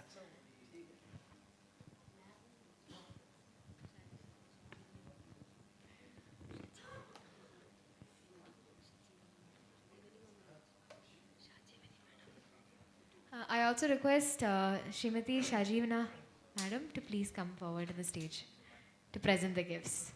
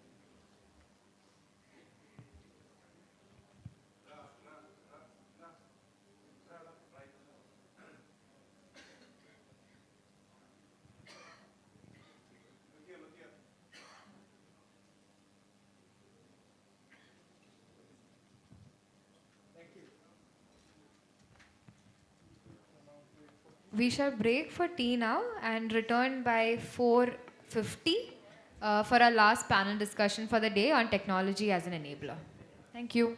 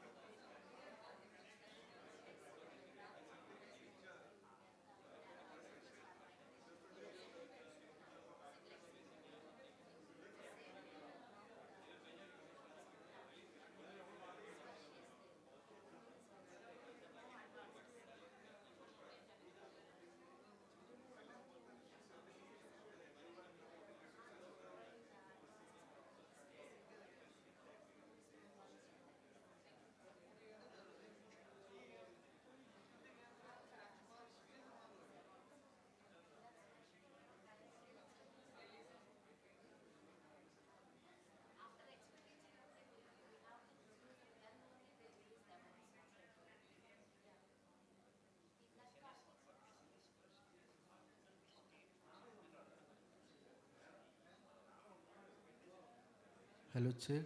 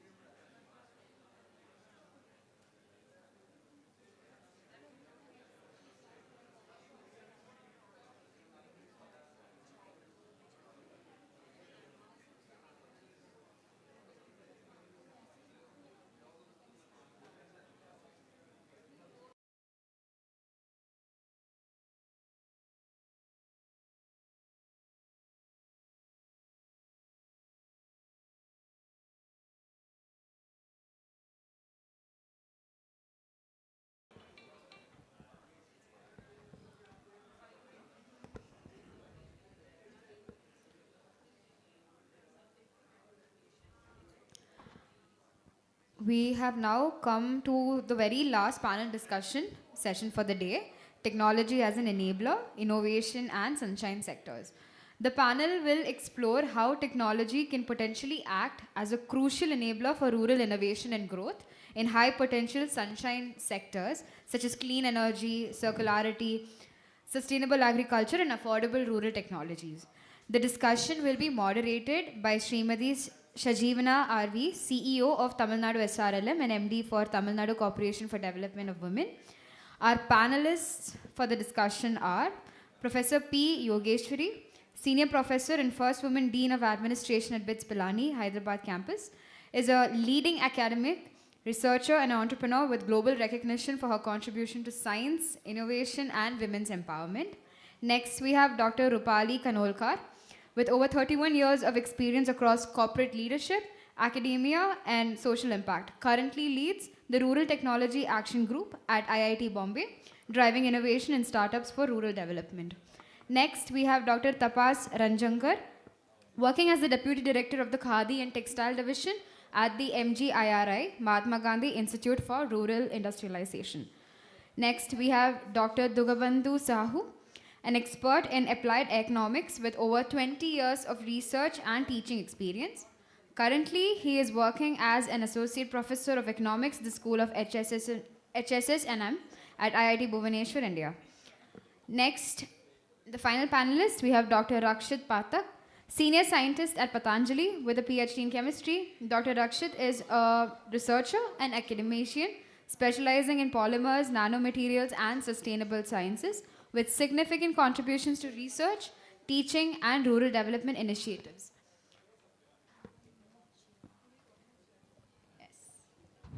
For the first time, well-balanced panel. We have 5 panelists.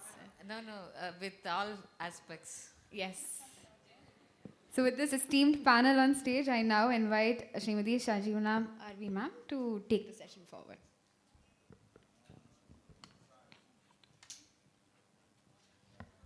Good evening to all the participants. This is a very, very difficult session. This is the last session of the day, and everyone is tired, being a very long day. But I think we have some interesting points to discuss for the day. So it will help you, I'm sure that it will help us engage. So the session, as we are planning to, are prepared to discuss with you today, is on the technology enabler for the innovation and the sunrise sectors. Whenever we think of technology, we all think of IT. We all know it is shaping our future, but there are a lot of things beyond IT also which are part of the innovations. So we will focus on what is the real technology. We have today lined up academicians, chemists, then economics, an economist here, a scientist who is into skill development or an academician who is specialized in pharmacy, a chemist. So it is a very interesting line of team over here. So we will be in a position to get introductions. I think let me leave the introduction to the team itself. I request each one of you to talk at least 5 minutes, not only on the introduction part of yourself and the work you do, but also into the practicality of how the innovation and research part which you are into have led into transformations in the field, especially in the field of entrepreneurship. I know some of you have worked with NGOs, some of you have done some lot of practical works in the field which will help us to learn and also which will help us to scale up. Maybe I think I'll hand over the mic to the panelists and maybe each one of you can start. Thank you, ma'am. This is Dr. Dugabandhu Sahu. Basically, I'm a student of economics who've been teaching actually since last 20 years. I work with IIT Bhubaneswar. Then at IIT Bhubaneswar, we have an incubator center. Of course, we have research and innovation parks under which we have incubator center, housing almost 108 odd enterprises, out of which 36 odds have scaled off. Now actually it's coming to the topic of discussion today, that is technology interventions for sunshine enterprises. Of course, of late, we have developed an interest to work with this National Rural Livelihood Missions, and we've submitted the proposal for incubation center for the rural women enterprises. But then actually it's with that, of course I've been also working on another project with an NGO and funded by MacArthur Foundation, which is on just transition and women empowerment near the Chilika Lake, where I had that opportunity to meet some SSC group, those who were into these enterprises, and had also opportunity to identify what are the key issues, challenges which they face to scale off or to sustain at least the business. Then because I work in IIT system and we have the Research and Innovation Park, I came back to my institute and talked to the problem, talked to my faculty colleagues, engineering faculty colleagues, those who can extend solution to the problems which we had identified while visiting a different SSC group and different women enterprises. One such example I can give actually, I visited one SSC group who's working on that sun-dried lintel dumping. So what happens actually, those products needs to be dried under sun. But then during winter and rainy days, it was really difficult for them. And that's why they have developed a drying system within the households. So because of that, the product is not that demanded in the market. So then I talked to my friends in engineering sections, what kind of different alternative techniques. Actually, we have the mechanical science department where friends work in heat transfer, how heat can be transferred from one object to another object with a controlled environment. And that kind of technology can help to dry those products actually in the absence of sun. So similar other issues actually I suppose I'm not taking too much time. Other issues also we have identified where technology interventions can help those women enterprises to get rid of the barriers, the difficulties which they face in terms of their product development, in terms of their product efficiency, and in terms of market efficiency. So technology can be developed, technology can be used, and over a period of time, this technology can be transferred to them because it will be developed at a very small scale, which can be transferred to those women enterprises, and they can use it for their business and enterprises for a sustainable livelihood system. Thank you. Thank you very much. Let me introduce myself. I'm a Professor Yogeshwari. I'm Professor of Pharmacy. But now currently I'm a Dean Administration for a Technology Institute, which has pharmacy as well. So for me, I have just not been a teacher, but also I had also tasted entrepreneurship journey as well. I have a startup which is 10 years old. So through the startup journey, I've understood the social issues. Though I used to claim myself as a scientist, a well-renowned scientist, but the moment I started my company, doing field visit, I understood that scientists, get excited doing work in the lab, and then, you have a eureka moment. But actually, when you go to the field, the scenario is very different. The market requirement for anything related to health, because I come from pharmacy, that was a big eye-opener for me. Since 2015, I have never gone back. I have started working, though I work on research for health.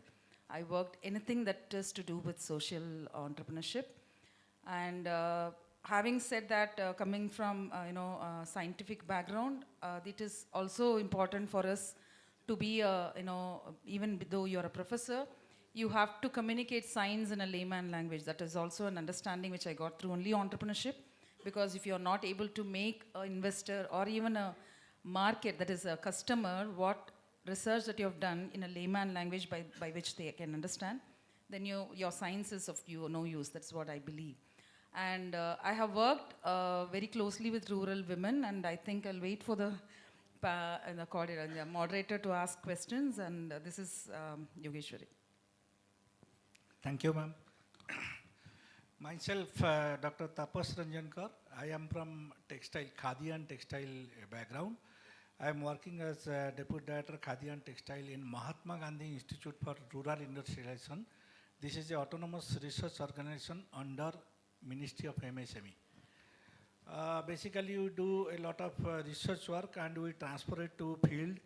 And we are doing R&D work.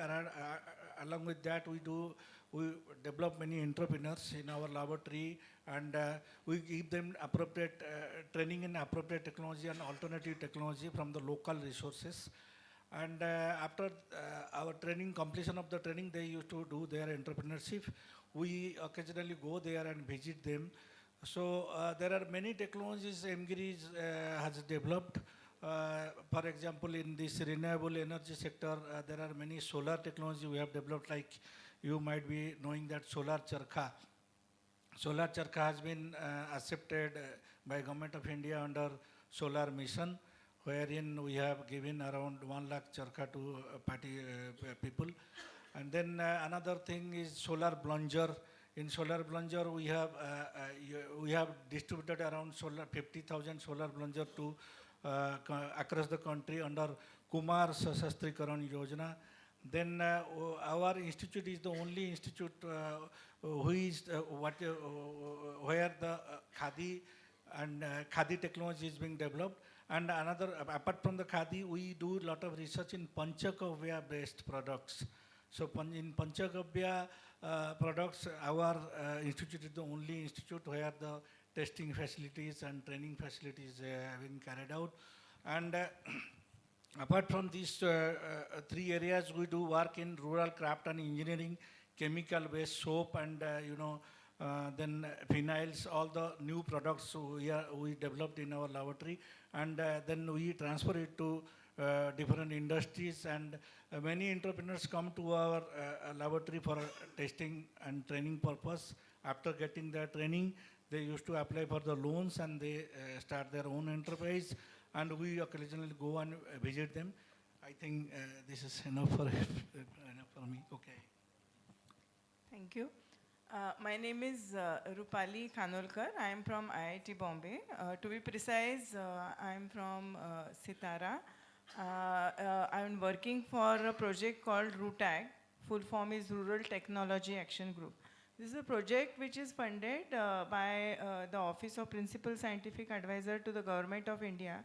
And the mandate given to us is development of technologies for rural areas. Now, the idea is to develop context-specific technologies which are required to be scaled down. In the sense, large-scale technologies have limited applications in rural areas. Perhaps that point can be explained a little later. But basically, downsizing of technologies, making them suitable for small self-help groups or individual users in the rural areas, so that they can use the technology for either livelihood generation, drudgery reduction, or various other applications. That is the whole idea. RUTAG has been initiated since year 2004, and there are 7 centers in various IITs, including, to be precise, 5 IITs, and Sher-e-Kashmir University, Srinagar, and also ICR NAM is part of the program. So that way we are 7 institute. Regarding my background, I have done my PhD in management, and I have been associated with RUTAG at 𝐼.ഐ.ടി. Bombay over last more than 10 years. And yeah, I would like to take you through the technologies with a little later. Maybe I'll run through the technologies developed under RUTAG 𝐼.ഐ.ಟಿ. Bombay to enlighten the audience about the kind of technologies that are available for showcasing. Thank you. Hello everyone, my name is Dr. Rakshit Pathak from Patanjali Research Foundation Trust. So as you all know that Patanjali basically is an Indian FMCG brand which mainly works on Ayurveda and herbal products. So why we are here? So there are some brief points I want to explain you that why we are here at the National Workshop on Rural Enterprises Incubators. So we are actively supporting the SHGs by providing skill development and entrepreneurship opportunities. We have one Patanjali Farmer Samriddhi Gram Center, which has the capacity of providing training almost 500 individuals at one time along with their accommodations. We also run the Kisan Samriddhi program where we provide training to farmers for organic farming and value-added production with backed by policies. Besides that, we have one dedicated IT company which are working on IT-based solution for farmer, tribal and rural livelihood management. Thank you.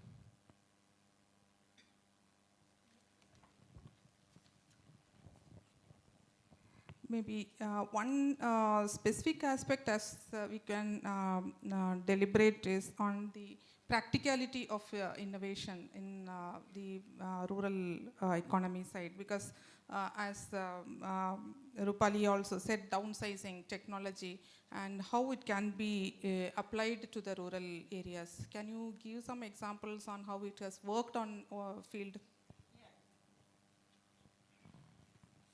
See, I would start with the point that many times,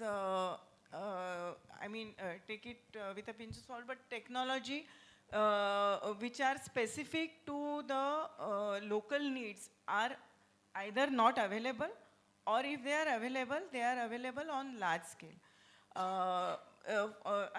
To give a specific example to the question asked by Madam, I would cite example of chironji processing. We have done work in Madhya Pradesh, Central India. Chironji is growing. It is growing in form of a fruit. And inside the fruit, there is a hard nut. And the outer shell needs to be broken to get the oil seed which is inside.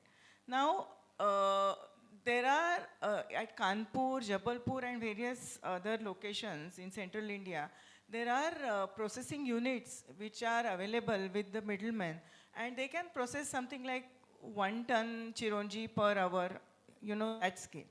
However, the tribals who are the collectors, who go in the forest to collect chironji, they are getting very unfair share of the value in the value chain, because they get something like 150 rupees. In that also the middlemen, they come, we have done field work, so we know, what they have described is when the middleman comes, what he does is he takes water and puts the chironji seeds, and I think they, stir the water. So depending on the amount of chironji seeds that sink in the bottom, he will decide the rate. So the rate can be anything between 150 to 80. So looking at the price of the processed chironji, which is, in thousands, I think 1500 or something in the wholesale market, and retail even higher. We look at the, share that the tribals who are the chironji collectors are getting. Looking at this, if the tribals get opportunity to process the chironji at their own end, self-help groups level, or they can form an FPO, it is going to help them, and that is the work we have done. So this can be a classic example of, importance of downscaling of technology.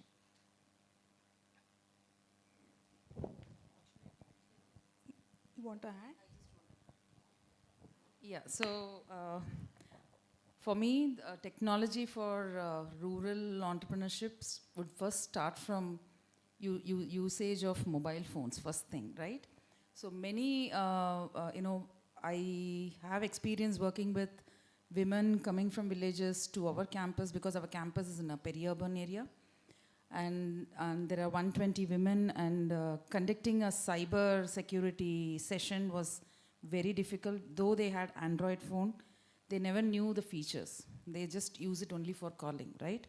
So first thing is, earlier it used to be little difficult, because even mobile phones did not have many applications. Even if you want an application, you need to subscribe or download, which is difficult for them. Now every Android phone has a WhatsApp. Now WhatsApp has AI.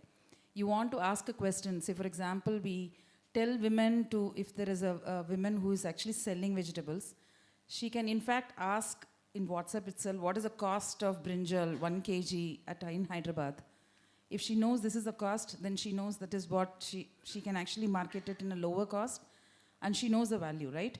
So I have worked closely also with Nalgonda sweet lime farmers who used to crib about, the sweet lime, Mosambik, has 2 tastes. One is sweet and sourness compared to lemon or orange, right?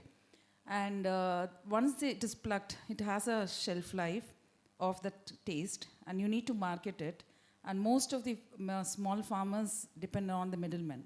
This is true, you take anywhere in the country, right? So they used to bring in cement bags and then they just put it in the market in Hyderabad, and each cement bag, which might have some 50 kgs, are sold for 100. They do not even know the price, right? Or they are also scared that the fruit will lose its taste. Probably have to sell it today and go back to my village, right? So now what we thought is, if we give them that kind of a literacy where using minimal the phone, first of all, the mobile connectivity is a bigger issue, but if you have a connectivity and you have a data accessible, probably giving them awareness to use mobile phone itself, nothing but WhatsApp. You don't have to reinvent a new technology or something, if they are able to. But the problem here again is language. They should know how to type English, right? What is the cost of Mozambique? So there are difficulties, but if you actually train the first generation, for example, though they are from rural, but their kids study in schools, right? So we also attempted doing that session along with the children who are in schools or colleges. It worked actually. They were very excited to use WhatsApp and ask questions, right? Probably there'll be somebody, but this is an opportunity for all of us. If you say this is an opportunity where you can, if somebody asks in their own language, it should be translated in English and you get the answer. Of course, there are applications, but not in WhatsApp currently, right? Alexa is there, a lot of AI technology is there. So I think this is an opportunity, I see this is an opportunity for new startups to come up and then, serve the rural women requirement, or the each state might have its own requirement. So I look at technology starting from, utilization of mobile phone, and then talk about other technologies like, applications of MIS and all that. Yeah, this is my take on it. Thanks, ma'am. I'll add 2 cents to ma'am. In our laboratory, you know very well that there is a difference between khadi and textiles in my field. So in textiles, to produce one yarn, you need to undergo many processes like carding, speed frame, draw frame, and ring frame. So in khadi process, till sliver frame, it is being followed. Thereafter, it is replaced by a charkha. So for charkha, you need some roving, which a rural artisan cannot get. So presently, it's very difficult to get roving from the mills, because getting roving from the mills is banned by KVIC to the rural artisans. So you have to develop that series of process, that series of machine, which will, give them the roving. So roving making becomes a very difficult task for the rural artisans, because the cost of the series of the machines from carding to sliver frame, it is very high. So a rural artisan cannot afford to do that. So here the need of technology is needed, where we can downsize those machines to a very small scale, where a rural artisan, a rural self-help group can afford to pay for that.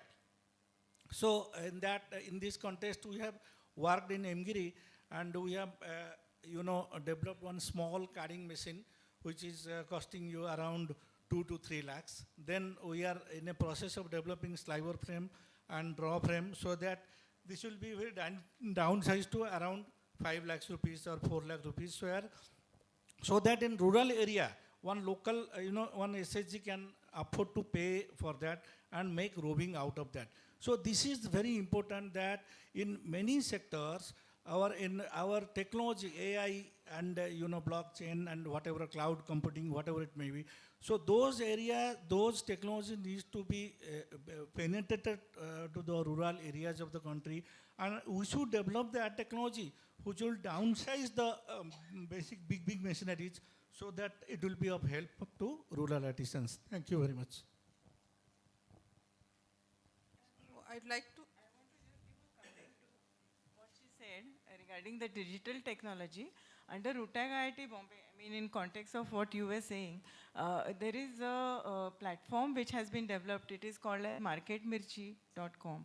And in that, it is a digital platform, a marketplace, for buying and selling of good. I mean, you cannot complete the transaction, but you can negotiate. I mean, the example that you were citing, yeah, the Mosambi prices. So it is possible for you to contact with the purchaser, who is perhaps, if you are sitting in Maharashtra, you can contact a buyer sitting in Uttar Pradesh, in case that person is registered on the platform.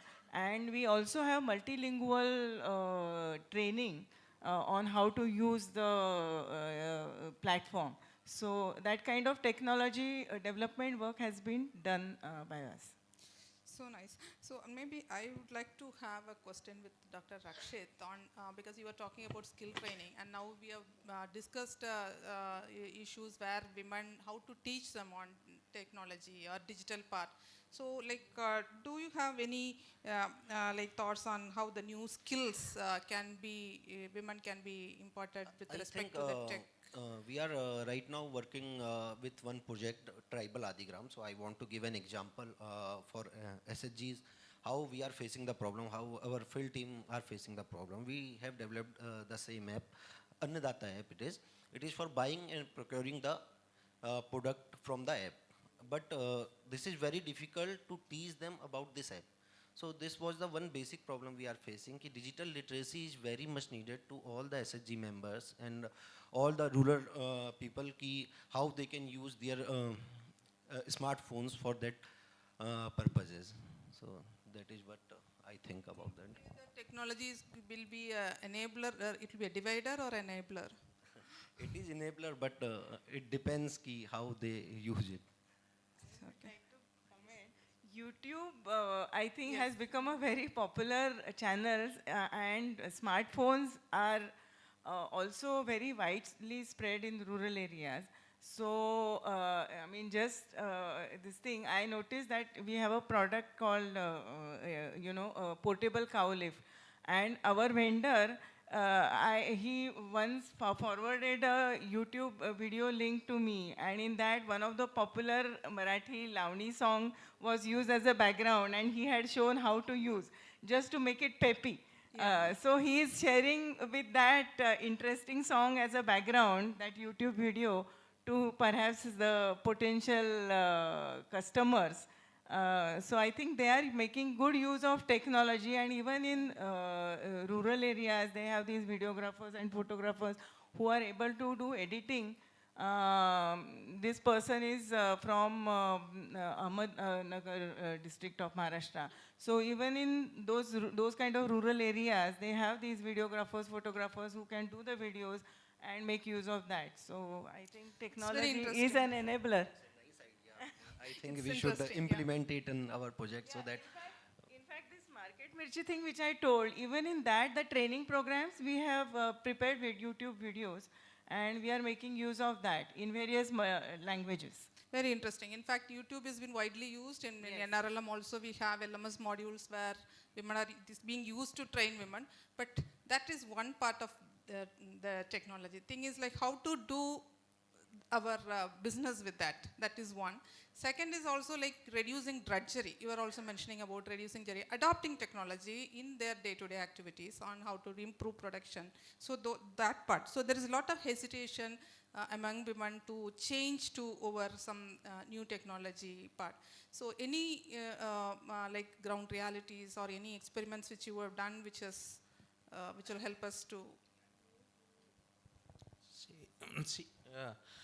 see, ma'am, actually it's, if we talk of technology immediately, let's say we go to IT or ICT, something like that. But then technology like hardcore engineering and others can also help. I can give an example like for rural artisans, they've been working actually, of course they're efficient.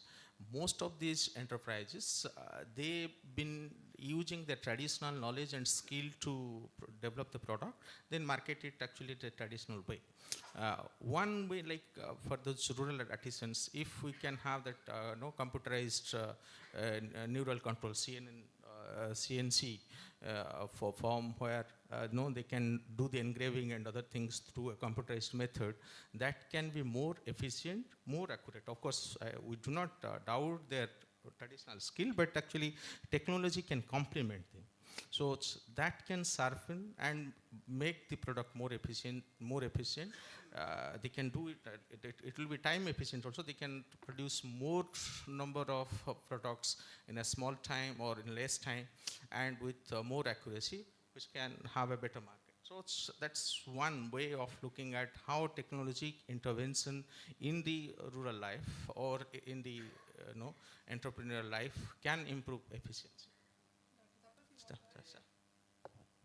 Because I am from textile background, see, there are many areas where technology is an enabler, just like that.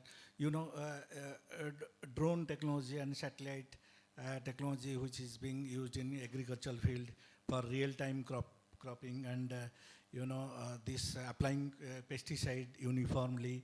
Then there are AIs and IoTs where it is working in the production manufacturing process, where the manufacturing cost is coming down, and it is for making the system very efficient. So in this area, there are, I would like to tell one thing that in textile, first I'll go for textile. In textile, there are many areas where this technology is an enabler.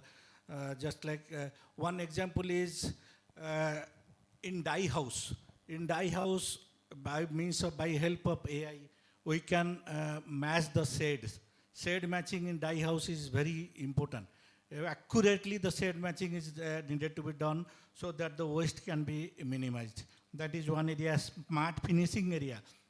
In smart finishing area, AI can help us in making some smart fabrics, where it can monitor our, it is medicinal, it has got medical properties, like it can monitor your blood pressure, it can monitor your temperature, body temperature. Those are the areas where the AI technology is coming. Then another thing is our own 𝐸𝐺, we have developed solar charkha. Initially, that the artisan was doing, that rural woman was working in solar for 8 hours in 20 nm yarn. She was getting around 20 to 30 hanks, and she was getting around maximum 100 rupees. Now, in the solar charkha, she is able to get, because of this renewable energy application, she is able to get around 60 hanks. So it has removed the drudgery. What you have told, that drudgery has been removed, and the artisans' wages has become more. It is double. In garment manufacturing and fabric technology, these AI algorithms and this computer vision can be used for tracing the fabric defects.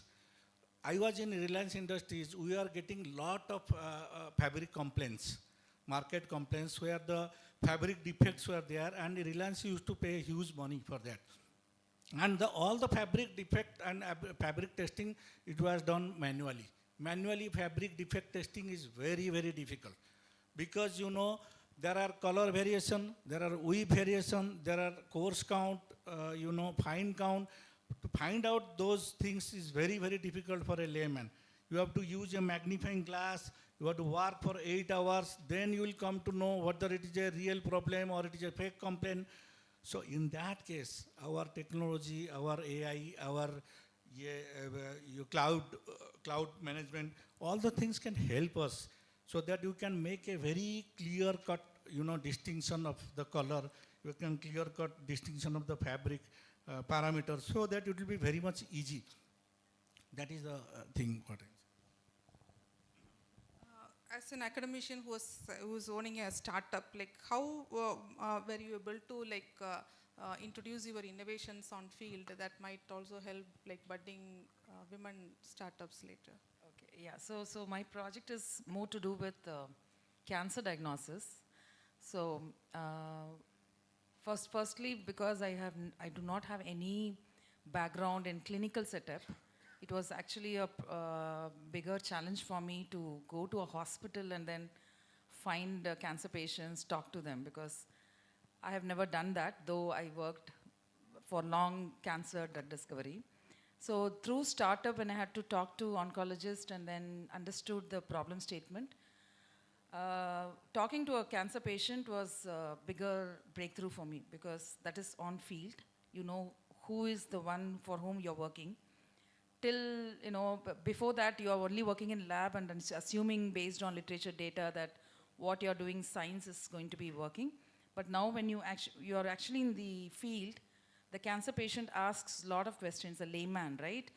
So when you want to even take a sample from them to have validation for my prototype, you need to convince them that what the science that you're doing is going to be useful for many more cancer patients. So initially I thought I'll draw blood, but then I thought I myself was not convinced that taking blood I'm not used to, I have to depend on a doctor. So we started working on non-invasive. So the moment I went to the ground, I understood what will work in the field. So then I pivoted all my project and then went for salival-based drug cancer detection. And convincing cancer patients was easier because I used to say this statement that before you go for a chemotherapy, you did do a cancer testing with my device. The score of the biomarker will be high. After chemotherapy, if it goes low, they get that confidence, right? Otherwise, they have to go through a blood test and then immunohistochemistry, all their biopsy test has to come in 15 days, 20 days, and then, still the fear factor is there. So as an academician, when I was doing science, I was never even had that human touch, and my science was more, I would say, more mechanical. But the moment I went into the field, talking to cancer patients, I felt the human actual pain factor. And that is how, I became more socially aware of whatever science I do. Now, yeah, so this made me believe a lot of things, especially communicating science to laymen. So this also gave me a empowerment to talk to women who are illiterate in many of the things using phone and all that. And we do conduct a lot of sessions for our women employees, contract workers. We even did a mobility exercise of training them for two-wheeler. Sitting in an AC room, 4 or 5 of our faculty decides, women faculty decides that we'll do this program. We take 2 women trainers on campus, but it did not work. People actually walked back saying that we do not want to learn. And I couldn't understand because we thought what we are doing good thing for them, right? But then they came up with a lot of reasons that my husband will not like it, or I'm a day wager. Even if I learn this two-wheeler, I'm never going to get in my life a two-wheeler, right? So which is logical because they are day wagers and they are more interested to do, see that the kids study. So, but we took a lot of efforts for us to convince them why they need to learn. And in 1 year, out of 120, 111 women got the two-wheeler license with some enforcement, with force, saying that, we did a lot of motivation talk, it did not work. It's actually, for a woman, it has to come, the instinct has to come on their own. Most of them back out, right? When it comes to new things to be implemented. So these are the things that I understood that it is not easy to devise plans sitting in a place, but you have to go to a field, understand their pain points, convince them face to face, right? So these are the learnings as an entrepreneur. I've become a better administrator, actually. Yeah. So. To elaborate on what Madam Yogeshwari has pointed out, as a scientist who was ventured into entrepreneurship and like you are venturing into something unknown, innovating and like risk taking and all the characteristics which an entrepreneur is expected to do, so that is also part of a scientist. So when all of you were elaborating on your work and then at the field work, I was able to see a lot of characteristics which an entrepreneur does have has also been within you, so that you will be able to take your like innovations from lab to field. And again, this is a key thing which when we are experiencing in the field also, like taking an innovation to field is very, very difficult. Right, if you take even a drying system which you were mentioning, taking to them, convincing them and getting them involved in adopting the technology is something which is going to be very, very difficult, and especially to women and in unknown geographies. So as an incubator, or like the topic which today from morning we are deliberating upon, like it's going to be something which again the incubator itself has to function as an entrepreneur when we are in a position to convince women. So maybe any additional points which you want to add, or we can open it up for the audience to take questions. I just have one point. Ma'am, Rajeshri ma'am, I just have one point. Throughout the session, when I was hearing the schemes that you have presented, of course, we are new to this SRLM projects, which we are doing, and we are very passionate about doing it. Now, you talked about SVEP, right? Now, when this project, which we are working for rural women, we look at it as an opportunity for us as well as our students, where we will create new startups as well, because technology enablement cannot be done overnight.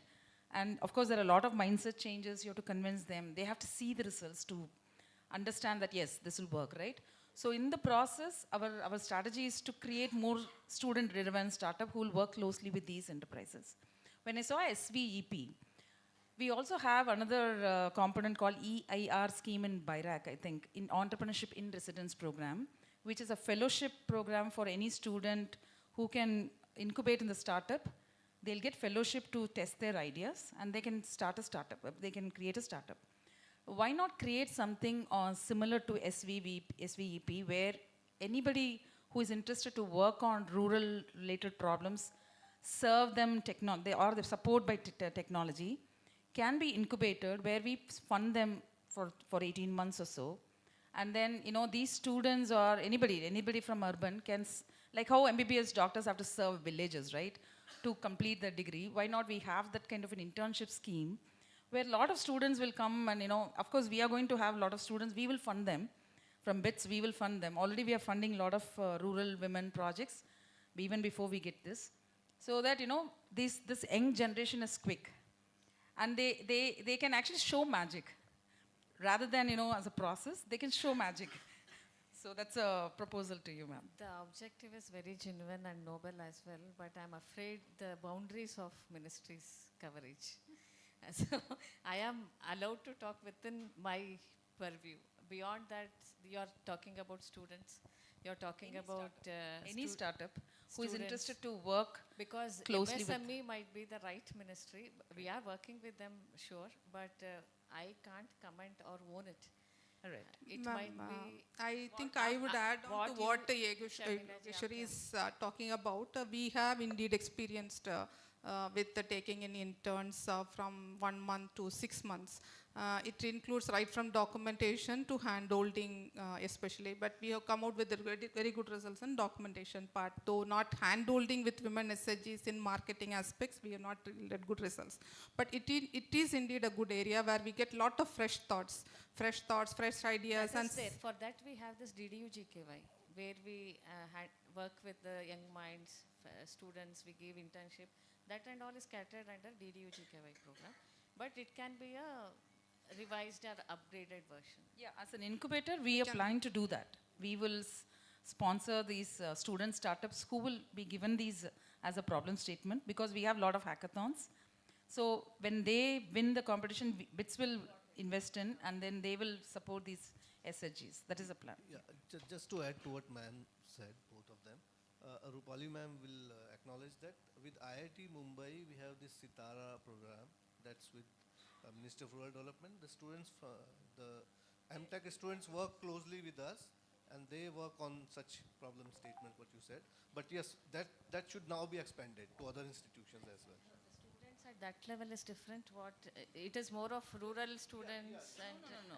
I'm talking of technology students. So you can partner with any, because anyway BITS is going to be a partner. They can contribute in this process of incubation. Yes. Right? So the incubators can play a role in making them, serve in rural for so many months, yes. and then work closely with us. Absolutely.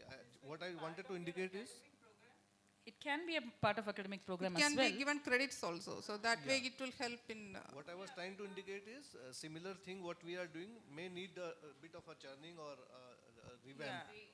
Yeah. To this. Yeah. Under Sitara, this master's program, Masters in Technology and Development, in that basically there is this 9-week rural stay in which the students are sent to, almost remote villages, and there is a condition that they cannot stay in the, 𝐍𝐚𝐭𝐢𝐨𝐴𝑔 house. They have to stay in the humble rural household and experience, they have to do the village survey, and there are tasks given to them. So, and they come with a proper report, with an in-depth study of the village. In that, sometimes we also get problem statement for technology development, though that is not a mandatory thing to do. So that kind of thing can become part of the curriculum of the student. In fact, some other institutes which are outside IIT also are doing, this kind of thing to, give exposure to students for getting and understanding the realities of rural life, because they grow up in urban settings and far away from realities of rural life. Yeah, there was a similar program in IIM Ahmedabad. Professor 𝐶𝐭𝐤𝐴 was running it. Yes. He used to give credit, and that program had the credit for the students who work with grassroots innovators. Yes. Going there, working with them, solving their problem statements and all. Yes. So I think similar thing now can be done with incubators and technological interventions as well. Thank Can you. we take some questions here?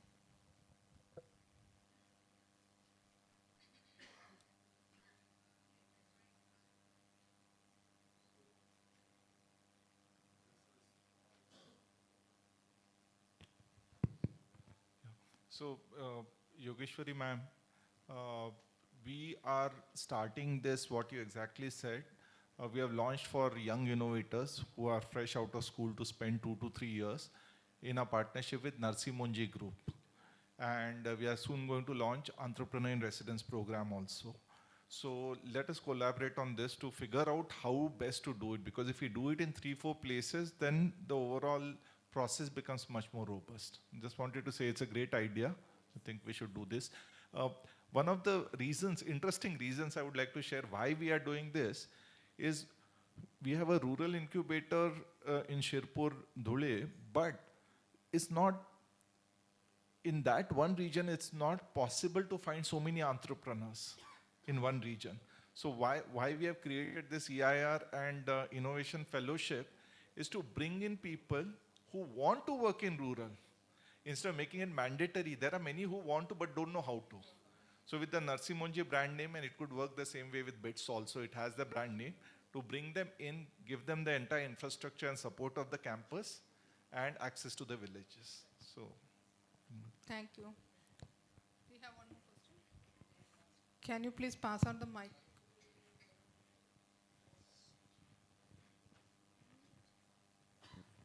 Give it to them. Yeah, by the time. Yeah. Dr. Rupali, Madam, you talked about these Chironji steps for the tribals. We are working on a project in Baitul district of Madhya Pradesh. You would be knowing this product is there. I was just trying to understand whether that technology is available and we can use that technology. Yes, we have the technology available. We have one vendor who will be able to provide that. In fact, since you have shown interest, I would like to add, our experience was that Chironji is a seasonal product, so it is not available throughout the year. Right. Also for the self-help group to collect, to purchase so much of Chironji is not feasible. So the machine sits idle for, around 80% of the time during the year. So we have made it a multi-purpose processor which can process Chironji. It can also be double up as a dal meal and also can process atta. So if it is for a woman enterprise, then they can also prepare various atta and sell it. And during the Chironji season, they can process Chironji. That is the whole idea. Great. So I'll connect you and then we'll do that. Yes, definitely. Yeah.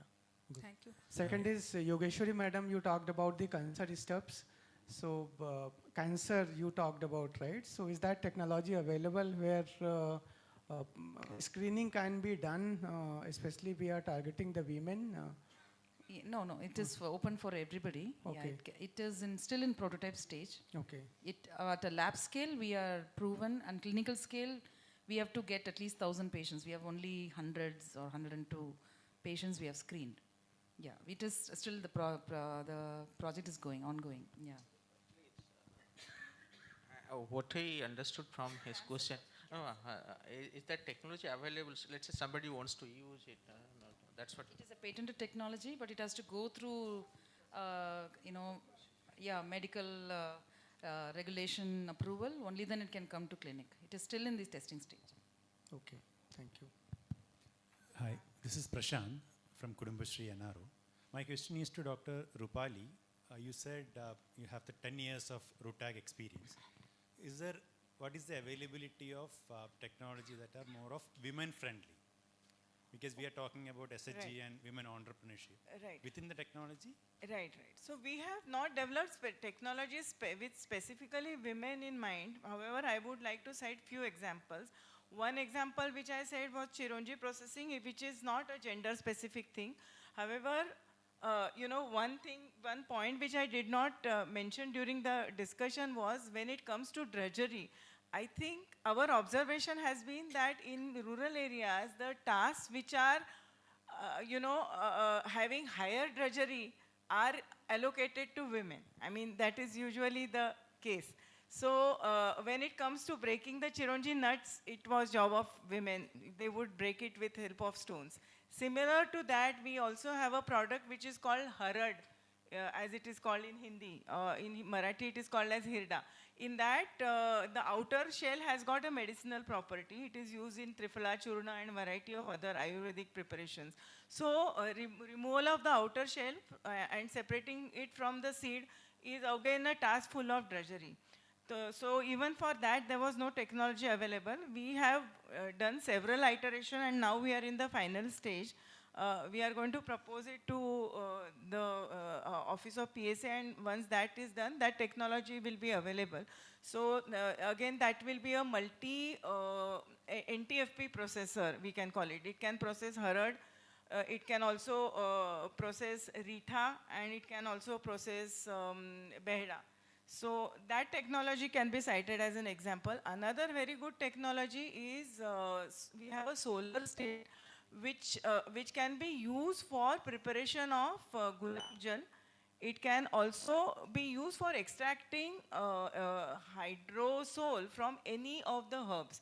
For example, neem ke patte, ya any other, even the barks of woods which have got medicinal property, from that extract for medicinal application. Even all those things can be done, and it does not require any electricity. It's a solar stilt. So such technologies are very good for women. I mean, why I'm calling this as a women-centric technology, because women have a limited time on hand. So ye gulab jal stuff, if they load 3 kg of rose petals with 1 liter of water and just keep it in their angan, by end of the day they get 1 liter of rose water. So they don't have to stir, they don't have to open the lid, do nothing. Whole day it is just sitting and producing rose water. So, considering the limitation of time on hand for a woman, these technologies qualify to be very good candidates. Any more questions? One more, last one.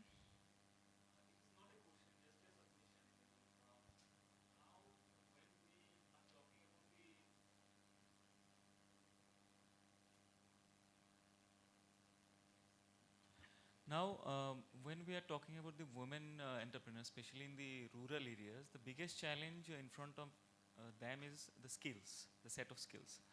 So we have, especially I have also come across many rural entrepreneurs who have learned from the YouTube.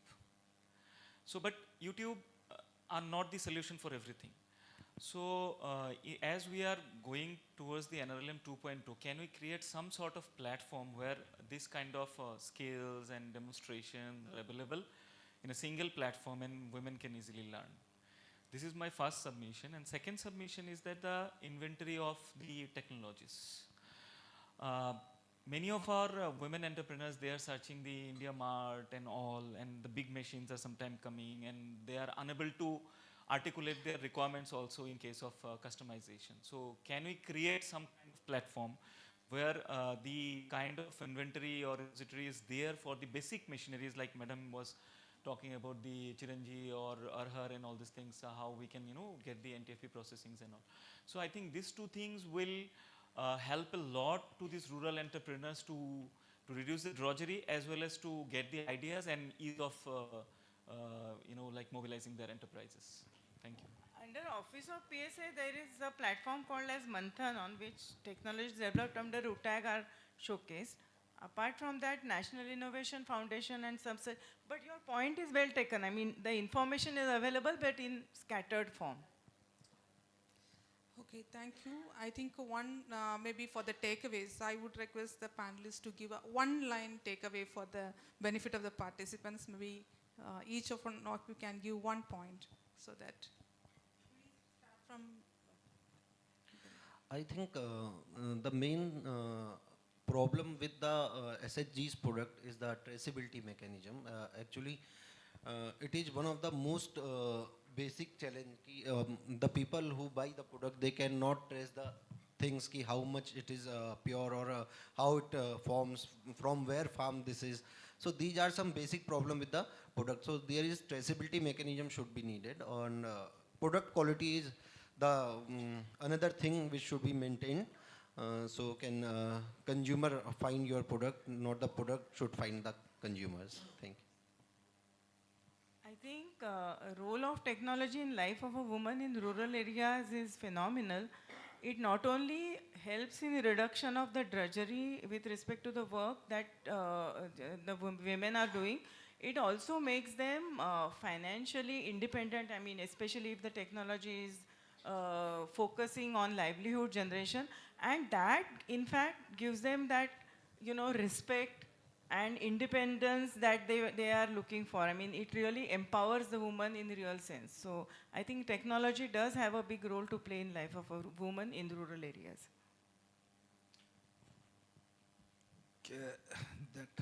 Can I address that question? No.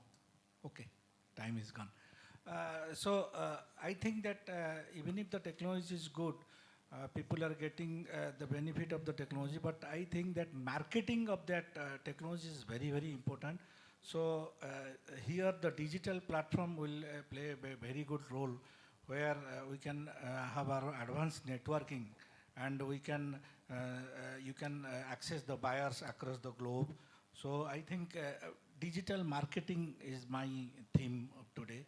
So it is very important for them. I'll just add one word. Of course, digital literacy for women, whether they're rural or urban, is going to empower them within their comfort zone. That is what I would like to add. So to me, actually, definitely technology interventions is important to improve the economic efficiency, product efficiency, and market efficiency for the rural enterprises. But then, to cast on the scale, if some women entrepreneurs are producing similar products, they need to be a standardized scaling of their product, and they need to be brought under a single umbrella so that this economies of scale can be retained and that can be beneficial to them. Thank you. I think the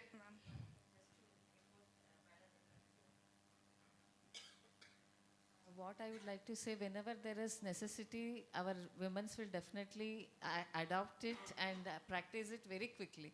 Because what we do in our Saras Melas, when they come for exhibitions and all, we ask them to come with videos.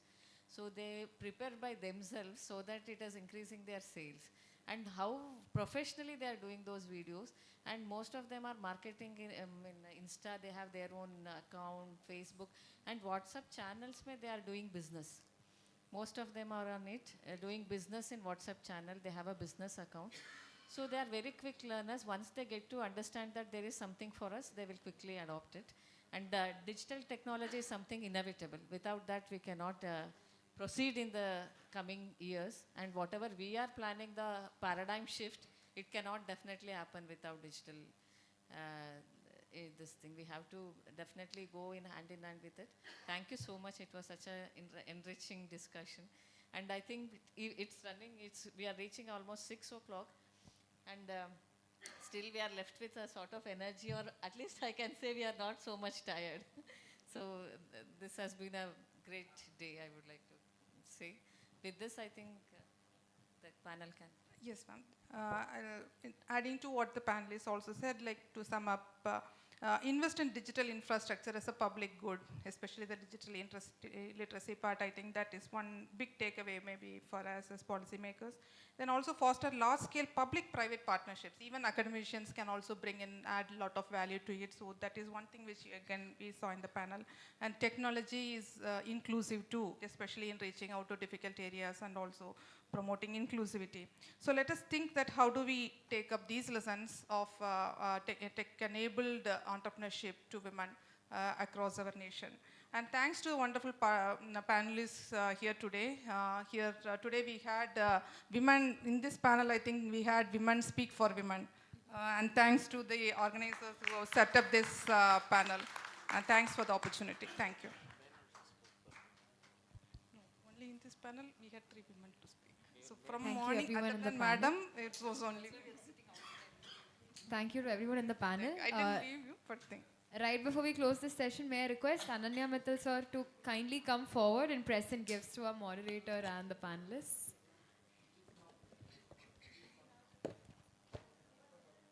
Is he not? Okay.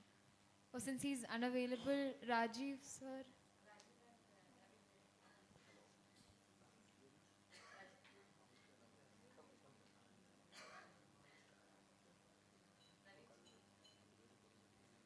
Naveen sir can also.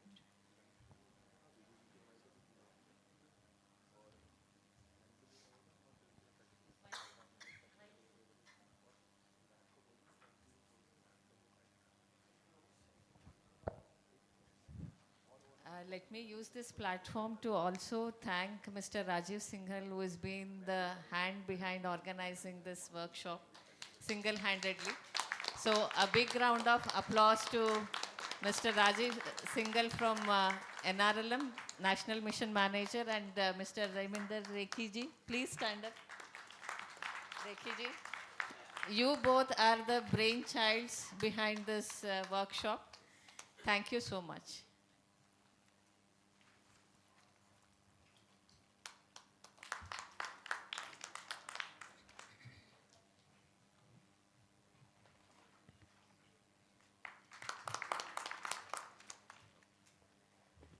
Just to add to what ma'am said, not just me and Rekhi it is, we got full support from IMCIP, Mr. Subhanshu and his team, Mr. Gaurav particularly, who is not here for some family emergency on medical grounds. So, but the whole team supported us for this. Thank you so much, sir.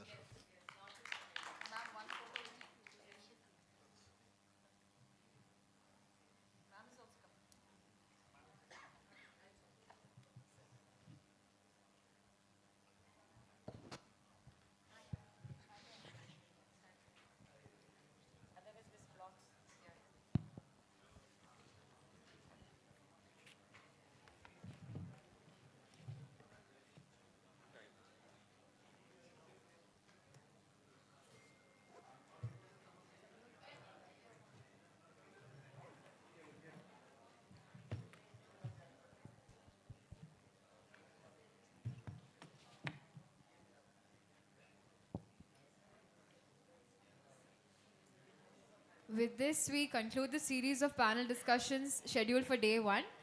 We will begin cultural programs at 6:30 p.m., following which everyone can just take a short break for now as the stage is being prepared. Dinner will be served from 7 p.m. Thank you.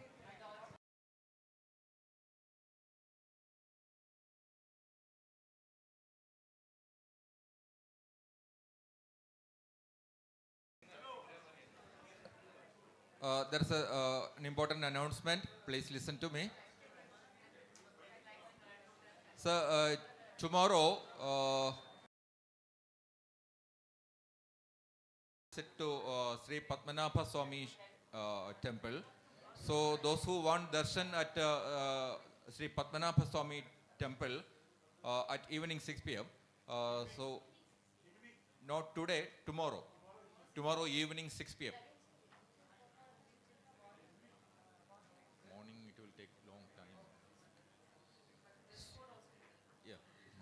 So the gents should wear mundu, dhoti, and women sari will be okay. Sari, skirt, dupatta, etc. will be okay for women, but for gents, dhoti only will work.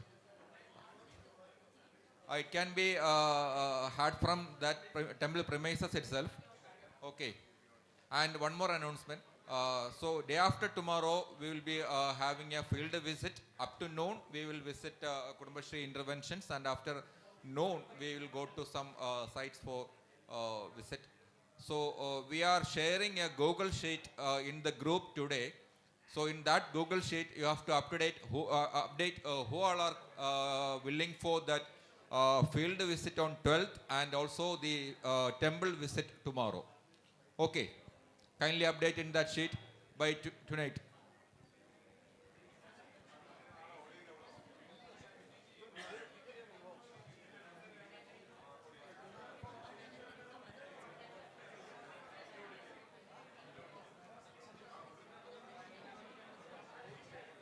We have arranged cultural programs for the entire team. So requesting everyone to stay back till 6:30 p.m. to witness the same. It will be 2 performances which will be quite special. So requesting everyone to stay back for the same and have dinner at 7 p.m. and return to your accommodation. Thank you. Yes, dinner will be arranged here itself where we've had for all the hotels. Yes, everybody. Like how we had for lunch and tea breaks. Dinner will only be available here, not in your respective accommodations.